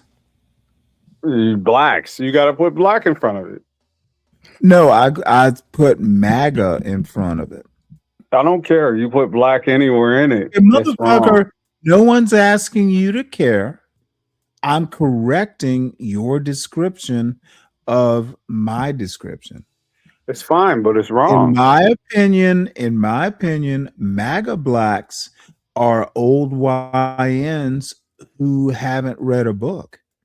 At least Alan Keys read books. You don't realize what the whole race thing was about. No, motherfucker. I realize that I'm not going to be proud of being a 43-year-old grandpappy. And you forgot to say, dude, that don't got nothing to do with where this conversation was. You forgot to say step grandpappy You're gonna be left there with that baby at some point. No, I treat these babies in my household like they're my own, bro. Of What course. the hell is? Choice. What are you talking about? What choice do you have? You're gonna treat them like they're someone else's? See, you're against family. You're against loving family. Oh yeah, And the fact that no, that's what this is. I'm The against fact that I said that I'm gonna love my grandbaby and I claim him as my own step, whatever the hell you want to call it, is the fact that you don't like families at all. Why does Because you're on the left. You're on the why left. everything that I think affects you so much? Because I have a problem with everybody who's against Literally, family, period. literally. You just asked me a question. Can I answer it? Literally, you tell You just me. asked me a question. Can I You answer it? literally. Yeah, it is disturbing that if you You're say against family in any sense of it, especially as especially a man at the head of the family. it is I am a patriarch. I have a grandchild patriarch. that's coming into this world Whoa, whoa, who whoa, will be whoa. under my tutelage. You don't like that. You like black women at the top of the family. That's what you like. Well, apparently you don't What do you mean? I don't what? like black women at the top of the family. No, I don't. I think that the Okay, man is the head. whoa. Never the twain should meet. We know you don't like black women, and I do. I like black women. What are you talking about? I've never treated a black woman bad Don't in my like life. them at the top of the family. Matter of fact, I gave my all to black women, and they just don't know how to act. I'm sorry. Nah, I think it wasn't black women's fault. Call it what you want to call it. When I went to my counselor with the black woman that I had a relationship with, she said that she was the fucking problem. I don't care. At the end of the day, they don't like family. Neither do you. So you That's picked, why you're talking shit about a grandchild. You fuck. so you picked a dud of a black woman, and you want to blame all black women for that now? I wouldn't call her a dud. You call her a dud. Wait, are you still married to her? No, she wasn't. Okay, well then she was a dud. She fell up under every Democrat. I don't care about any of that bullshit. She Just was the not for anti-family you. rhetoric Was that she you guys for you, go Dave? by. Was She that didn't black work woman? out. I'm Was sorry, that she didn't black work out. woman? She Was didn't work that out. black woman for you, Beautiful. Dave? Beautiful chocolate system. Dave. It didn't work Was out, that bro. black woman? Was that black woman for you? Didn't work out. Beautiful. Okay, so she was a dud for Dave. Dave Duds, yes. There's a lot of Dave Duds out here. I'm serious. There's a lot of duds. I'm just commenting on the obvious. Yeah, I mean, unfortunately, that is the case. I'm sorry. I don't want to shit on any black woman. I think they're all beautiful. I see a lot of. think you don't have to shit on black women. You got people like CM, and you got He does not shit on black women. you got Potbelly J to fucking shit on black women. He doesn't shit on black women either. I'm not shitting Well, on that black women. that motherfucker is much like Sharon. That motherfucker is so anti-black woman. It is stunning. Even people like Queen Sunkissed recognize this motherfucker. Dude, that dude is fucked up in the head. And dude, Who you talking about? Big J is fucking toxic with black women. See, this is my thing, right? I Who think we gives a all. That's your thing. I'm talking about Stanley. Hold on. Dude, you can be offensive as you want. My opinion of Big J is formed. Dude is weird. I get it. I think that if you really know, you go with what's good. Babe, hold on. I'm online. Wait, you need to go you need to go to your go do your go do your grandpappy stuff. You don't want to talk to Mrs. Dave. Mrs. Dave will give you the business. No, I do right? not. I do not I'm want trying to save you, all right? Dave. I'm trying to save you. Whoa, listen to what I just said. I do not want to talk to Mrs. Dave. Yeah, listen. I'm trying to spare you. No, all right? no, don't tell me what you would say. I'm gonna not. nip this in the bud. I'm gonna nip this in the bud. There is no reason for me to talk to Mrs. Dave. That's on your part, Grandpappy. Hold on, Stanley. Let me give you a different approach. Let me give you hold on. Let me give you a different approach. Rock you in the back. No, hold on. I'm gonna give you a different approach, right? You ever read all of Booker T. Washington's writings and stuff? You ever read all of it? Nope. Okay, well, a lot of his writings had a lot to do with his speeches to the white man.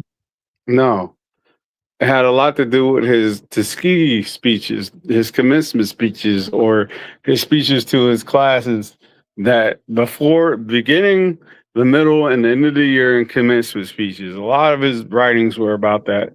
Where he told people how to approach life and how to be the best at whatever they do, no matter what. And it was like always about putting your best foot forward, right? And there are some that do that naturally, and there are a lot that don't.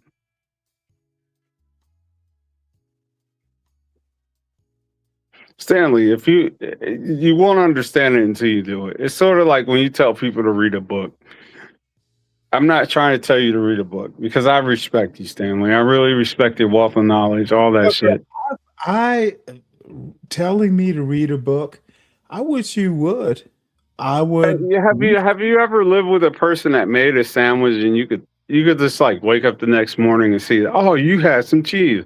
How do you know they had some cheese? They left the fucking wrapper on the counter and the bread that wasn't tied up and a whole lot of shit, right? Okay, your point is what? Because I have no clue what sandwiches and Booker T. Washington cross. Okay, connect the goddamn dot. SKC also asked these questions. Are all cultures? Wait a minute. Let me tie this together. You do this every time somebody's about to make a point. Don't blame SKC for your inability to connect logical points. Okay, let me make this point. All cultures are not created equal. They're not. Because some score higher on all cultures are not created equal. Oh my Lord. I know this doesn't make sense to you because you have not experienced it. But there are some cultures who follow these rules as a default setting. And there are some cultures who don't.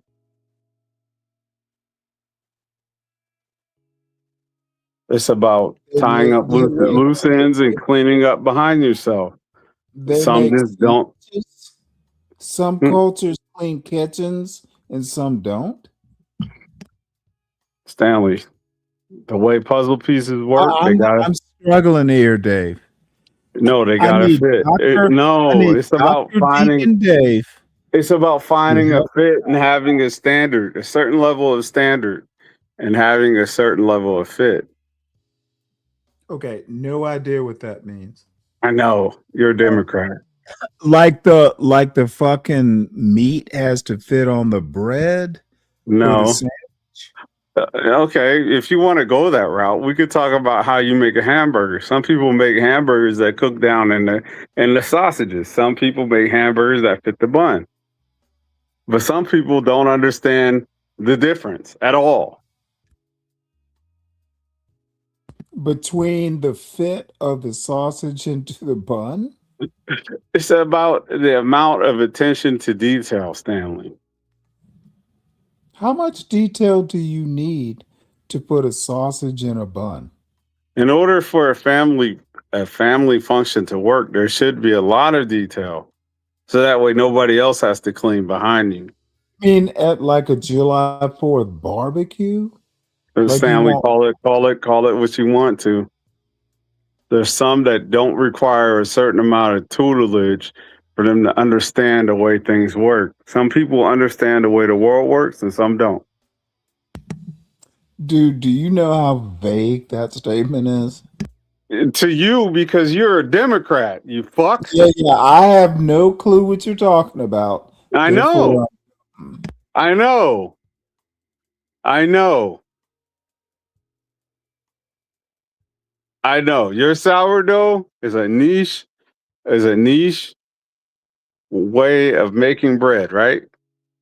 Well, you do know that I can make sandwich bread. I can pretty much make any type of baked product. Right. You can do that. Could you think everybody who also represents your culture can do that? What culture am I, Dave? Stanley, it's not about which culture you are. It's about how much Well, you attention said your culture. I'm curious. Stanley, what matters to you? Dave, you're unorganized. Your brain is cloudy right now. You said implied that I represent a culture. You said your culture. What culture do you think I represent? Do you think a white woman can make bread the way you make bread? Yes. Not every white woman, but I'm sure there are a couple. Do you think that Jews make bagels better than everybody else? I'm sure if it's part of their tradition. Thank you. Okay, now we're getting somewhere. Okay, so no, you literally have avoided my question.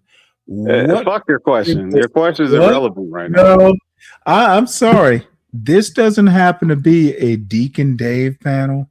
It's a Stanley panel. And the question was, come on, man. The only reason why. Okay. What culture do you think I represent? See, this is what old YN grandpappies like yourself. This is why I beat the fuck out of people like Big J. This is why people don't come up to my panel. I will give you kudos for being brave.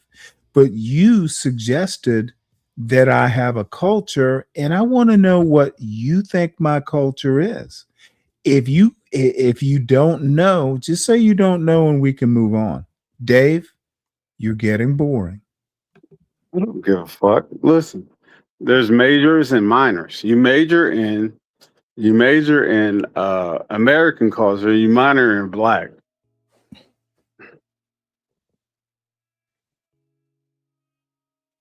I don't major in. So I represent American culture. Yes. Good answer. We can go forward now. What's your next premise? Okay, in order for you to actually get any of the things that you're saying off is that you have to major in American and minor in Black. What if I say I don't major and minor in either one? I just major and minor in human. Do you understand how culture works? Kind of. Go ahead. Well, let me do a horrible example, but it's the best I can think of. Culture is the water you swim in. Think of American culture as a bowl filled with water, American culture water, and we are the fish who just kind of filter the water through our gills. Not everything you filter through your gills is going to have oxygen bubbles in it, but we do live in the water. So what do you even mean? You don't. Maybe you don't understand that. Okay, motherfucker. No. We're not going to play the Stanley needs to understand Dave game. Okay. You're going to do the All right. usual. Let You're going me. to do the usual. You're going to do the usual, which is Dave needs to understand Stanley. When you say Stanley majors in American culture, I live American culture, and everyone born in America tends to live American culture through the media, through their parenting, through their schooling. There is no major in it. You can specialize, you can learn, some data points and stuff, but everybody born in America majors in American culture because we swim in it. With that, what if that's not everything? What if that's not everybody? Everybody born in the United States of America who lives here is schooled here. And of course, people born here and move away and all that stuff. But the normal, what I'm thinking of, if you're born in the United States and you live here and you're schooled here, K through 12, all that stuff, kind of the normal things. You are American. You know the culture, even if you don't know the data points. Yeah, most Americans only know one language too. You're right. There's no majoring in American culture. It's like something you study in college. You are American. Yeah. Okay. There's some that's trying to rewrite it, and those are the ones that are not going to make sense to Name me. one before you skip off to the moon. Name me one who's trying to rewrite. Me. Name one who is trying to rewrite American culture. In my small bubble, me. Okay, well, it's a small bubble. You're not, you're not.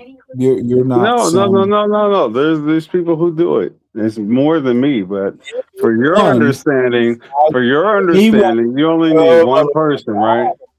A broader understanding than you might give me credit for. Besides Deacon Dave rewriting American culture, name me someone else. The passport bros. All the guys that are just like bad people. Are morons. They're not doing. Yeah. All they're doing is putting out YouTube videos. Right. Yeah, you're right. Yeah, that's all they do. YouTube videos. So how are they right. changing American culture? By not living by the American culture. They live by the cultures that they cohabitate with. So you think the passport bros are No, the I'm first? using it as an example. Okay, well let me just shed on your example. So you think the passport bros? Have you ever heard of expatriates? Yeah, expats. Yeah, dude, black people used to do this back in like fucking Vietnam. People like Josephine Baker, people like even James Baldwin, Richard Wright, Ralph Naomi Ellison. Campbell. Yeah. Do not interrupt, bro. You're going too slow. Let me teach you. You don't have to teach me shit because I already know. Passport bros escape from the ghetto to go to other countries because black women, by and large, weren't putting up with that ghetto shit. They're, in my opinion, Seymour, it should be a passport. I agree with you. Black people have been going overseas to places like France and Germany and Britain for 100 years. So I agree with you. They're not. We're talking about the not all. We're not talking about all. We're talking about niche. Okay, there is no niche. Is my point. Passport bros don't have. Bro, what are you talking about? You cannot ever Okay, discount me. bitch. Let me rewind the You sound history. stupid, bro. Black people. No, you sound uneducated. You sound stupid as fuck. You are literally acting like Passport OG is saying something unique. Dude, you're an idiot if you are worshiping and admiring people like a Passport OG. The motherfucker can barely speak English. Black people, Black artists especially, have been going overseas. Dude, do you know Frederick Douglass spent quite a bit of time in the UK? Well, before the UK. Dude, Black men specifically have been tickling the butts of pretty white women overseas back before there was a Passport OG. Shut the fuck up and learn Black history, and you'll sound less crazy. See, what you need is somebody who set precedents for you. No, what I need is someone who fucking knows. You need somebody who sets a precedent for you I to need respect. someone That's who what's silly knows about you. that You sound silly as fuck. These are the YNs of Black men going overseas. Dude, you honestly sound, and I mean this with all due respect. I don't give a fuck about your respect. Hey, that you don't give a fuck is obvious.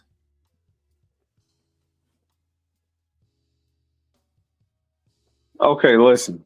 What happened before any passport, bro? What happened before? Whoa, wait a minute. Wait a minute. Wait a minute. Okay, hold on. Put some respect on it. Put some respect on it. Black Americans for 200 or more years, because the Passport OG is nobody needs that example. You need a great example. These are the smartest Black men. This is why you're so dumb, bro. Ooh, Passport OG is original. The O in OG stands for original. Dude, the only reason why you haven't thrown me in the back is because you sound dumb, and you know you sound dumb. You sound dumb, and you know you sound dumb. Angry man, y'all are some uneducated motherfuckers. You know you sound dumb. You know that. You know what? You have established the fact that you sound dumb as fuck. Considering who I'm talking to. Yeah, because you constantly discount what I'm trying to say to you. Constantly stop saying because you're not really saying nothing at all. You're talking to a guy from a niche, sir. A niche. Okay. Yeah. I'm not discounting. Okay. You need to be put in the back because you're exuberant. Dude, I'm not discounting. I'm disrespecting their intelligence. Get it right. Disrespect, not discount.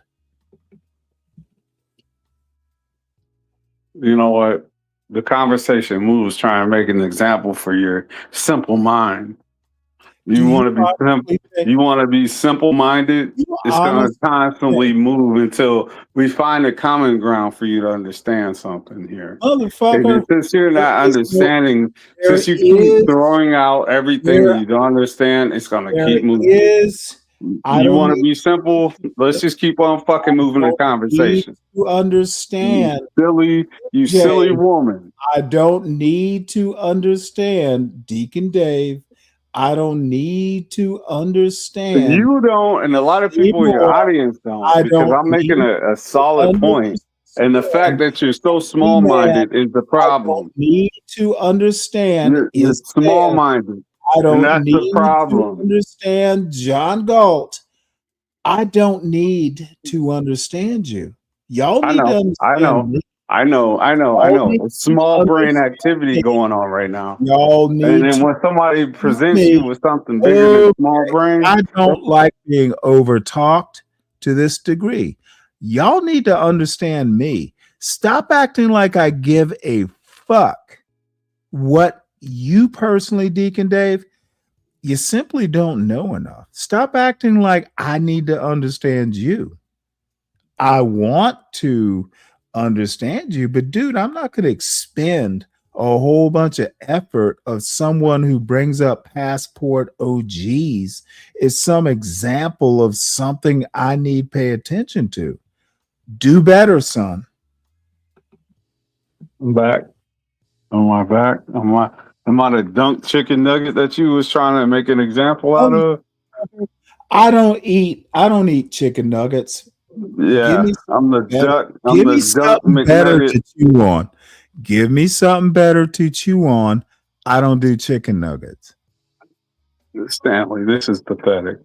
This is sad. Oh, it might be pathetic, but I think I'm getting my point across. No, you're just windmilling. You don't make no sense, really. No, I don't windmill, son. You know what the problem I is? I'm too I cultured land for this direct conversation. punches. I land direct punches on that YN glass Where's it jaw. at? Where's it at? All right. All right. All right. So, what I'm trying to say to you is, are you ready? Oh yeah. There are some people in this world who don't behold the issues that you only understand. They understand outside of the box.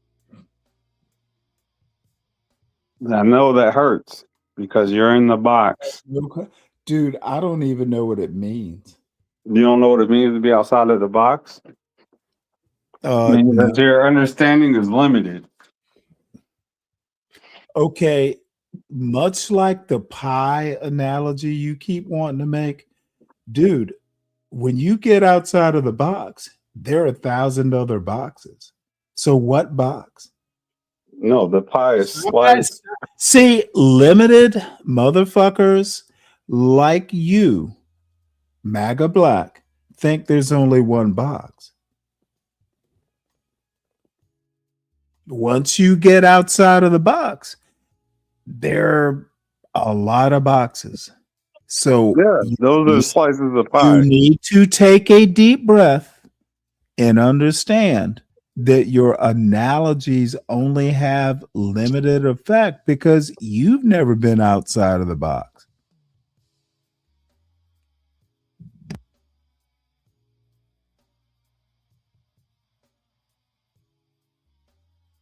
Make your point because you keep cutting me off. My point is stop limiting yourself. Stop using these weird analogies about outside of a box. Bitch, I told you 2 hours ago, there's not a pie with 1,000 slices. We can make more pies. See, you clutch the LGBT and the Q, right? Well, wait, hold it. And What? everybody else, no, What hold does on, that have to do with my hold on. point? Everybody has to understand that, right? So when I present you No, with a different everyone version, does not have to understand. yeah, we do. Yeah, we do. Your weird predilection for LGBTQ, what's a woman? Dude, stop acting like all black people are weird like you. No, you just don't want to understand. That's why it keeps walking.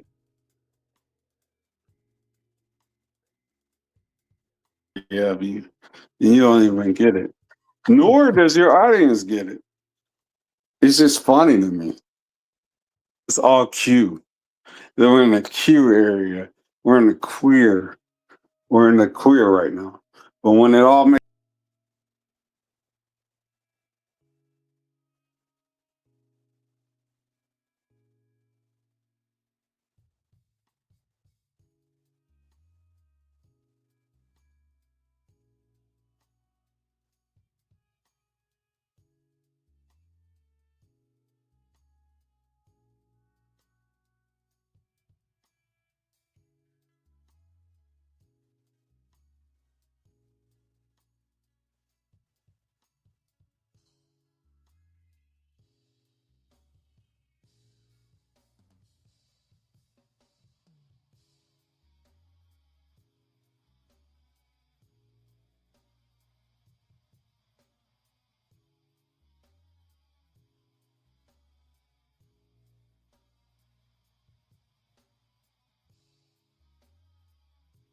Hey, you was on mute, dumbass. What are you doing? You're on mute. Oh shit! You know what? Trying to manage your blabbering.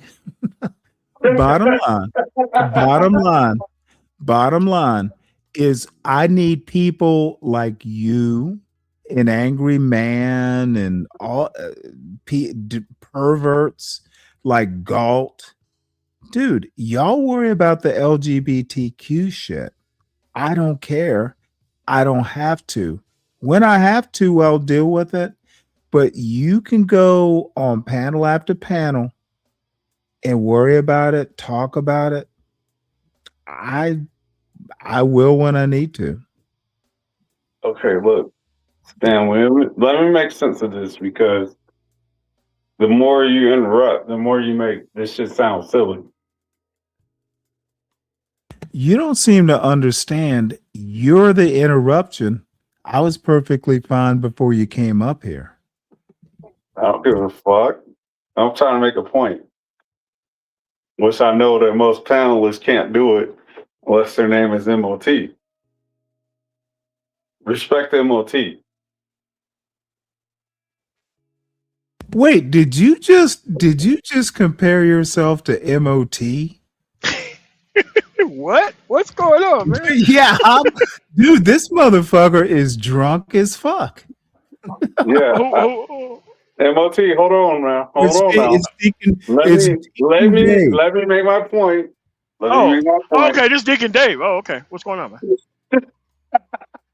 No, he doesn't like anything outside of what he can conceptualize. So when I introduce a new wave, he has to, like, I don't know, just chop it out as much as he can. A new wave of what? Vomit? Shut up. I'm talking to MOT. Oh boy! All of a sudden, you're the guest host. No, I am. I'm the host of the moment. So MOT, what I'm saying to Stanley is, you've had a little bit too much Crown Royal. Hold on. Because MOT is just as guilty. I'm going to implement him into this too as well. What? I'm guilty? Oh, okay. All right. Hold on now. Hold on. Let me explain it. MOT, what happens is this whole idea of the black conservative, the black Republican, they have these problems because they don't understand where black fits into the conservatism or the black republicanism of all that. What I'm saying is to Stanley, what I'm saying to you is, because everybody builds this grand straw man of what a black conservative and what a black Republican is, how come that the Republican Party doesn't address black issues? It's not about black at all. It is. And that's No. Hold on. Both of you are going in two different directions right now. Hold on. Hold on. Does not work. Dude, you literally put your finger on it. Republicans refuse to believe that there are black issues. And so do MAGA blacks. Yes. MAGA blacks don't read history. They want to still believe that Booker T. Washington cast down your bucket bullshit. Dude, that's 100 years ago, and black people in the South tried that. And the buckets were the heads they fucking hung from fucking trees. Dave, you need to wake up, son. You will never, dude, stop that shit, because you sound silly. But Dave, wait a minute. Let me respond. Sorry, MOT. I really do. No, that's fine. That's fine. I have the utmost respect for you. I really do. I'm not trying to be funny. All right. You need to gain some respect for me, bitch. Stanley, time out, all right? Because you keep introducing these sidebar conversations about what the point I was trying to make. Time out, please. No, fuck you. All right? Okay? The point is that you guys like to attack. And this is the same thing that game coaches used to do. They used to say that most black men were were incels. They didn't get no ass, whatever.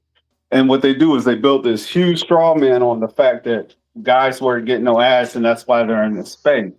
You can't keep building these straw mans and then tackle them like some kind of fucking water boy type, whatever this Bobby Boucher bullshit. Stop building straw mans. And I'm telling you what it is that we don't see it as like this black and versus white thing. You guys are still building a straw man on this whole idea that it was all about being black and a conservative or this black versus white shit. Stop doing that. It ain't about that at all. The race don't got shit to do with it. Some people actually On your side. Oh, yeah. On my side, yeah. Yeah, and on your side, you make it about black and white. Race on has your nothing side, to and this do. is why they say that your side is all about race, because our side don't do that. My side, dude. What is my side? No. Like Stanley. Let's allow him the grace of saying Oh, that. dude, I have. Stanley. It's still not a point. It's still not a point. This that you stand on. motherfucker's like 43 years old. That's fine, but at the end of the day, okay. So the reason why we grade black conservatives harshly because black conservatism in itself is an entertainment construct. It is not. Let me policy-based set a initiative. quick. No, let MLT have a stab at it because you. Let me horrible, tell Sam. you about the black conservative that young Deacon Dave has a problem with. I showed, and you may have seen it yesterday. Back in 2004, running for the U.S. Senate in Illinois, Barack Obama ran against Alan Keyes. And I showed the video because I thought it was a good debate. You know, I have problems with Alan Keyes' politics, but it was civil. Alan Keyes was on top of the issues compared to someone like a Brandon Tatum. Dude, I'd vote for Alan Keyes 100 times out of 100 if I had to choose between black conservatives. Basically, we don't have black conservatives like Alan Keyes anymore. They're all fucking old YNs. So that's the premise. Now listen, I never took the position that I'm the one to be making this argument. Well, I'm taking the position that this is the position of my argument. You guys want to make it about race. It's not about race with all Republicans. MLT just got here. What the fuck are you talking about? Because I seen him do it. Today? No, in past. Then you need to literally. Allow me some grace on this. Take All right? a deep breath, drink some water, and come back to the present. Oh, mighty bold. Fuck you, because everybody thinks that it's about black. It's not about black. Who is everybody? Anybody who's ever made these arguments. Who is anybody? Okay, so I have a question for you, Deacon Dave. Mm-hmm.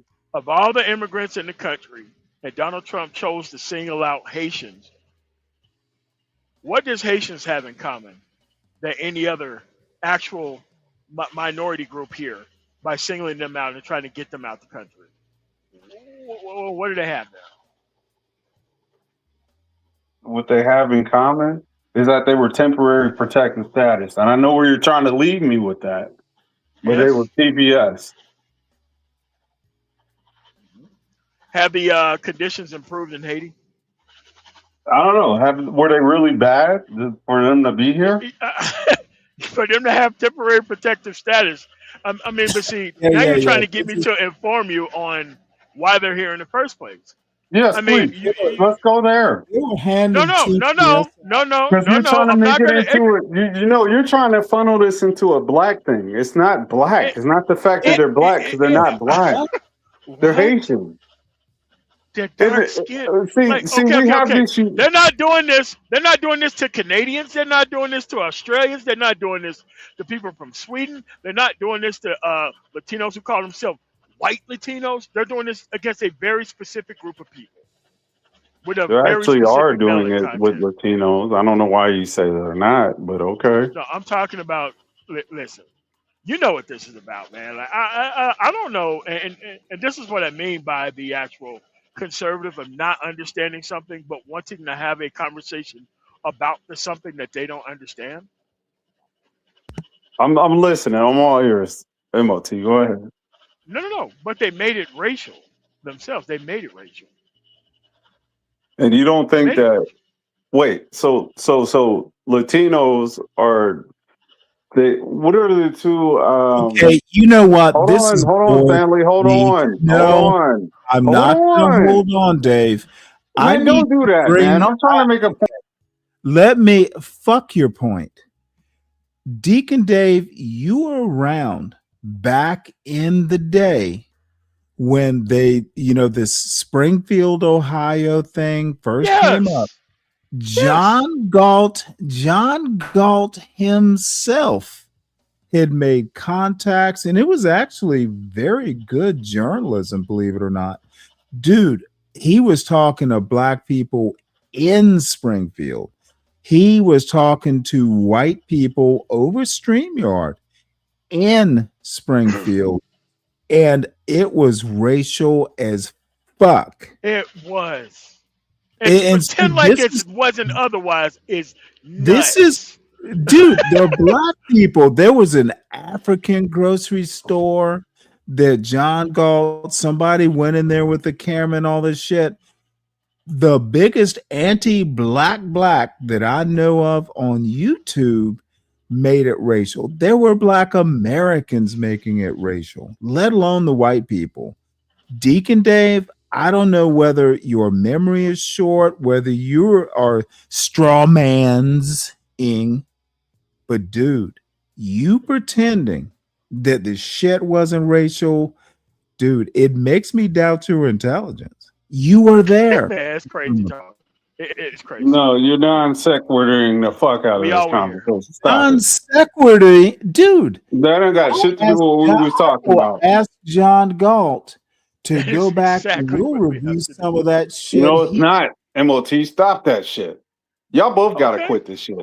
Oh, No, dude. no. Both of you guys You are can't full of handle shit. talking about race I as love an it. actual. I love Ain't got it nothing to when do with what they bold. was in Springfield You for. can't handle. Listen, man, you can't handle talking about race as an actual construct because you have to throw that shit out the window to be tolerated by them fucking whites over there. And that's your fucking problem. I'm not doing that shit. No, Yeah, stop it. that's exactly what it is. You guys are blowing the lid off of this fucking straw man. For real. Man, look, bro. You The mean shit you blowing have to the hat off? sequester. Yeah, y'all put ears, nose, and eyes on the Dave, straw man. Dave, I was kind of mocking you and teasing you and stuff. Now I'm sad for you. So you're talking about Haitians. Haitians are Haitians. Dude, Haitians you are were Haitians. right there. You were right there in those audiences 2 years Come on, ago. man. You literally. This is stupid. This is a fucking dumbass blur that you guys run to just to get out of the conversation, the real conversation. Oh, the Haitians are attacking the. No, MOT. When do we have anything to do with the Haitians? When? Fuckers. No. Dude, you and SKC on my morning show just going in, cutting up. You don't remember that shit? I do. Dude, Man, Deacon Dave. When were Haitians or Dominicans or Africans ever lumped in with what the fuck I'm saying? You guys are missing the point. They're black in America, obviously. We want to fucking do that as a convenience. You're missing the point. Dude, just take a second and tell us what your point is. Jeez. You guys walked the conversation so bad that I almost forget what the fuck my point was. You can't do it. What is your point? No, I can do it, MOT. You walked the conversation around the fucking block. Go ahead. He dropped me in the back so he could make this huge ass straw man about nothing. Dude. Okay, simple question. What is your point? You want to walk me in the back just so you can straw man the shit out of this conversation. I want to put you in the back so you can concentrate on whatever your point is. Put me in the back doesn't fucking help me concentrate, you fuck. Stop doing that. Well, motherfucker, I don't care at this point. What is your point? Why you wait till MOT get up here to start performing like a jackass? You know what? I should have ended this show an hour ago. He brought up he brought up Alan Keyes, who is an activist, right? Dude, I didn't just bring him up. Alan Keyes was an activist? How so? Because that's his description. He's an activist. He's a black conservative activist. Dude, you remember me asking Is he not? you about, Is he not? Is he not? No. Okay. Maybe you need to look up Alan Keyes and do your. Okay, what you need to do, because I recommended the book several times over the past year and a half, The Loneliness of the Black Republican, Leah Rigor. She literally talks about Black Republicanism nominally since Lincoln, but especially since like 1960. Arthur Fletcher, all these motherfuckers, Black Republicans. There were Republicans like Arthur Fletcher that worked for Nixon. They were Nixon supporters. And this motherfucker wants to tell me, dude, this is that old YN shit. Dude, do you honestly think I get up here and natter on without some basis for my points? Do better, Deacon Dave. The Crown Royal will let you remember, regardless of you trying to forget. I don't drink Crown Royal, you fuck. And thank you for once again. Hennessy. Thank you for once again showing an example of how this conversation walks to nowhere. When the conversation is clearly going in one direction, you redirect it. Go ahead, Dave. Alan Keyes is an activist. Of course, two activists talking to each other is going to sound like something exciting to an activist. So, two black men running for U.S. Senate in 2004, they're not Senate candidates. There's obviously a generational gap between the two. Okay, there's obviously you wanting to slap labels on two black American politicians. And your accusation is if you slap black on it, it cheapens their candidacy. That's essentially your point. I actually do agree with that. Thank you. No, you agree with what I accuse you of. So Barack Obama and Alan Keyes, they just need to be Senate candidates, correct? They could be whatever the fuck they want to. They put black in front of it, they're two of the same. I am so sorry that you're ashamed of your heritage. A black douchebag versus a douchebag. I literally need you to understand that since 1877, and I can't remember. You're not ready for my point. It's okay. I'm talking and I will not be interrupted. Okay. You need to understand where you are. Barack Obama is, I guess there was Adam Clayton Powell or someone.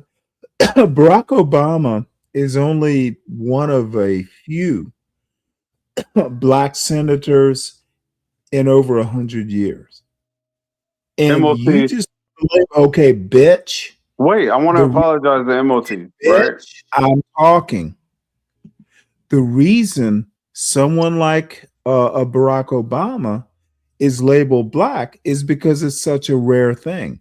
Are you mad? Would you just call Barack Obama president. He's an American president, Who or was the president?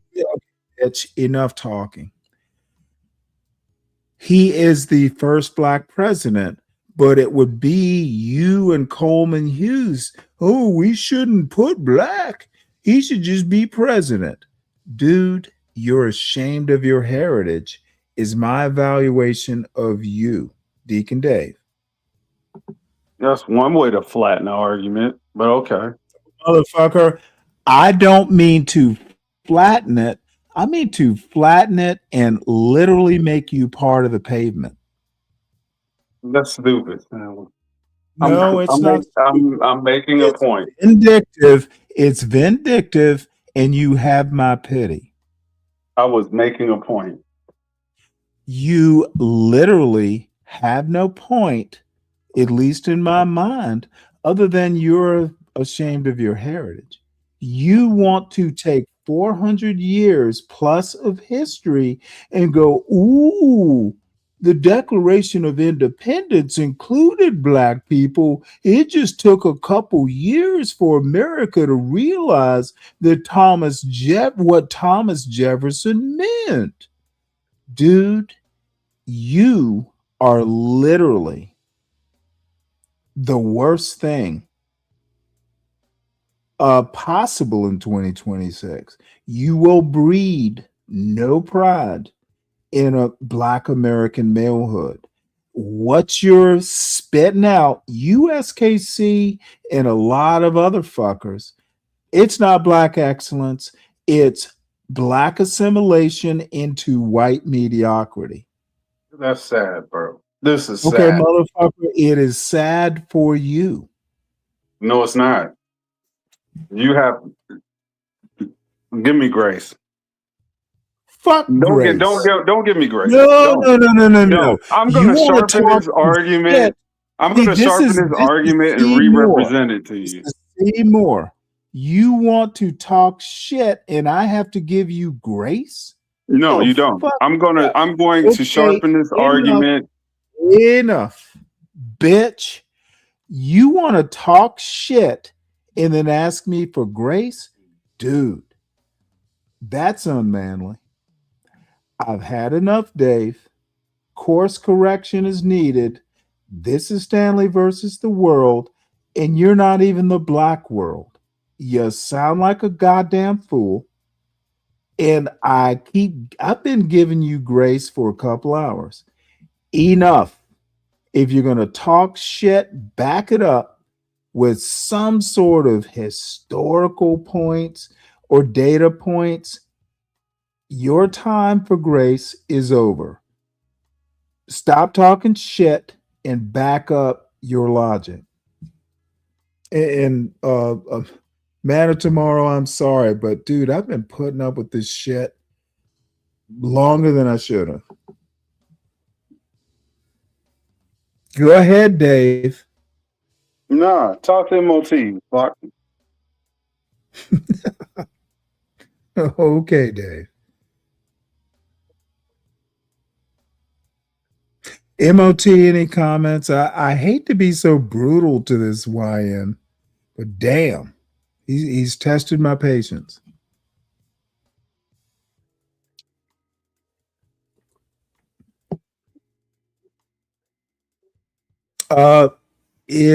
Let's see. Yeah. Well, can you hear me?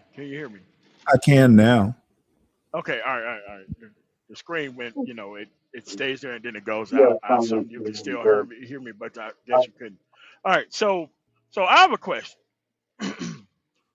So if MAGA's thing is Make America Great Again,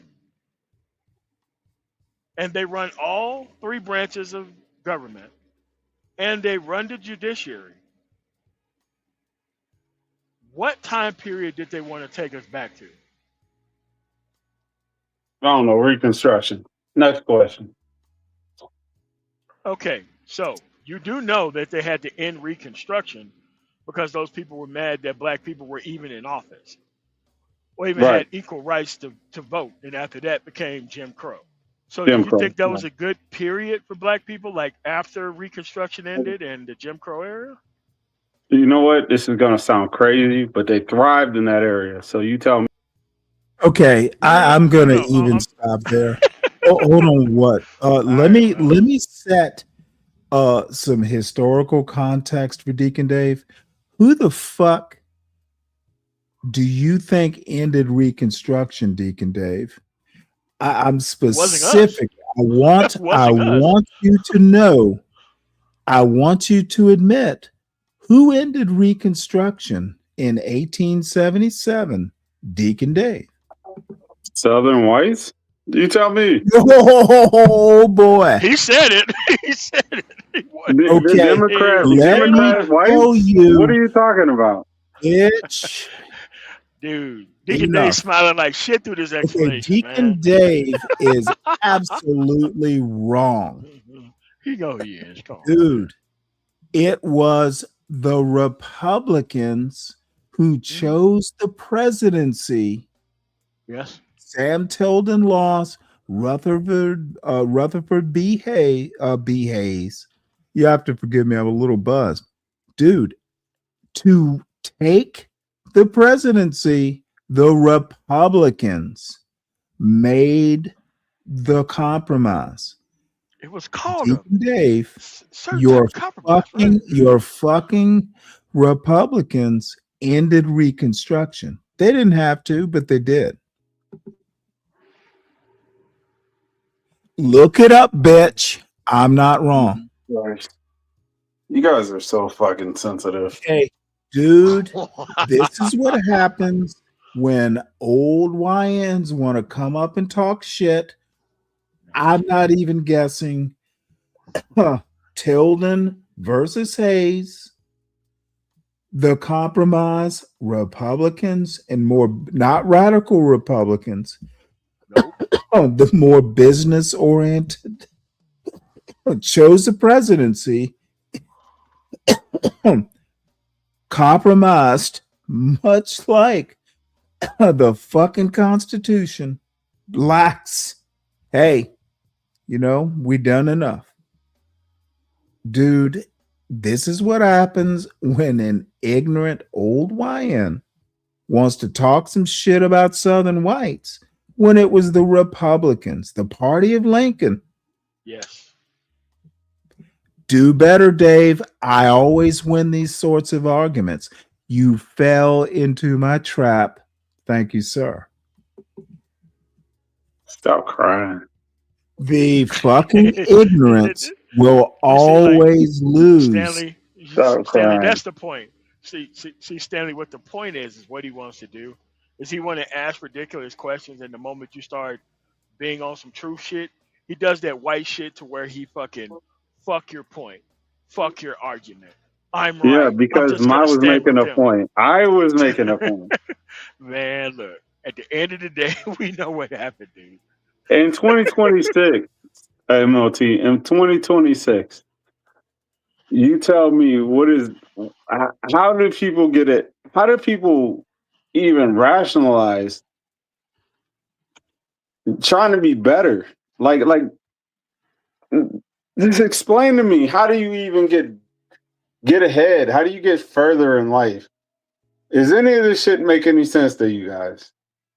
No, I mean, you're the one with the misunderstanding. You see, this is what the problem is, Deacon Dave.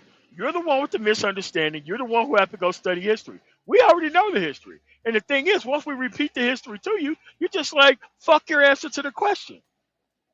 No. And it's almost as if we shouldn't have even answered your question ever in no shape, form, or fashion. Yes. No, you guys. Yes. That's what it is, Deacon Dave. What it is you take joy in most whites who don't want to acknowledge history. They want to listen to the history, and then they want to upset the apple cart as soon as it's fucking told to them. So, in order to not have that conversation, you could just study up on the history. Because remember, you're the one with the misunderstanding, not us. Yeah, you guys have a great understanding, but you still don't understand 2026. You guys understand okay, history. Dude. Oh, man. Once again, dude, John Henrik Clark, so right. I only debate with my equals. all others I teach. And some of y'all can't be taught, Deacon Dave. You've been No. It is deliberate information resistance. That's what it is. It's deliberate information resistance. That's information what it is. repellent. Yeah. Because if he admits that None of that shit helps you guys out today. You guys are just talking shit. Of course it It don't does. help you. conservative party It's literally helped me on this. Let me tell you how it's helped me, Deacon Dave. An old man has taken a young buck like you and embarrassed you. Shit, there's only 9 people in the chat, but I got self-satisfaction out of proving another old YN, fucking MAGA black, talking shit they don't know. Because you're used to dealing with black men on like a fucking, some CT panel or something. Black men think. Some of us actually know some shit, and we know it motherfucking cold. You want to know why we know it? Because we sought fucking knowledge. If you want to know what goddamn 2026 is, well, you best be studying 1776 to fucking 2026. You got 250 goddamn years of history, United States history, to catch up on.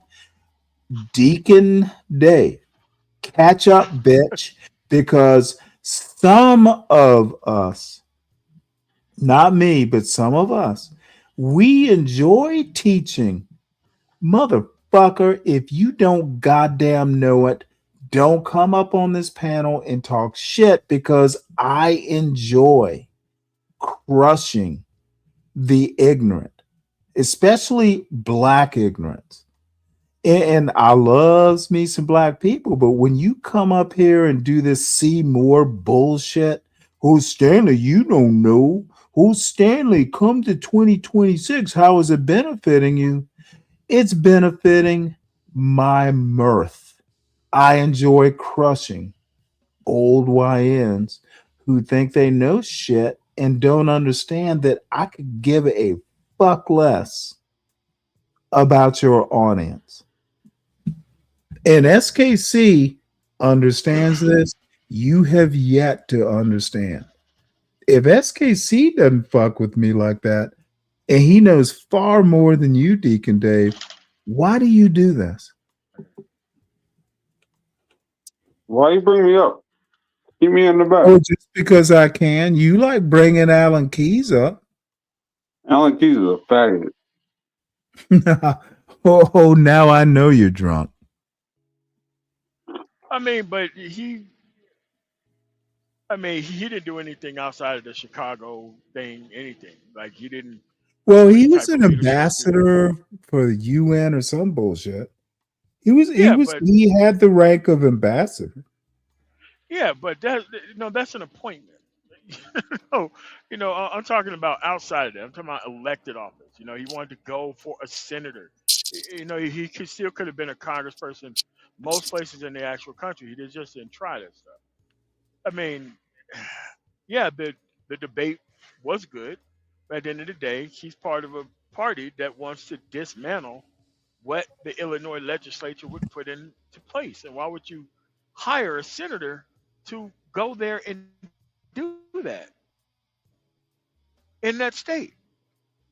No. You guys are practicing a whole lot of anachronism.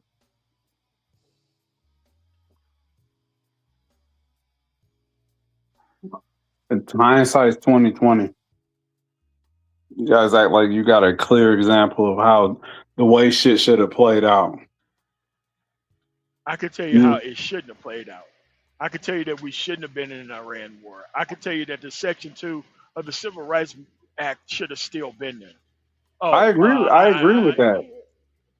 I know, but you just said that we don't have an idea of how things work and how it should have turned out. I'm naming things. You guys literally. I'm naming things. So I'm naming things. And you say you agree, and now you don't agree. No, MOT. What I'm saying is that Playing Monday morning quarterback is easy. Monday morning Morning quarterback. dude. This ain't all right. And I don't even what and the you have the fuck? benefit of knowing that most people will gonna vote blue no matter what. So you try to make sense of this shit. That don't mean Okay, that what you're let me saying is ask you actually a question, correct or the Dave. right way to a right Dave, route to I go. know, God damn it! I Fuck you, know man. that when you talk to like the black birds and all this makes sense because people, dude, some of these God damn, dude. Do you know how much like a white boy you sound like? I'm serious. With the He doesn't even know it. Monday morning quarterback and the He doesn't even see it. ESPN. He Dude, doesn't even see it. you literally sound surface level. Black men have to be smarter than that. You can fail up if you're white mediocrity. And someone told you that, hey, don't put black in front of it or white in front of it. You can just be mediocre. Dude, I think in your life, you understand my point. You just don't want to admit it. Dude, go for black excellence. Shit sad. Shit sad. That's all. You got it. You guys got it. You got the benefit of the doubt. For You know you, you got it's sad you for know you got you. 80% Dude, behind you. Dave, You don't have to prove literally, shit. Just I talk need to you me. to understand, dude, even people like Leonard Leonard has whatever it is he's got, but even Leonard can beclown himself and do all this shit, dude. You're not there yet. Please take my advice. And this, let's just put it all on Stanley. Dude, I'm here. You are not my competition. CT and Angry Man, all these fucking failures of black excellence, y'all aren't my competition.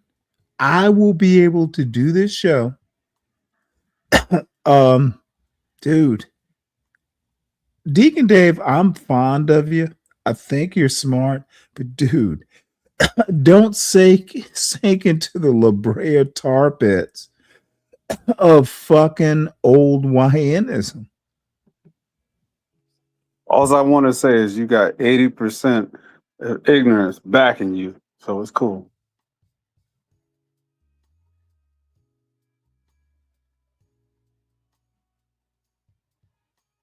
All right, I guess we gotta leave it there. No, period. At the end of the day, that's what it is. You do have 80%, no matter what, is gonna back whatever the fuck you say. So as long as that's a At the majority, end of the it don't day, matter. you have no data Results to don't back that. matter. Okay. See, this is what YNs do.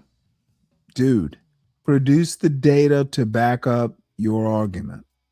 No, you literally have 80% behind you. So You run with the literally momentum. cannot prove your point. No, you're right. You got it. Motherfucker, I never doubted I was wrong. What the fuck? 80% is a high majority of 80% ignorant of Negroes what? representing the same shit. 80% of what, Deacon Dave? Negroes, historically, since the But they 60s, still call us Negroes? the coloreds. Yeah, okay. I think this is going Coloreds. where I thought it would go. Is it pre-verification? Is it shuffling? Is it a soft shoe? Because that's what you're doing. Keep following that white Yeah, liberal woman. go. Nicholas Brothers. Now this is a crash out. Keep following that white liberal woman. What white liberal woman? Keep rocking your Roland Martin t-shirts. Okay, I need you to identify The white liberal woman that I'm following. You show me how any of the shit you guys say makes sense You outside of are historical, you whatever the are fuck you shimmy want to. shamming. Oh my Yeah, God. drop them Deacon motifs. Dave, Drop them. what is wrong with you? I don't believe you. You need more people. You don't have to, dude. Nobody's asking you to believe me. There are some who think, and there's some who don't. And you would be someone who doesn't think.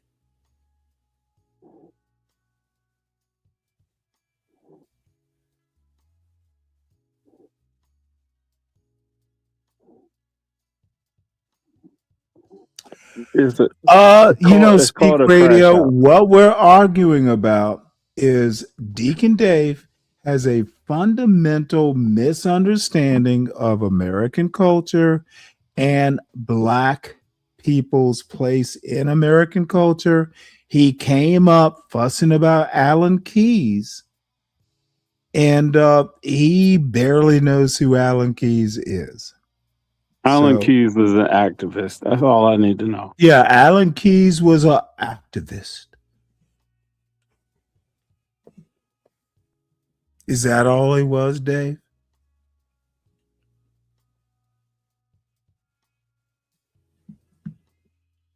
I'm at 5 hours 24 minutes. We got 6 more minutes. Let me see. What's up, Tina? Man, you look nice. Wait, I can't even see. Right here. Actually, I can see you. I know they can't see you. No, I can see you. Hi. You hear So me? are you here to be provocative, say something interesting, or tell us about Applebee's? Well, do you want to hear about Applebee's? Not really. It was a Okay, joke. I'll tell you. Well, it was a joke. We don't really need to know. Okay, but you need to know because they combined an Applebee's and an IHOP. Hi, Balto. Get down, please. It's kind of hard. Okay. Get down. Was your date your dog? Was my date my dog? No, it was my it was my mom. Well, you seem to have something you want to tell us about. No, I just want to know, like, okay, what are we talking about so I can chime in, please? Because I Okay, literally no, I'm sorry. I don't do that. If you do want to know what? what okay, ma'am. I was coming from my I have phone to my computer. made Stanley, you're being Take the grumpy. panties okay, off ma'am. his brother, and he's You'll like have sensitive right to now. understand. I've had a He's got couple a clit beers, tingle. and I'm okay. Too much talking. I am making new rules as we go. CM and other Wyans like him, I'm not accommodating. If you want to know what we're talking about, listen for a few minutes before you I come up was, with but me. I was Okay, transitioning I from my need you. phone I to the need you. computer. Yeah, I need you to Oh. not talk while I'm talking, for starters. Catch up. There's always the replay that you can do. Just, go back a couple 20 minutes. But since you look so lovely, and apparently that pooch is full of Applebee's food, I'm gonna catch you up. We are talking about the nature of Black people, Black history within the nature of American history, Black conservatism. We watched Barack Obama and Alan Keyes when they were running for Senate back in 2004, Illinois senator. And Deacon Dave seems to think that, if you take Black out of Black American, you're just an American. And I'm just telling him, dude, you're drunk. and he is. So that's well, I've caught you up. Yeah, Okay. I had a drinker. I had a drink or two. And hell yeah. Is it? Oh, it's a Monday. Hold on. Okay. Hold on. You know what? Who am I? I'm just a young lady. Good. And let me, there's a part for you too. Don't come up to my panel and ask me what's the topic. I find that incredibly annoying. Stanley, listen to me for 1 second. I was on my phone listening. I had to transition from my mom's room down to the computer. So that's why I need that like a little like synopsis, a summary quickly so I can get back on track. It was not to be disrespectful. What was the time of the transition? Like 15 minutes probably, but the So, last thing so topics the last don't thing I change. heard was you cussing Topics Dave. don't change that quickly in 15 You've been minutes. cussing me Because out you the were whole cussing time. Especially on Dave a the show last time like I this. left. The last time I left, you're cussing Dave out. So I had to come back Well, like, what's we're the still topic? cursing Dave out. Okay, well, Dave, fuck you then. It's the same topic. I'm not shy of being cussed out. I get cussed out all the time. That's nothing new to me. Anyway, listen, Stanley's on some bullshit. You're gonna Yeah. come up here in the middle of it. That's fine. No, it's You fine. I just honestly, listen, Stanley, Dave is Ma'am. sorry. Oh no, nothing to be. I'm kind of changing these rules on the fly. So it's really not your fault. But, I enjoy having you on panels. I just need some folks to know that, keep up. I actually personally, I never go up to a panel and go, what's the topic? I'll listen for an hour to, it's almost like you may be too young to remember, but back in the day, my father was into aquariums and freshwater fish and all that. So when you get fish, you put them in, the little bag they come in, you put them in the aquarium so the water equalizes out the temperature and all that. That's how I look at going up on a panel. Don't ask what the water temperature is. Just sit there and figure out what the water temperature is. No, and I understand that. Hey, leave, guys, Fergus, leave Balto. And we don't care about you talking to Okay, your you dog. know what? It's a cat. Oh, there's a They're dog fighting. and a cat. Come, Fergie.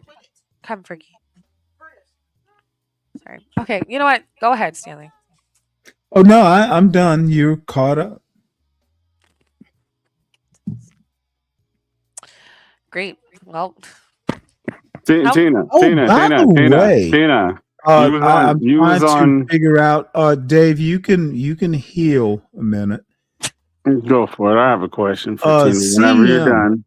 This whole thing, and I really thought about asking you and Uniquely to come up here and do a part 2 from last night's show. Except it would be different because I don't give a fuck about CM. We won't let anyone up, and this is what I was thinking of doing. Yeah. I don't know that it's necessary at this point, but I would love to have the two, me, you, and Uniquely up here just bashing fucking CM. And yeah, we don't care about anyone coming up. We're just gonna make shit up.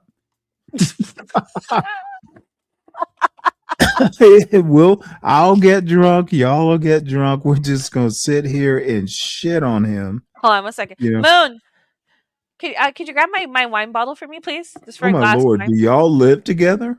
No, I'm just visiting. Wow. But I do agree. Honestly, last night, I will say, like, Andrea, however you pronounce her name, she is a lot more timid than I am. I'm very upfront and straightforward. And I could tell, like, we didn't want it to be drama, but people kept saying, "Oh, let's see him defend himself." He made so Okay, many let me screams. cut you off, and it's intentional. Why cut her off, dude? Defend.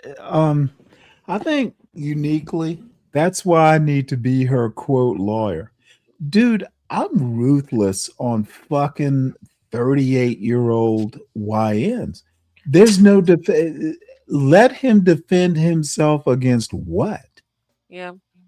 What could he possibly defend? The motherfucker is a wastoid. Yeah. There's literally no redeeming quality. Listen. I think Tina Okay, what and you need to do is let me finish, no, Dave. So, the last part of this is on Earth's show last night. Dude basically begged to come up on Earth's panel. It was so pathetic. What? Oh, dude, you didn't, and I keep calling you dude, but I'm a okay. little tipsy. But the bottom line is, dude, he begged. He didn't even he's blocked in Earth's chat and stuff. So he had to make up an account or something. And it took like 45 minutes or an hour for Art to figure out how to unblock him from StreamYard. So finally, CM comes up there and he was all, oh, the ladies taught me something. Oh, I need to do better and all this shit. It was so demeaning. I'm sorry. Sorry, go ahead. Finish. No, I'm constantly roasting him in the chat. CM is done, and I'm small potatoes, but dude, he will never. Dude, once I realize that you are unpleasant and basically toxic from a DNA level, dude, he can be forgiven everywhere else, but anytime I get an opportunity to roast that dud, I'm not done with him. So anyway, go Tina, you can go or Dave can go. I think Dave is a little bit more out of control and more likely to pass out. So just give Grandpa Dave a couple minutes, please. No, Dave, sorry. Yeah, you go ahead. Say what you have to say, Dave. Yeah, I am Grandpa. I'm about to pass out anyway. I don't believe you and Mooncakes are two different people. So just tell her to wave her hand in front of the camera. Okay, and I that's can go to boring. sleep. I've literally seen them side by side, Dave. I've never seen it. So good for you, Stanley. Dave, Who gives a just fuck what because you you seen? haven't seen it, are you the world? No, they don't think we're different. Well, Stanley knows, but Dave doesn't think we're Well, different. you don't have to I've do never this. seen it. That's all. No, I'm do just saying. not give in to the Deacon Days of the world. Stanley, stop it right now. Okay, Dude, calm down. all bro. you want to do is beat off before you pass out. Oh boy. What the fuck is wrong with you, bro? Oh, dude, I've known you a while, Dave. That's not what I'm about, man. I don't do that. I'm not a gooner. Yeah, you do, Dave. Man, shut the fuck up. Why else would you ask for Mooncakes to be here? If Mooncakes wanted to be here, You know what? Forget you I'm would here, all be right? here. Because this shit is weird. See, this is what old YNs don't like when I call them out and I'm blunt. Tina, do you think I would beat off? Oh, I'm not answering now those you got questions. to What kind of avoid. fucking weird shit is he on, man?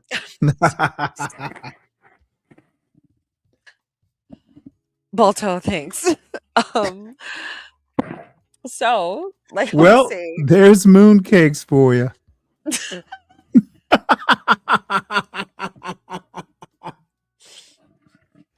They are indeed different beings.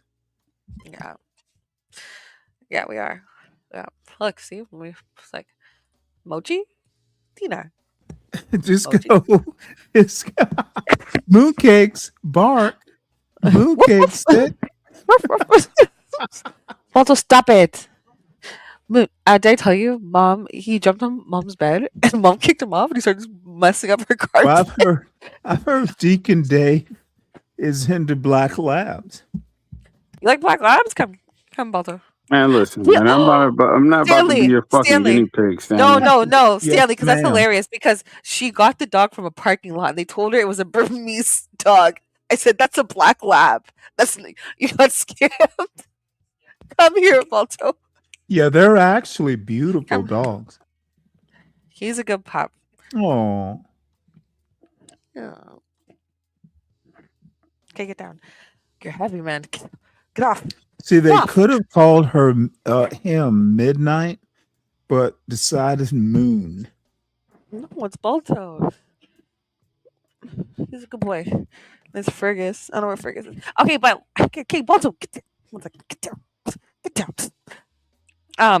Okay, Man, I gotta say. listen, I'm more interested in why you and Andrea were talking about CM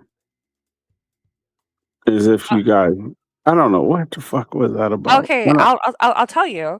The reason why is because like there's things as parasocial relationships where people think because you give them attention, they deserve a response or a relationship. Andrea, she doesn't really stream much. She's usually in the comments and she'll support or whatever the case is, right? And it came to a point where she literally had to like like play the field and be like, I'm talking to your op just for this person to leave leave her alone. And if I showed you guys all the receipts and the messages, you would 100% understand because it got to a point where it became scary. Like she's saying she's going to an event, somebody's searching up where the event is in her city so they can show up. Mind you, they can't drive. Nothing wrong with not driving, but impress your lady. And it got to a point where she became uncomfortable, right? Then turned to a whole gossip thing. CM, first of all, CM saying that the picture that we had on our stream was him. It wasn't. We had to pull up the picture that we got from TikTok to prove it. He's like, he's got a shiesty on and he's black. He looks like me. I was like, okay, so you're saying you look like a criminal. That's your prerogative. That's not mine. That's not you. And we showed it on stream. And yeah, pretty much he came on, caused a whole bunch of drama. They made up and they started fighting again. Andrea said, you know what, I'm over it. I don't care. And then he kept going on and on and on. Apologize later. So, yeah. Well, Andrea doesn't get out of this unscathed. Why the fuck she ever thought Pickaninny Platts was like? I mean, dude, you ask I don't questions like care. a fucking Hold liberal. on, You sir. fuck. Hold on, sir. I don't care about the receipts or any of that. To be honest, it was a waste of time. I'm just playing, That Stanley. okay, I'm joking. bitch, I'm talking. Universal Jones, it was a waste of his time. But I'll deal with him at some point because I thought it was literally a simp's paradise. I think that sometimes you have to deal with someone like CM on his level, which is just like, who the fuck are you, and walk away. Uniquely in, I don't know, this is just my opinion. I don't care about the details or any of that. And she is, I don't even know that much about Uniquely, but that she ever fucking like called him or any shit like that. He called her. Okay.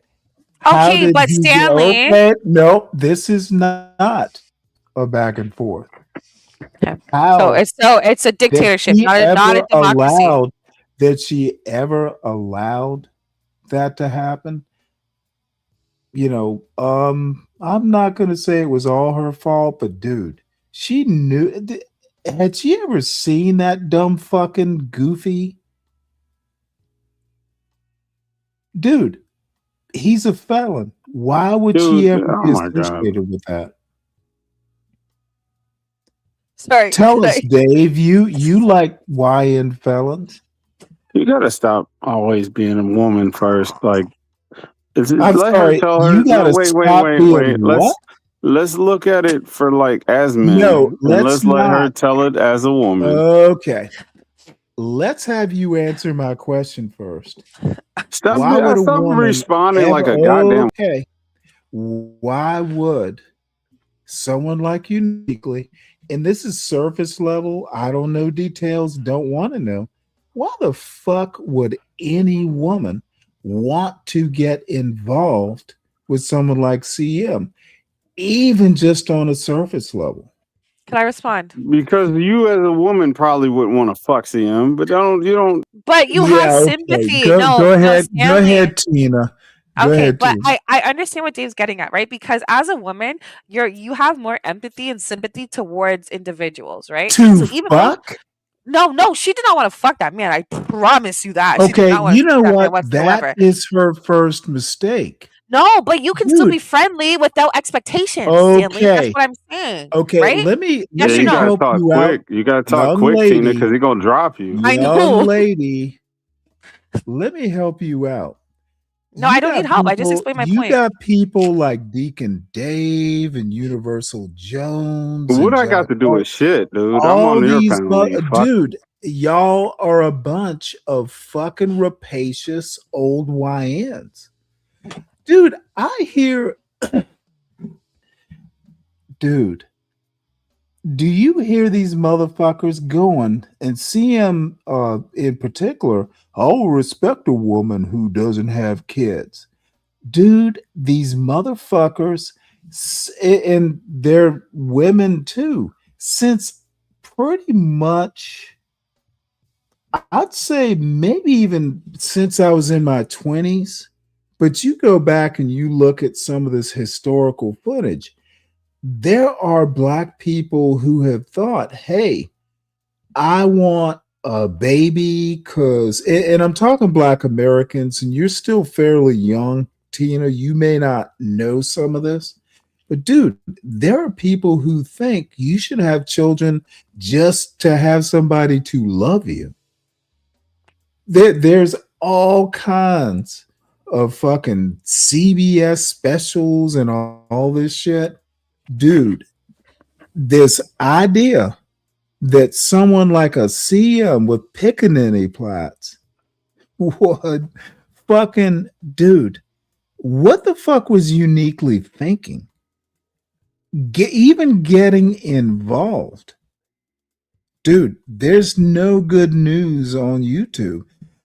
There can be, but dude, you just have to vet. You have to vet and vet and vet. You can't just be handing out your phone number, especially, and I'm going to be real blunt. Someone who looks like you, someone who looks like a mooncakes, someone who looks like a uniquely, y'all need to vet these old YNs way better. If it comes off as snooty, then fuck it.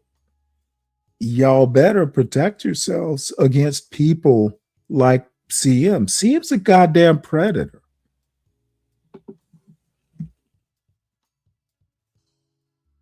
Dave, you're back.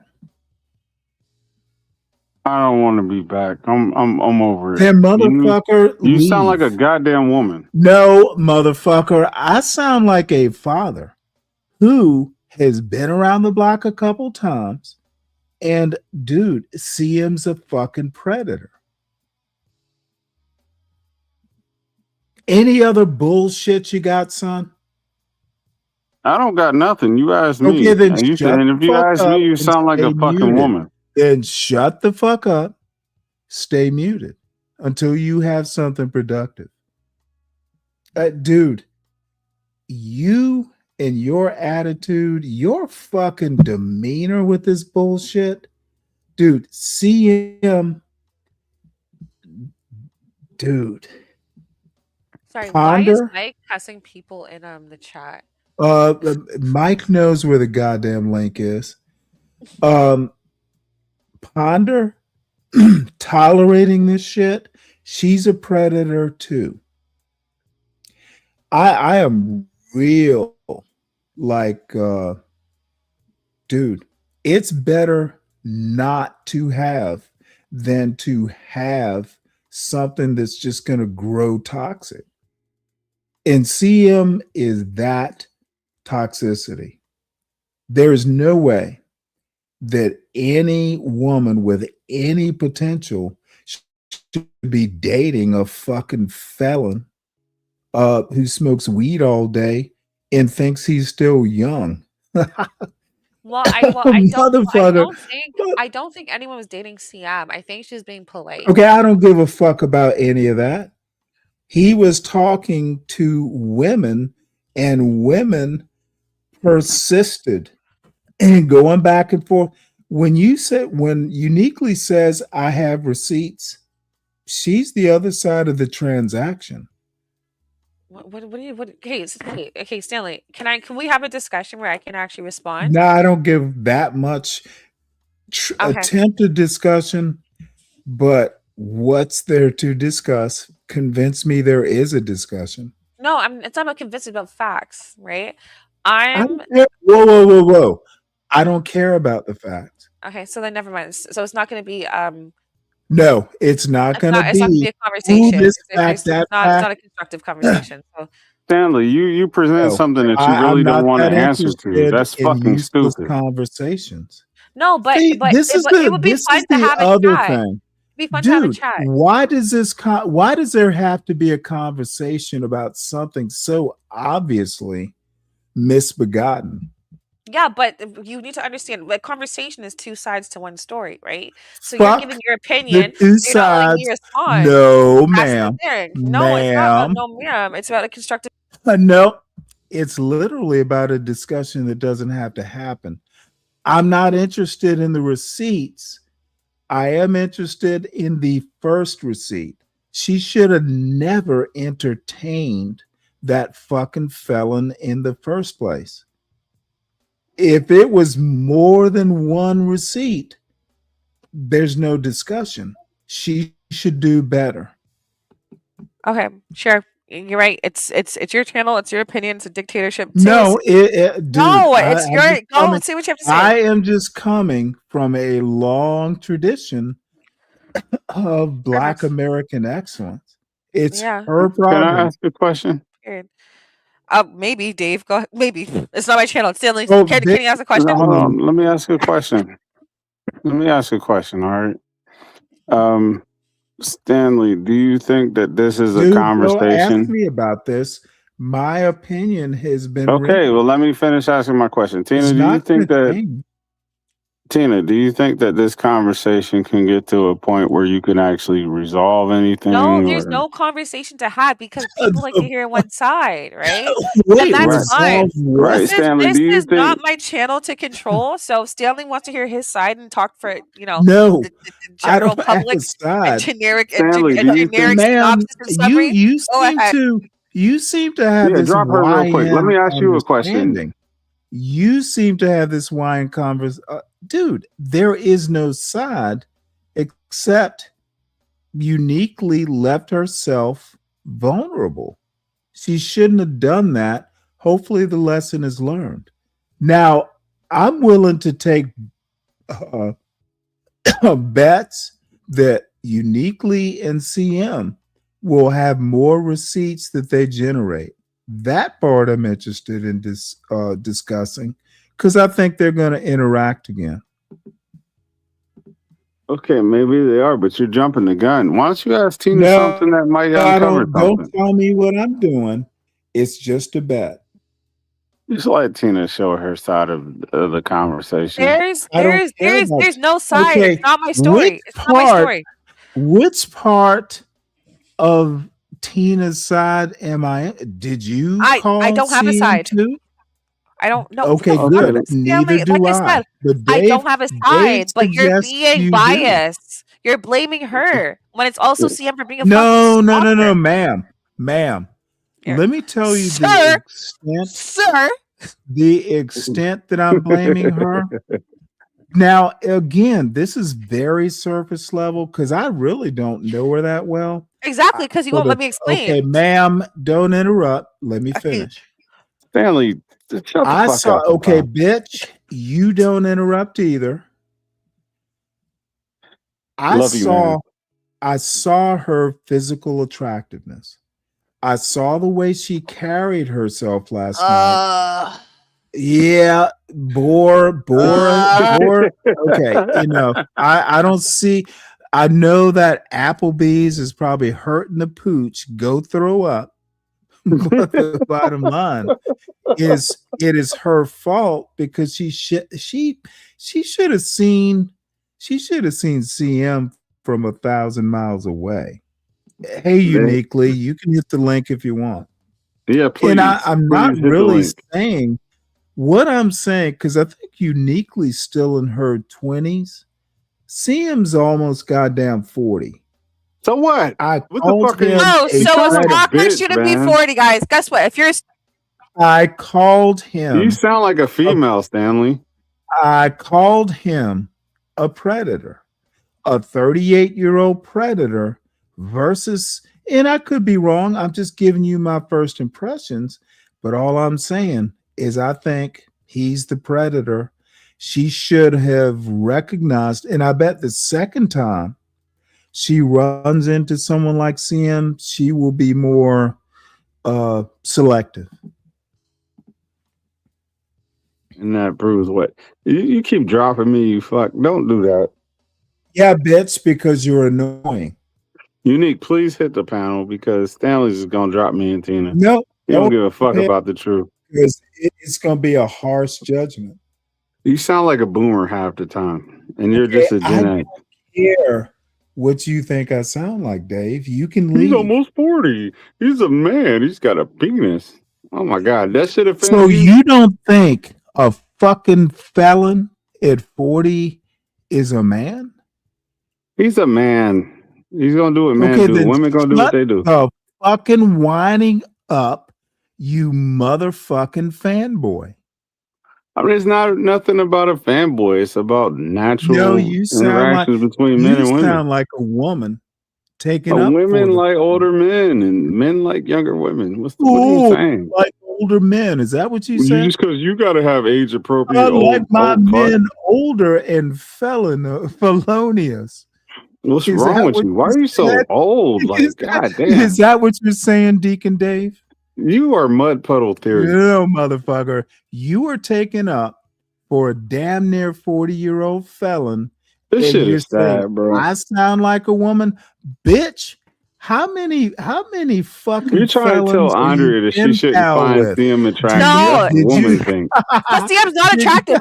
Andrea knows that. CM's not attractive. Regardless. No, but CM's not attractive. Andrea knows that. She knows I it, but don't she's being care. I polite. don't care about any of that. Yeah, Leah.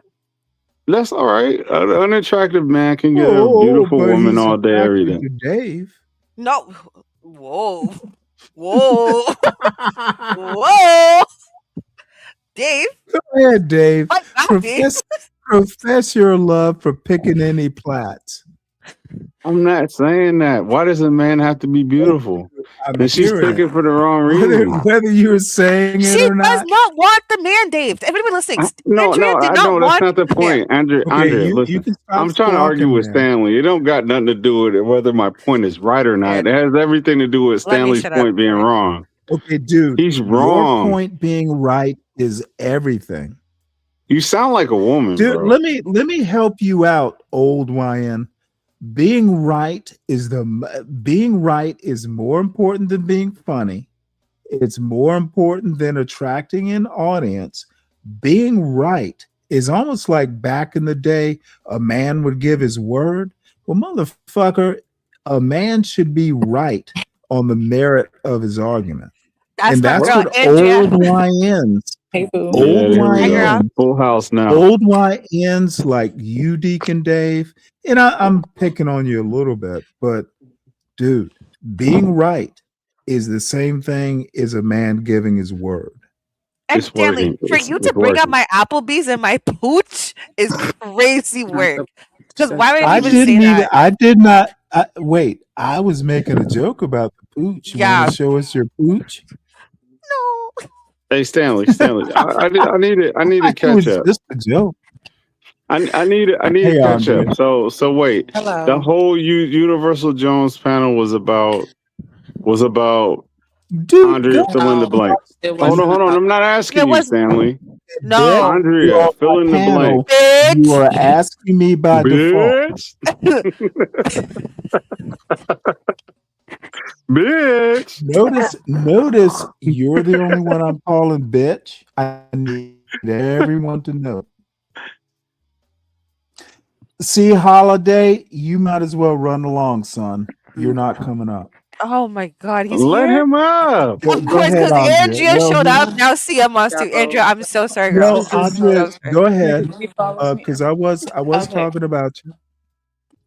Oh yeah. So you wanted to know what so the panel was No, I don't inspired. care.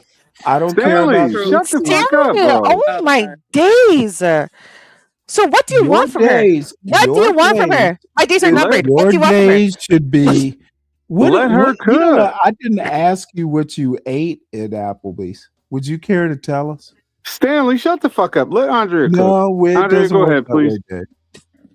Dave. It's his panel. If he doesn't I thought. Well, Andrea, no. I, Tell us what the Andrea, Universal Andrea, Jones panel was about. No, his name is it's his Deacon show. Dave. Your name is Andrea. Yes. I don't really care about the receipts and the past and all that stuff. Okay. I am interested to know, Mike, hit the link, bro. why you I even need you. considered. Yeah, so I never, that's the thing, I never did. So we have a thing called Discord, right? And so I was in like other Oh, Discords. okay. I Stanley, get it. You get what I'm saying? And so he Okay, added you me may from be like, quiet, Dave. and so he added me from like another Discord group that we were both in, and we had like a lot of mutual friends. So at first I didn't really think anything of it. Like he would say stuff about other panels at first, and then one time he got like too pushy with the whole I'm Black Jesus, so I blocked him, right? Because I don't like that stuff. Like I don't like people who like that just scares me or whatever. So I blocked him after that, and then I don't know, he got somebody, I won't say no names, but he got somebody, because you know when you block him, Arwella. He got Arwella. he got Arwella. Okay, fine. Because when I blocked him, he was like attacking me in different chats, like in every chat I went to, like, and he was like making a scene. And so Arwella was like, okay, look, you guys have to stop like disagreeing with each other and like fighting across different chats or whatever. It looks crazy. Like you're causing an uproar in people's chats. Like I think the rejection triggered him. So he like was attacking me in different chats. And she felt like it was a bad look. So she was like, just try to get along and just tolerate each other. And he was like, okay, I want her to come back to the show and like unblock me on Discord. I said, okay, I can unblock you on Discord, but I'm not gonna really be participating in your shows. It's just like too messy and weird for me. So that was when I was like done like really going to his shows like that. But then after that, like the messaging like just started getting more intense. Like that's when he told me he liked me. I wasn't, interested respectfully, but we would like just keep butting heads. Like we just don't agree with each other. Like I don't know how to explain. Like so he was like, oh, let me just call and Well, explain. We I keep arguing. you know, And at that point, I just wanted Discord to. Hmm. Discord has a bad reputation. Yeah. I'll give you a good example. I am a part of like 2 or 3 Discords, but like CT I've known for a while. And I think maybe 2 or 3 years ago, I joined that Discord and it was hot. Discord is the root of all evil. Yeah. I've heard that. Depending on the Discord. So that actually explains a lot.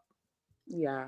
Yeah. For the record, I never gave him my phone number. This was all on Discord. So. Andrea, that's why I tried to Oh, tell him. He wow. told me shut Yeah, up. this Yeah, was all Stanley. on Discord. I didn't give out my number. No one has that. Yeah, Stanley. Okay, well look, Yeah. I assume too much.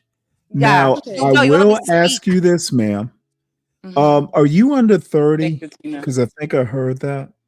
Yeah.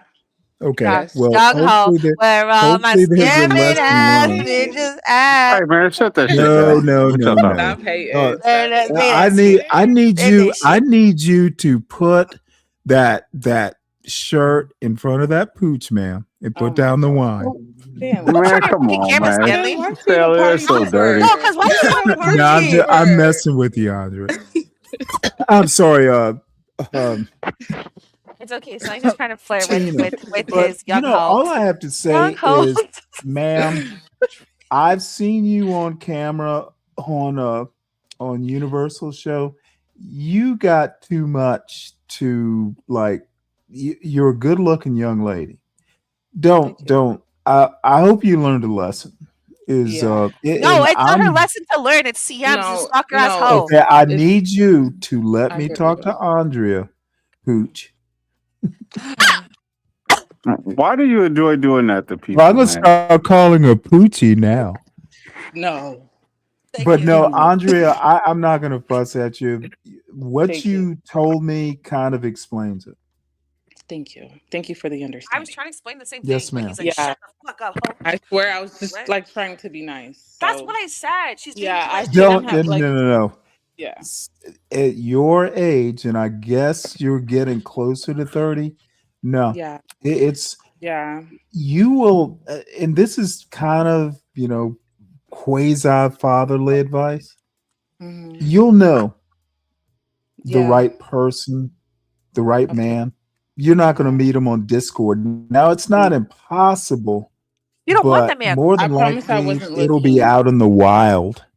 Yeah, Woo. exactly. That's how Can I I can I Jungle knew. can I fever can I type can, shit. can I run a scenario? No. Yeah, Yeah, go ahead. Deacon Dave, you're the expert on being a YN. Yeah, thank you. I would love to give my expert advice on being a YN. So this is what happens, right? You have a bunch of young people, everybody's vibrant, and a man is supposed to shoot his shot in whatever direction, and hopefully whatever nibbles on the bait, he's gonna go with. I mean, that's just the way things are.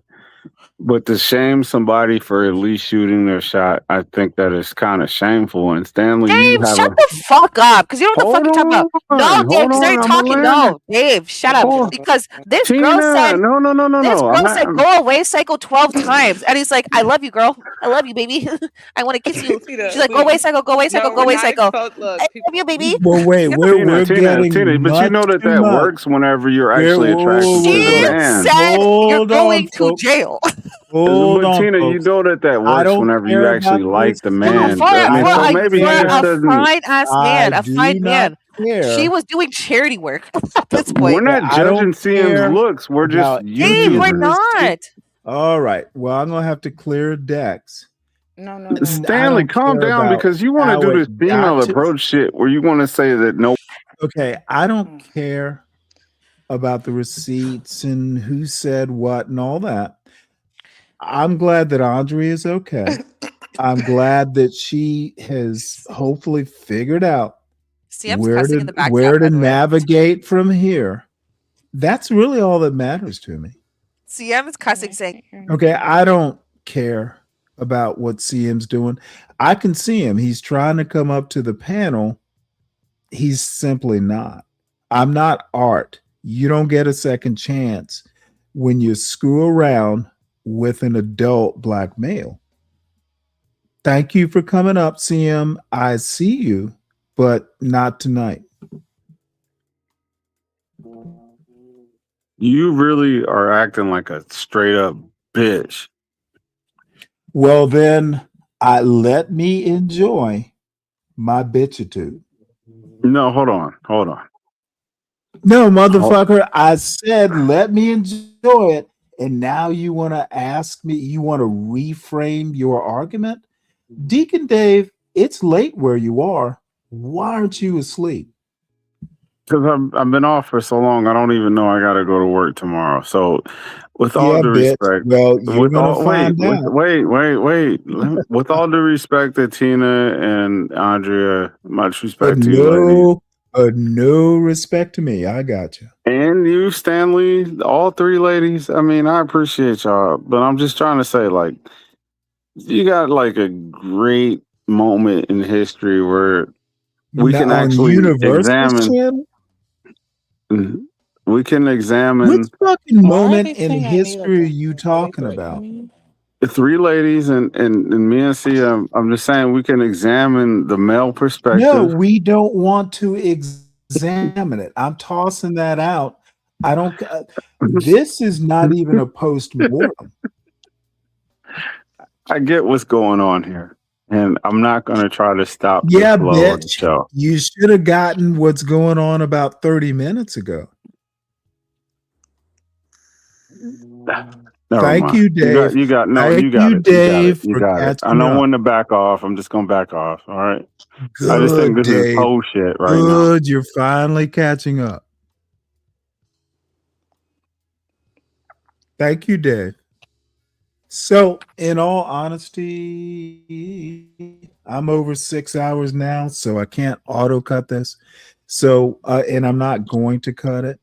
I'm actually glad that you ladies came up. It's not that much of a circus up here. It's a little bit of, I can admire a very attractive little young pooch. You're such a faggot.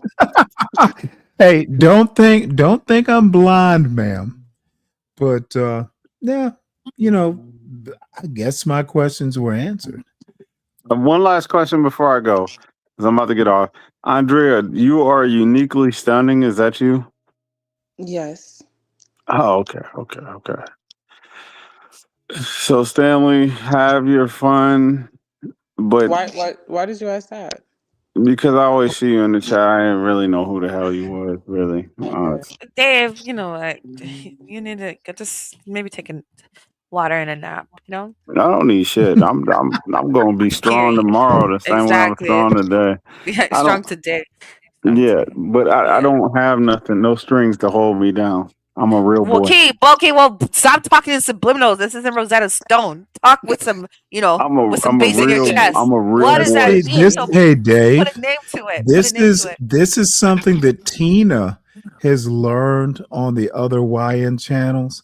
If she talks all spicy and puts that shirt so we can see some shoulder, all the other YNs are gonna go, ooh, Tina, talk your shit. But, you see Dave doing that? Dave, been around. Dave, you wanna. I want what? Okay. Let's bring down a notch. Dave, if you weren't so old and tired. Stanley, you gotta live a day in the life of a Dave. You don't know how Dave lives, bro. No, Dave, I do not. This is a want walk in to the live park, bro. A day in the life of Dave. I just know that I gotta follow your rules on your panel if I want to stay up here. You have learned much, Padawan. Exactly. I'm absorbing. Thank you for finally noticing there are rules on this panel. YNs is bad for your credit score. It's crazy. Holy shit. Yo, change my name to SpongeBob. Why? Because I'm absorbent. I absorb what the fuck is going on here. Okay, you should have said Scrub Daddy. That'd be more like, You know what? I have an off-color joke, but I'm just not going to do it.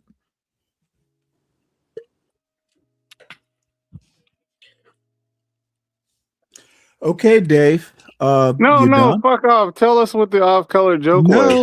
No. It would be offensive to the young ladies up here. What the fuck you trying to say? We're trying to figure out what the Universal Jones thing was about, bro. I'm going to shut this down in 15 minutes or so. If there are any other ladies who want to come up, say, hey, talk about what happened yesterday, that's perfectly fine. If you don't, that's fine too. I am actually glad to have Andrea and Tina up here, though, because thanks for having us. I did have lingering questions. And we're gonna have another show next week. So Stanley, you're welcome to join. It's gonna be so good. Wait, so I'm trying to understand why CM had used that one show to cuss you out. Unique. Was that about any of the text messages or what? Like he was going. Yeah, because I blocked him again. So you blocked him, and that whole stream was subliminally about him going in on you because you blocked him. Kinda, yeah. Oh, so you guys were talking in the background. Well, it's Discord, so like he kind of he like engages with everyone, but like when he gets too weird and it's like he calls himself the chosen one, and like when I can't confirm it, like he gets upset and like it's just hard to explain. I don't know. So why do you guys avoid him on panels? That's the part I don't get either. Like if it is what it is, and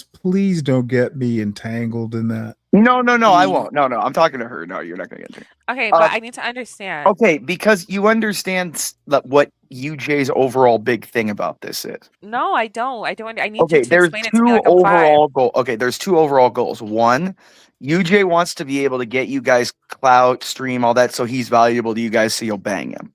One, that's primary. Okay. Secondary is that Oh, here we go. he's doing a doctrinal type of dissertation where he thinks like we're all these little rats in a maze that he's like recording and playing with, and like, oh, this rat's doing this and this rat. It's like the Rat City experiment. Okay. And that's what I don't like. And I told him this. I said, bro, do you not think I've seen what you've been doing for like months and months and months? It's not the fact that I care about what's being said about me. I could care less. Because CM was talking to me. He's like, I'm going to go up there and I'm going to talk shit about you and dog you. I'm like, all right, I don't care. It's that literally, I don't want to be like, I don't like him thinking that he like somehow is like a step ahead of me. I know exactly what he's doing. Okay.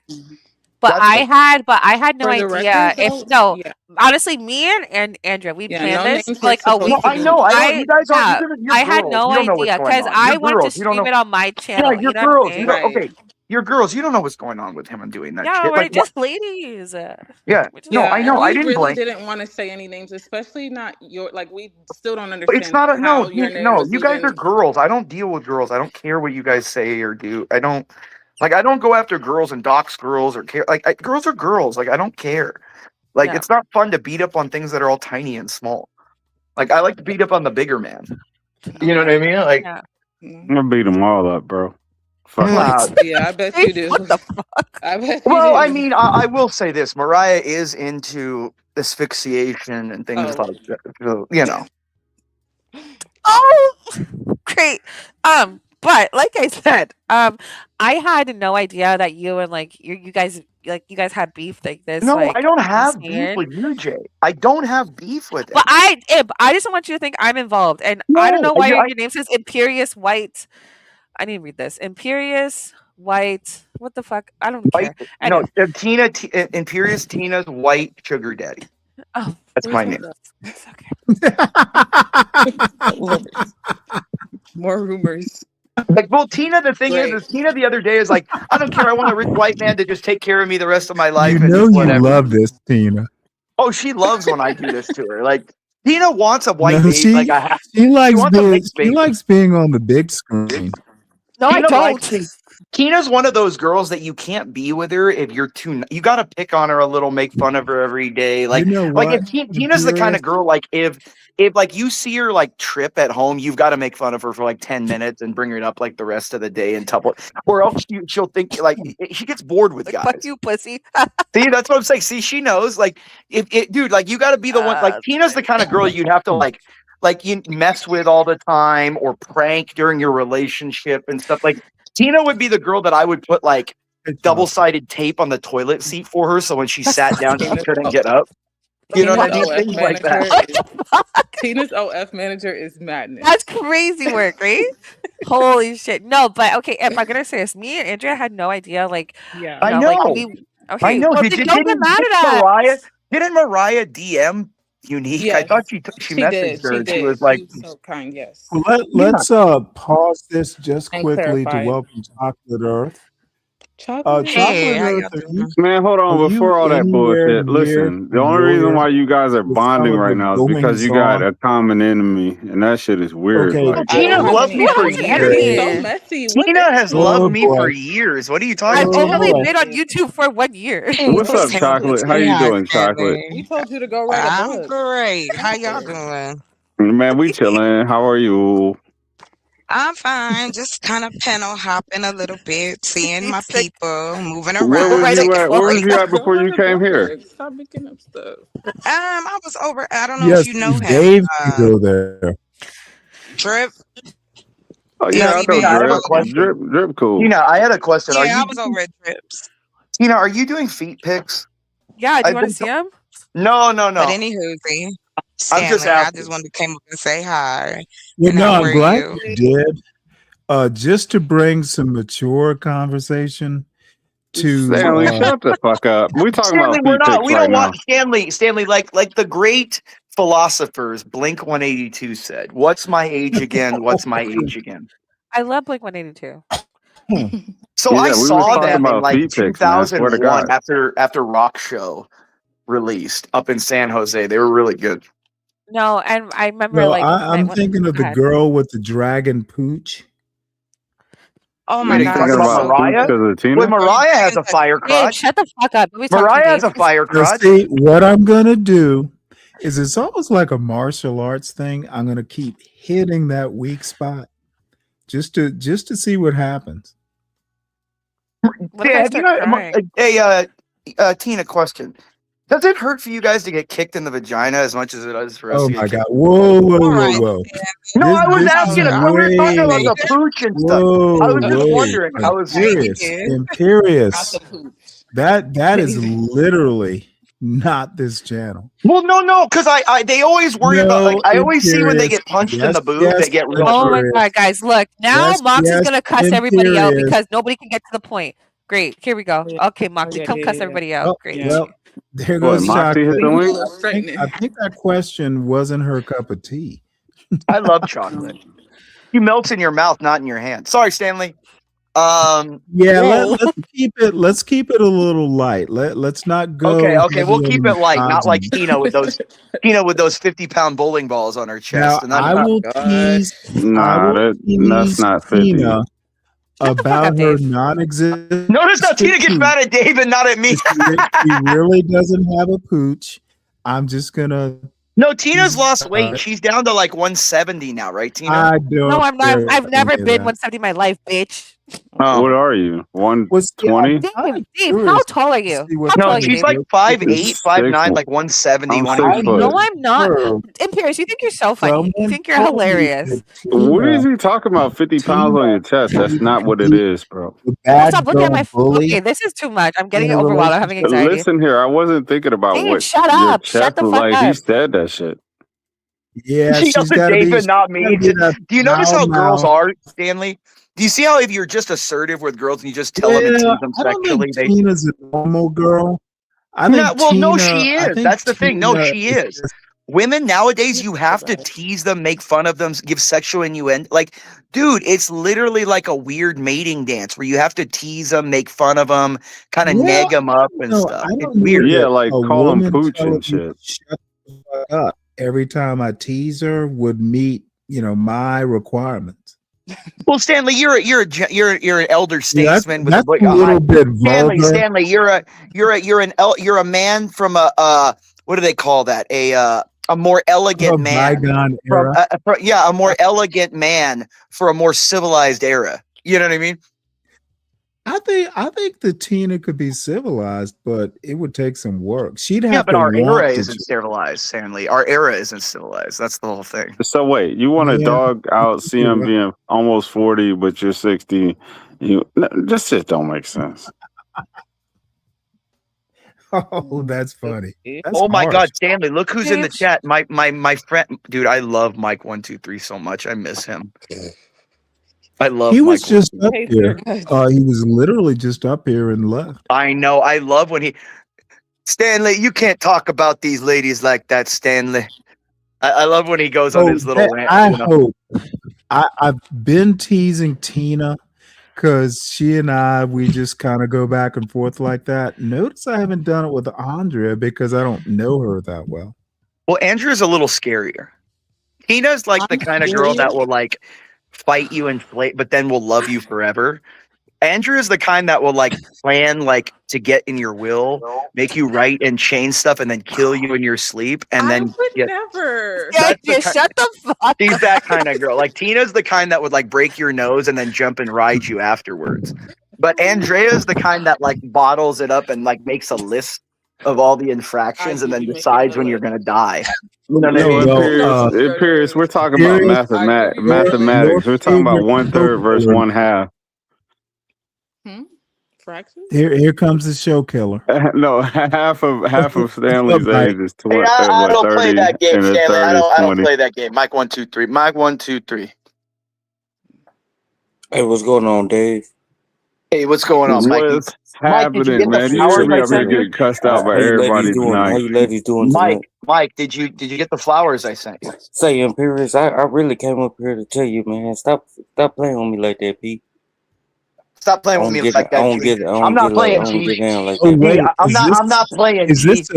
this next week's Universal Short Jones show? No, I'm not playing, G. All I want to do is snuggle you and give you some love, G.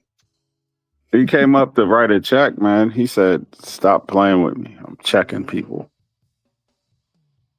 Listen, G, I'm gonna get out of here and get some lotion to listen to your voice, G. But I'll be back, okay? Don't play with me like that. Mike 1, 2, 3.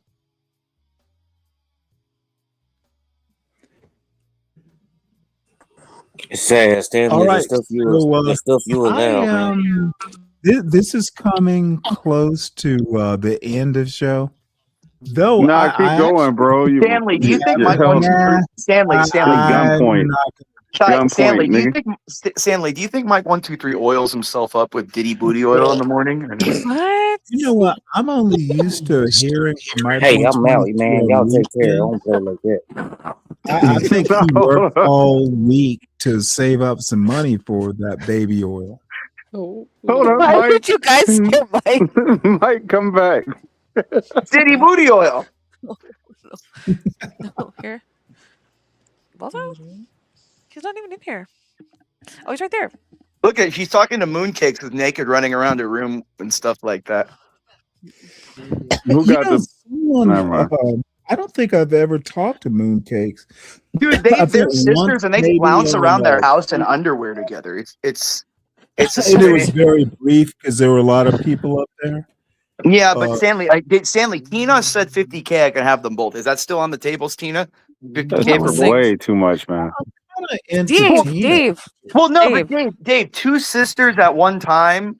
Dude, like I them had that for interacting- free, man. Good job for for that. you, Dave. Them doing to each other too while you're banging. You know, I mean, come on. This You is got so that, disgusting. that's like high end. That's high end gooning. That's high end gooning. I was in my 20s, man. How old are you, Dave? I'm 43, but I was in my 20s when I had 13. What? Hey, Dave's 13. Dave got a pass. I wasn't always a deacon. Hey, Dave, what was his name? No, sir. I don't. Oh, I I thought you don't. said I you don't passed. roll like Okay, that, my man. bad. I misunderstood. Passed. Huh? I apologize. Oh, it's just the gel. Yeah, Listen, no, what She's y'all talking be about impressed? gel. She's talking about KY. What? What's KY? Oh, No, she's talking about monkey snot. They put that on their edges and shit. no, it's gorilla. Does Tina do the baby hair thing? I try. That's Okay, you know gross. what? Tina, that's gross. Just be the white girl. You're more white than. Just be a white girl, dude. Okay.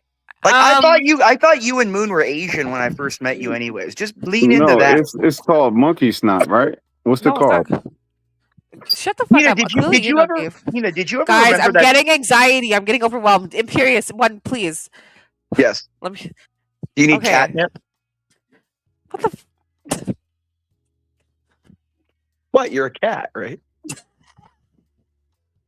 Yeah, I'm a cat. There you go. Here you go. See, that's how you get okay. Tina to straighten up. You just neg her and tease her a little bit. See? No, I'm getting anxiety, guys. Okay, so Stanley, control. What's going on? I'm sorry, what? Is your heart racing thinking of me and you, I'm Tina? in the and our- pocket. and our That's Imperious over there our little overwhelming me. Patrick Mahomes making it to the NFL at the combine. Wait, Tina? whoa! Are you petting that dog? No, I'm playing with gel. It's like You know I- what? I can see. This you is getting Andrea's it. fault. No, it's not Andrea's fault. Shut the fuck up, Dave. You know nothing about nothing. So why? Well, the She fuck- left Andrea's you up here, gone, didn't she? and You up here I was by here before yourself getting Andrea even came overwhelmed and up. shit. I was here before Andrea even came up. So what are you talking about? Tina, it's okay. You Yeah, can well, beat me anytime you now want, right? I have to ask, what does one order? Where'd you go? Red Lobster, Applebee's. Applebee's. Oh, Applebee's is okay. I like Chili's more. though. What does one order? Oh, okay. So I didn't even finish it. I got artichoke and spinach dip, but I See, thought it was they pita always bread. eat shit that makes their shit smell even worse. Like, dude, if you've lived with, Oh, with hold dude, on. they- Let her answer. The cheese sticks are the shit, though. Oh, Andrea, thank God. No, yeah, I just Tina, wanna are you? figure- no, but I if you forget, eat are you a asparagus, your vegetarian? piss smells really bad. No, I'm dude. not. Oh, thank you, Brooklyn. Stanley, That's is so it kind. okay if I ask Dave like what's my fault? Like, because I heard you saying my name. Exactly. Whack When it. I- Whack No, it I'm again. saying you left her by herself, then she got overwhelmed. What do they call that No, shit? I when got you overwhelmed have- because you wouldn't shut the fuck up, Dave. Dave wouldn't shut up. Dave likes blaming everything on women. Grown. No, I that like don't I even like know when him. Tina tries to abuse me. It's funny. So why are you complaining? Enjoy I the think show. Dave likes Why are it you when complaining? Tina pays him attention. I know. I think so too. I think There's so too. something to it, but it ain't exactly that. But Stanley, Yeah. stop being a woman. Stanley, I wish Oh, Red you would know pay me what? more attention. Dave, So do you us. really Him. want to follow that line of logic? Don't make this about me. It's Tina. She was like Oh having like no, a over. you asked the question, so it ought. You asked the question. You've got my attention now. Wait, but I just want to say, guys, we apparently have a stream Tina's Thursday. Everyone's attention invited. wasn't good enough for you. Now you have my full attention, Dave. Stanley, don't make this about me. You got two women up here. All right, Oh, focus. you Focus. made it You about must you when remain you focused, asked me sir. that fucked up question. I love when Stanley goes, okay. Bitch.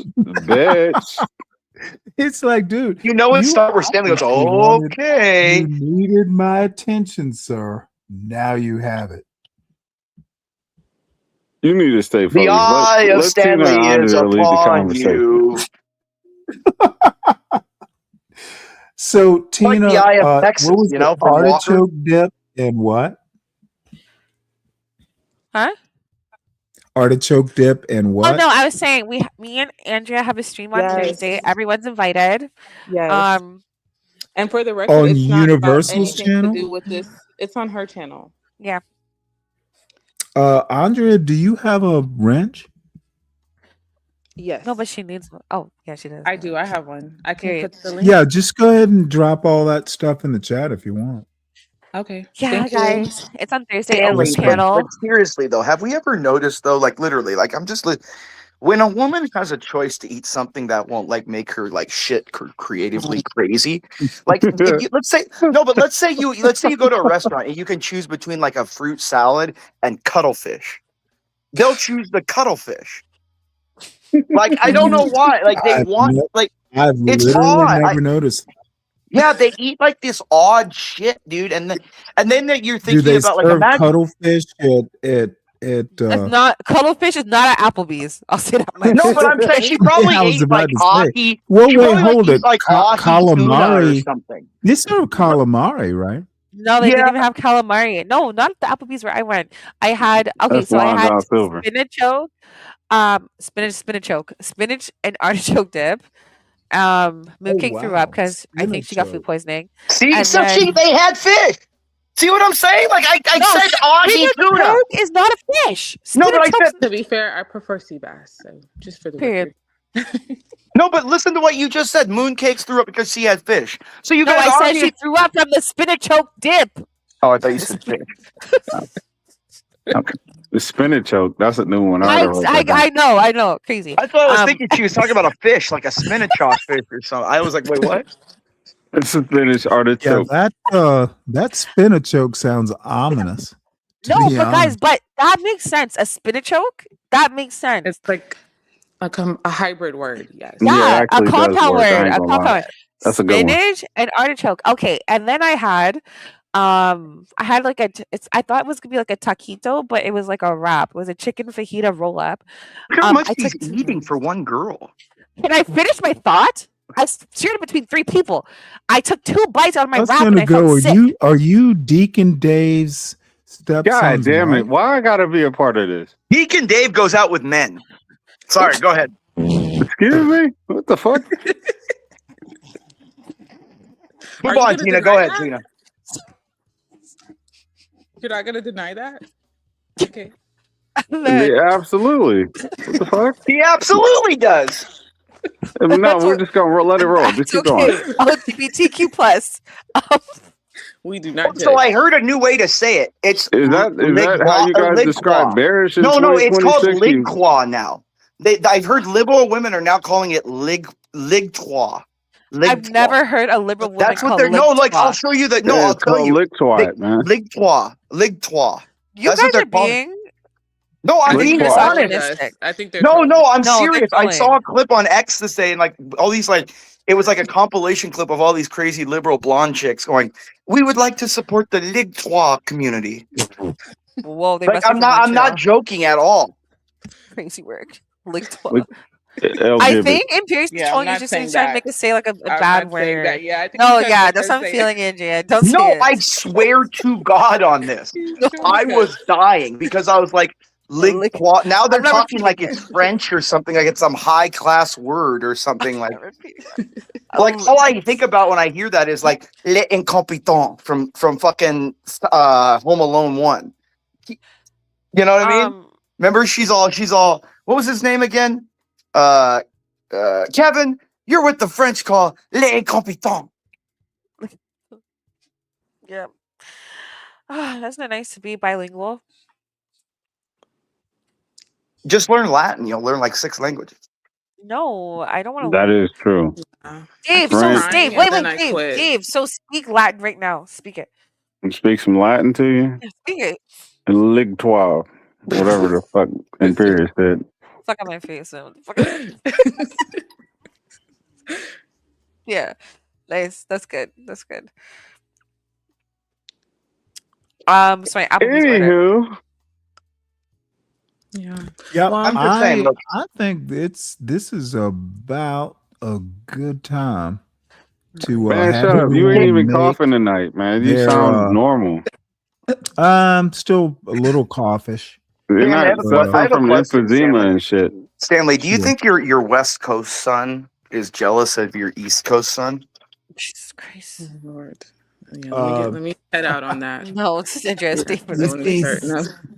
You know what? Probably the other way around. Well, you have let CM get away with a lot in I his think life. my East Coast son would be like, God damn it, I can't wait to graduate from college because this motherfucker has standards.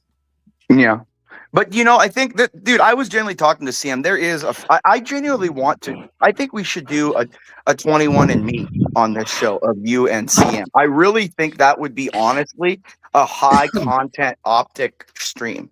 Like, what if we saw that you guys actually are like related somehow?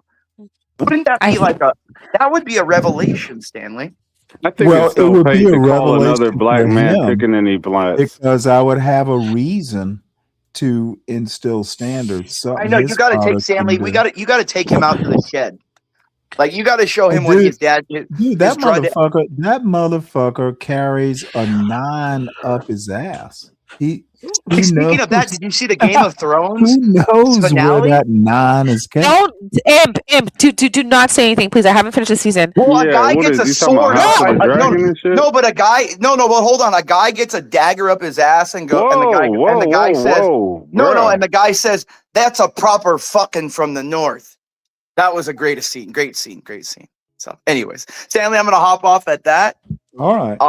Bro, nobody's trying to hear that fucking Game of Thrones season finale shit. It was 3 days ago. 2 days. Like, what the fuck? Yeah. Look, I love you, We're Dave. slow, so Dave, we're a little Dave, bit behind, man. Dave, I love you. I'll snuggle you soon. Stanley, man. it's always a pleasure. It's always Salute a pleasure. Monsieur Stanley, I'll talk to you soon. Say hi to Mariah. She wants you. You have to always say hi to Mariah before you leave. She gets sad. Well, I sent her. And by the way, that heart and salute is love and respect. Just so people know. She's hey man, hold on, time out. Hold on, before you go. Yes. Where's this whole idea Tina only got one eye shit? What is that about? No, that's Mariah. Right. Mariah, my bad. Mariah had an infected eye like a couple months ago, and it was like closed up, and I made fun of her, and everyone made fun of her about it. Her eyes. Oh, okay. So she don't got pink eye. No, she had like an eye infection, like some kind of infection or something, and she had to like put drops, and they had to give her antibiotics. You know what I mean? But she's fine now. Oh, okay. So I thought she literally only had one eye. She's not a Cyclops anymore. She's not a Cyclops anymore. Yeah. It was hard though when she was because she didn't have depth perception on my dick. You know what I mean? It was always too big for her. Whoa! What is It was always too big for her. She was scared all the time. So, anyway, Stanley, I'll talk to you soon. Bobbing for very small objects. Bobbing for penis. Bobbing for balls. So, talk to you later, Stanley. Bobbing for peanuts. All right, Imperious. Have a good one, guys. Take it easy, Imperious. All right, wild and crazy guy. We will end this where it began. Absolutely nowhere. I'm glad I could put a fucking gauze in the middle of the bleeding that you were doing earlier. That fucking liver bleeding. I don't bleed, dude. I don't give That a fuck ended whether I a was decade made a ago. point or not. I'm up here. So you got to deal with that shit. Yeah, I shiver me timbers. Anyway, it's good to see Tina still around, even though, most people dog out the homie that, she made a name on. See, unfortunately, you did strike the channel. Nobody's gonna forgive you for that. Because I got two brothers, man, and we fought a lot. But we always had this unspoken rules and never hit each other in the face. Now you can go body blows all day. When you strike a man's channel, bro, you cross a certain line that cannot be uncrossed. That's what I always wanted to say to you. Like, there's certain things that I do consider whole shit, and that's one of them. Don't ever strike a man's channel, regardless if you call a man's bluff or not. Outside of that, dude, I respect you, salute to you, all that good shit. Stanley may not be able to forgive you. He may not let you on No, the panel. that's Wait. not even an He may option. not ever give you like a fair shake at that whole deal, but you did Whoa, cross whoa, the line with whoa, that. whoa. No, am I Fair wrong shake. though? Am I wrong? Okay, yeah, I need you to understand that after you do some shit like that, what fair shake? He had his fair shake and he failed the test. No, I know. I agree with you. Am I So wrong? don't I'm talk about a saying the fair fact that he shake. struck your channel is something that's I thought I unforgivable. heard you say that Stanley may not be able to give you a fair shake. No. Bitch, he I had don't his think I fair said shake. that. I don't think I said that. But if I did, I didn't say it right. Stanley may not forgive you. I don't mean fair shakes. There's nothing Forgive you and to fair shake is forgive. two different things. The sin has been committed. Right. And I kind of agree with you. I agree with the way you're dealing with it a little bit, but you was dunking him down like Duncan Tender Hughes Dude, back in the day, which was take like, man, bro. your fucking dunking and do better. Okay, Duncan Tender if Hughes. another man is going to drive Dunkin' Donuts. dude, the motherfucker got emotional, and I don't have respect for that. I agree with you. That's my point. He was emotional and he let it get the better of him. And dude, sometimes you give a YN the rope to hang himself. I don't care if other people forgive him or eventually, he winds up cool again. Won't be on this channel. And his little pussy. But Stanley, you could Hold on. have gave him some Hold grace. on. Though. No, But motherfucker. Every percentage of blame is on CN. I'm not taking responsibility. I'm not going to cut some shit talking hoodlum a break. He comes up to my level, not the other way around, ever. But you also could have heard him out and had respect for him too by not playing his shit. I'm just being fair, and I wanted to say that. Get it out the way. Can I have my closing thoughts, Stanley? You not? Stanley, can I have my final thoughts? Bitch, make it quick. Okay. Because I want to say this in its entirety without being interrupted. That hood shit. Can I say this in its entirety without being interrupted? Because it's good and bad, okay? Okay? It's good and bad. I actually got final thoughts. Damn it, right? how long is this going to take? Whenever you stop interrupting me, you fuck, we could be about a minute, 60 seconds. In the back now and end it. Make it quick, sir. You ain't got it in you. Oh, I'm just playing. All right, I'm joking. You know what? I'm joking. Let me treat you like a CM. I'll actually get played for that. Okay, real quick, 60 seconds or less. All right. So, Tina, good to see you. The only reason why Stanley keeps referring to your pooch is because he thinks you're cute. Take it as a neg. He really likes you. He'll sell his whole farm for you. I think you should do it so you can get on his living will. You can get a little benefit out of that on the back end. You feel me? CM, you should have never struck Stanley's channel. Stanley, you should never play CM shit. Both of you are wrong. But CM striking a man. Wait, I'm not done. 60 seconds. I'm CM, sorry. You should. Okay, someone should have taught CM sticks and stones.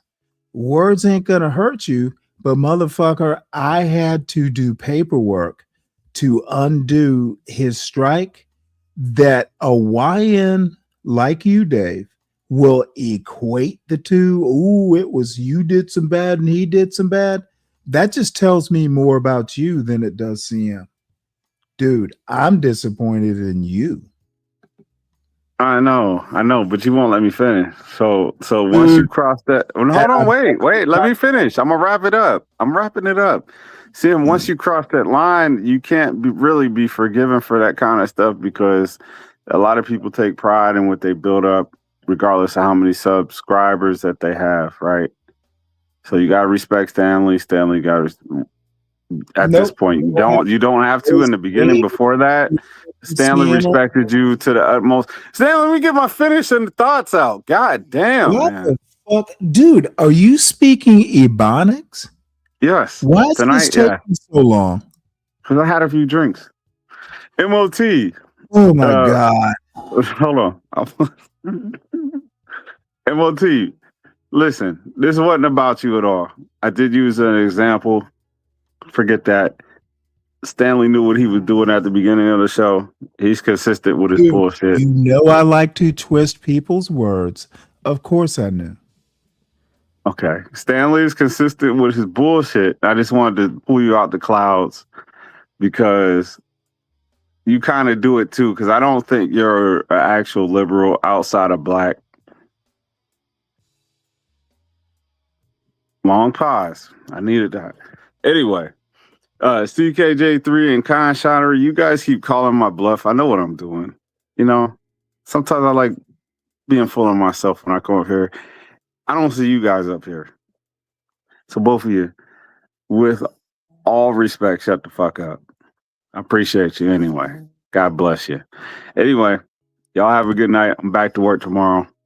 Well, it was good. It was good crushing you. Whatever you want to call that, pimp. Mike 123, my man. Appreciate you. Longest closing thoughts in the world. I gotta shout out all the people I might have offended. Andrea, beautiful young lady. Stanley just sees the world with a female lens, and this shit can get confusing. Don't believe everything you hear from Stanley. I think he's a true feminist. And everything that's fucked up with the Democrat Party, he's gonna represent that shit and stand on it. And Brian Nichols, King Picks, what's up, son? Y'all sit at the panel one day. God bless you. Rest in peace to Open Pit Barbecue Sauce and Schwabel's Bakery. I think this is the last year of operation. Imperious, my dude, but don't ever get me twisted in that, Caucasian young man gay shit. God bless you guys. Y'all have a good night. And keep your faith in God alive. Read your Bible. Thank God this was not the Apollo. That motherfucker would have been yanked off stage a while ago. So everyone, please make sure you hit the like button if you haven't. By this point in time, if you stuck with the show this long and are hearing this on a replay, please make sure that you like the show. If you're new to the show, this is a highlight of sorts, I guess. Like, share, and subscribe. I should be back around probably more like 4:30 tomorrow. Support the show by supporting the host. Maybe we'll open the Sovereign Beer Fund early. Tomorrow is Tuesday.